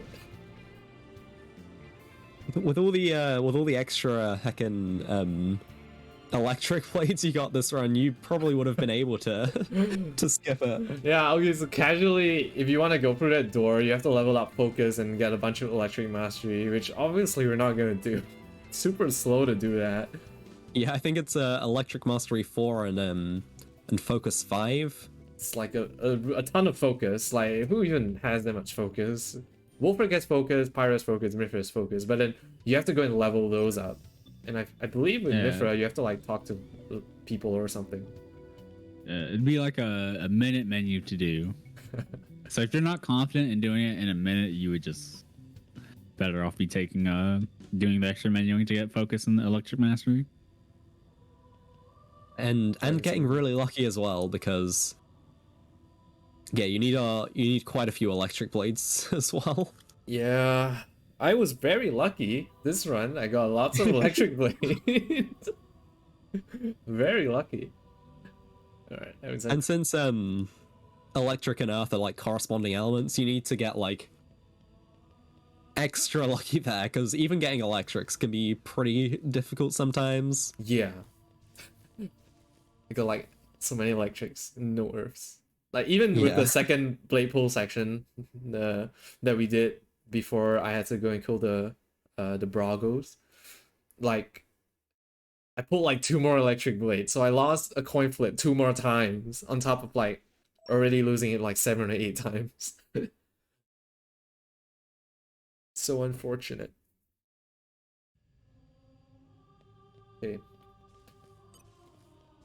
Alright, you really want to not run forward. You want to warp as soon as you tag this place. Okay. Hey, look what I found. Congratulations, guys. So before we fight Jin for our final time, we go back to Fonset to just go to the inn one final time and level up our party as much as they can be. Yeah, Since at, yeah, at a low level, Do it. Jin will just shred through your party. Yeah. Yeah, moment. Stronger than before. oh no. Even at this level, he can still completely dismantle you, like even in easy mode sometimes. It can be very brutal. Alright, but Nia's a level 60, that's good. That guarantees there will be level 61 later. Now, Jin Free is probably one of the most stressful fights in the run. Might be my most stressful fight actually. I don't know about Lila, but Jin Free definitely added to the fact that it's so late in the run. Oh, Deceptively Well- simple fight, but very hard to.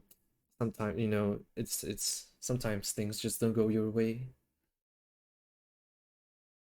I guess that's true. I was gonna say most times when I fight Jin, I tend to not really have a problem with it, but that's just me. I know you show them Ultra slap. Yeah, Yeah. basic idea is get up to max party gauge. We want to start off with a supernova, because that's gonna just basically that already combos into what Corbin and Mithra are doing, but that also is gonna prevent him from lowering our affinity. As a There we A go. lot of There's empty Jin's- moment. A lot of Jin's power just comes from the fact that he has like 70 billion evasion arts and very high like agility as well. yeah. And as well as things like Heavenly Disrupt, which, yeah, almost killed Morag from like full health. There we go. I think this should be fine. There's kind of no way to predict when he's gonna use certain moves, like stun swallow. Yeah, there's like no way you can react to that, and if it hits you, you're just gonna be flying in the air for a little nice. while. Unless you have a Numera, of course. No. Because yeah, she kind of just Why? resists. Why, Jin? Jin, come on, man. Like, this is what I mean. He has so many evasion arts, and he can string them together to just create a wall of never getting hit. Corbin ever. might chunk him here. Yeah. Oh. Are we just gonna get him? Okay. Okay, there we go. He's Omega dead. Yeah. He's Omega dead. This is the Aegis's power. Yeah, so some Leon I think in now like to use burnout, no, like Mega Explosion, because then you can use Crossset and bridge it. But I like to use this Heaven's Bolt because then you can use Corvin to chunk Jin on the second Power of the Blade combo, which can be nice for extra damage. Okay, now get ready for some golfing. Yeah, Malthus like powers up and uses all of his blades he's been eating for a while to get into this final form, and we play some golf with the Pope here. It's a pretty funny strat. So he climbed out of this hole you see right here all the way just to stop us, give one final attempt to stop There us. you go. Yeah, I think this should be fine. Hit me one more time. There we go. It should be fine. So Yeah. since he came all the way up here just to see us and stop us one time, we're gonna give him a handy welcome here by blowing him down right back the hole he came from. Nice meme strategy. Well, it's not really meme because it's the standard strategy for this fight. But it looks really funny. Yeah, it's by far the fastest way to get rid of a Malthus. And also a nice poetic ending. Dying in the hole which he crawled out of.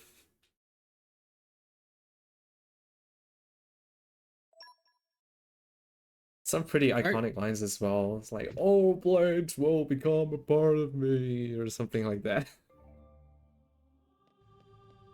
You will climb no further. Oh my god. All right. So, if you played Xenoblade Chronicles 1, the opening cutscene of this chapter will probably have blown your mind. Yeah, there are a lot of throwbacks or parallels Connections. with Parallels, with the, connections.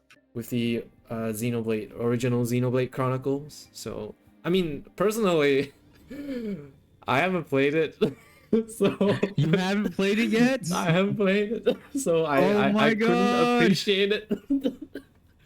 I couldn't No. appreciate it, Oh. but a Dude, lot of people will be when- when I- pleased. Yeah, when I first played this game,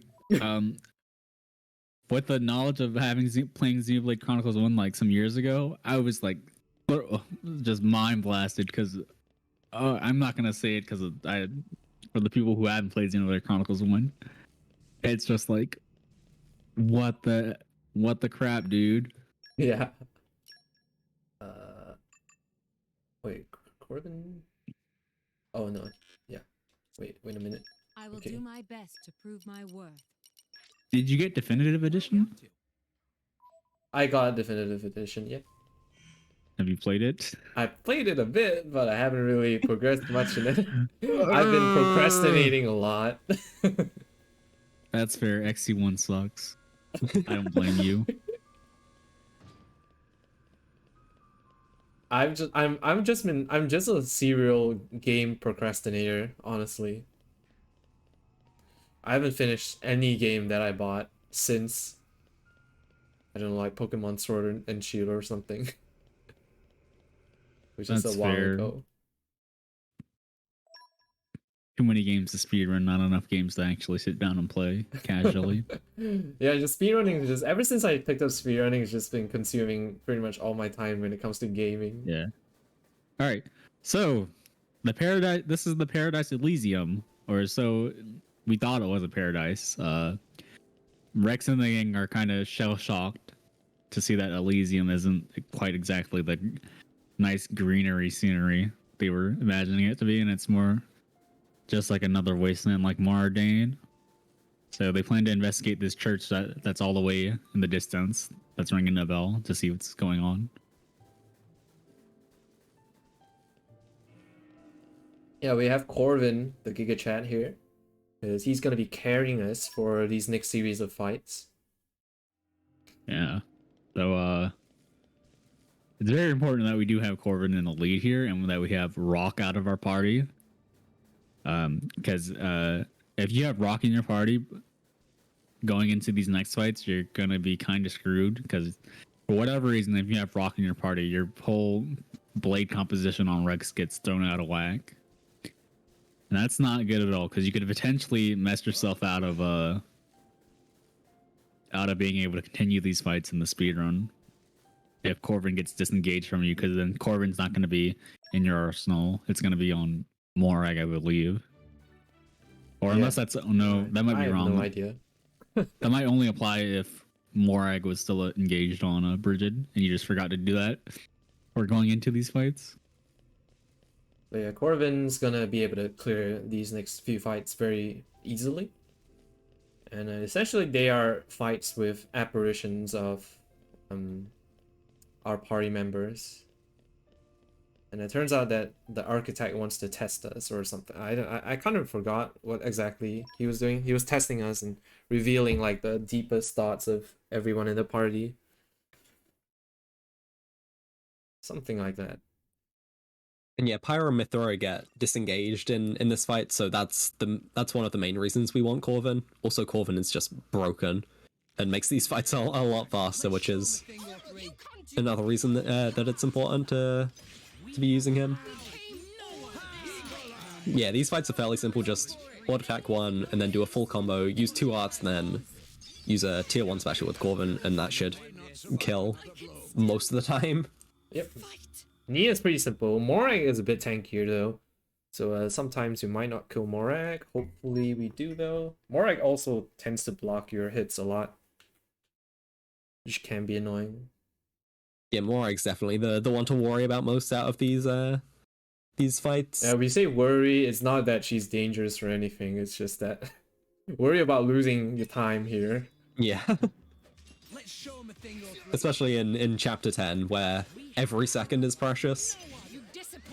Yeah, for whatever reason, these ghost loads here, or we refer to these shadow forms of our teammates as ghosts, usually on our splits. For whatever reason, the load times in between these fights can vary a lot, very inconsistently.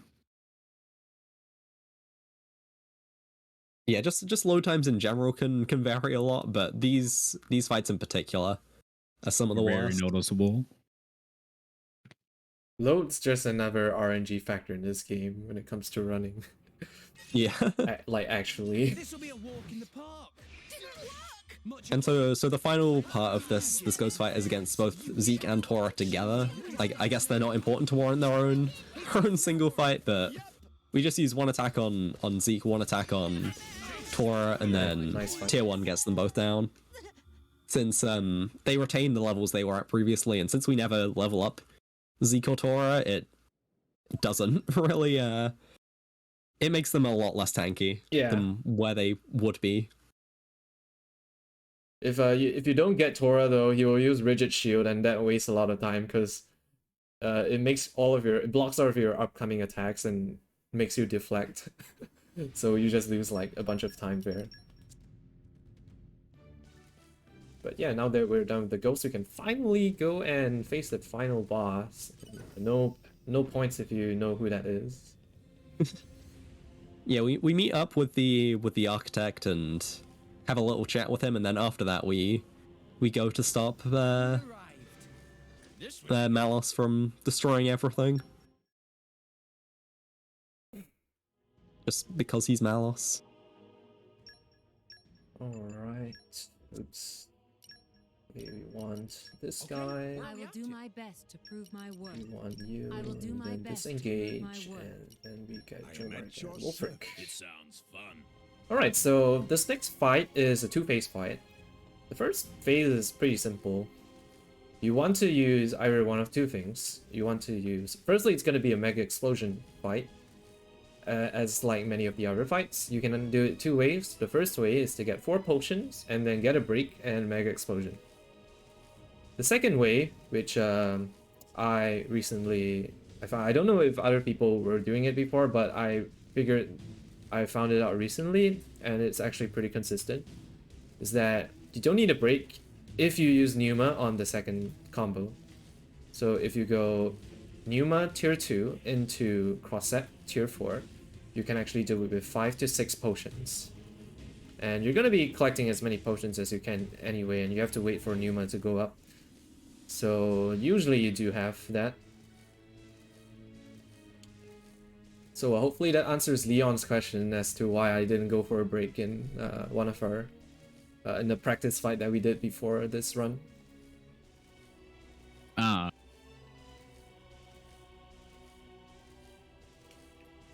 But yeah, that's the first phase, and the second phase is very similar to the Godo fight. You want to set up a double stack Mega Explosion on your break, and then you want to immediately go into a chain afterwards.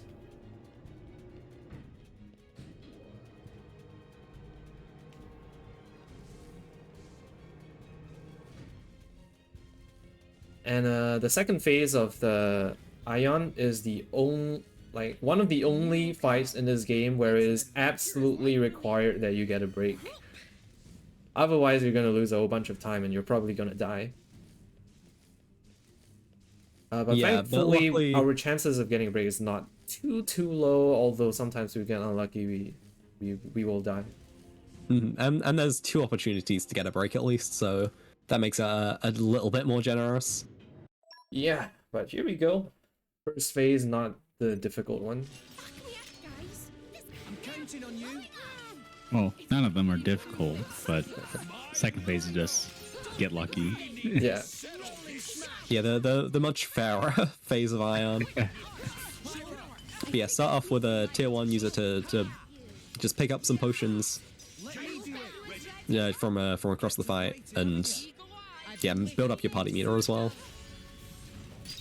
And start working towards getting a tier 4 special.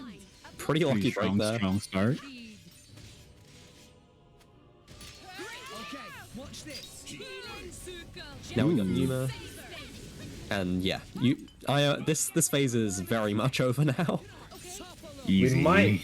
I don't know if we'll see a damage cap here, since I do have 6 potions and a topple. We might see a damage cap. Ooh. There we go. Easy, Hey. easy damage cap. This time, I'll make We have a TED Talk by Mallows here. All right. So now we just need the break and break at the right time and Yeah. So we go for a break out at the start. We don't need that break. It's either the second or third one we go for. that is absolutely required. The end of the world. Also going on the left side here is the slow way, pretty questionable. Really? I never knew. Well, I mean, Oh no, it doesn't matter which way you go. Take care. I'll be just all right, It's Morak just, doesn't. le- Oh, it's just what? left side is just you're more likely not to get the break statistically. I see. Just let me know if you need assistance. All right, Morak doesn't die here, which is nice. Also, that death is expected, by the way, in case anyone was scared about that. Another resist. Just don't use X star. Break, please. Nope. We got one more chance. Ooh. Hopefully. All right, there we go. All right, nice. GG from here. Yeah. Basically, Quad is gonna do the mega explosion, and then we're gonna lead that break into the chain attack with Numa, and we win basically. All right, that was kind of spooky, actually. Kind of scary ending, very fitting for some scary RNG to end this run off with. Alright, cool thing I do here is I use Jewel Mark so I can break the orb earlier. This allows me to skip Corvin's tier 2 in the chain. Because we don't need all the damage. Very well. Breaking the orb does give us more damage as well, so we're gonna have a lot of damage on this one. And then I'm just gonna use quadraaceps for a bit more extra damage before Numa picks him off. And yeah, this should give us enough damage without ultimate reeling. Oh, I didn't even need that last hit. There we go. That's and GG. time. I know time is it's hard to catch. If you're GG. not- Yeah, if you're not familiar, but the time comes up when that last box in the chain attack comes up. So yep, that is the speed run. Yeah. Nice, that was well done, especially with the little hiccup of Earth Mastery in the middle. Yeah. Oh my gosh, what was our final time? What's our final time? The final time is 4:12:21. Oh, that's a lot slower than I thought. But good thing we had a generous estimate of 4:15. Yeah, still nicely within the estimate. So Yeah, a lot of things, mainly the Earthlies. I think that took up like I don't know, like so much time. Mainly the pretty Earthlies solid. sucked up like so much of our time. Yeah, pretty solid considering that awful RNG. Like, that's got to be probably half of the way to sub 4 with better RNG there. Yeah, I think we could have gotten maybe a low 4-hour, like just a few minutes to 4 sub 4 if we didn't have such a bad blade pool section. all right, any final words before we transition? I just really want to shout out to everyone in the Xenoblade community, especially like the Xenoblade 2 runners. Gren and Enel and Leon are all OG runners of this game. They really laid a lot of the foundation for the speedrun. And Oh, Shem and not I... me, more, it's more so Grennan and no. I just kind of have been running the game for a long time. Yeah, but I mean, I'm sure you still did your part for the category. Shem and I are like, we just started speedrunning this game this year, but with all the resources and all the work that everyone has put in, we were able to catch up pretty quickly. So yeah, and very helpful community and always willing to answer our questions, so we're very grateful for that. Yeah, this game's just such a pleasure to run. I really love running this game.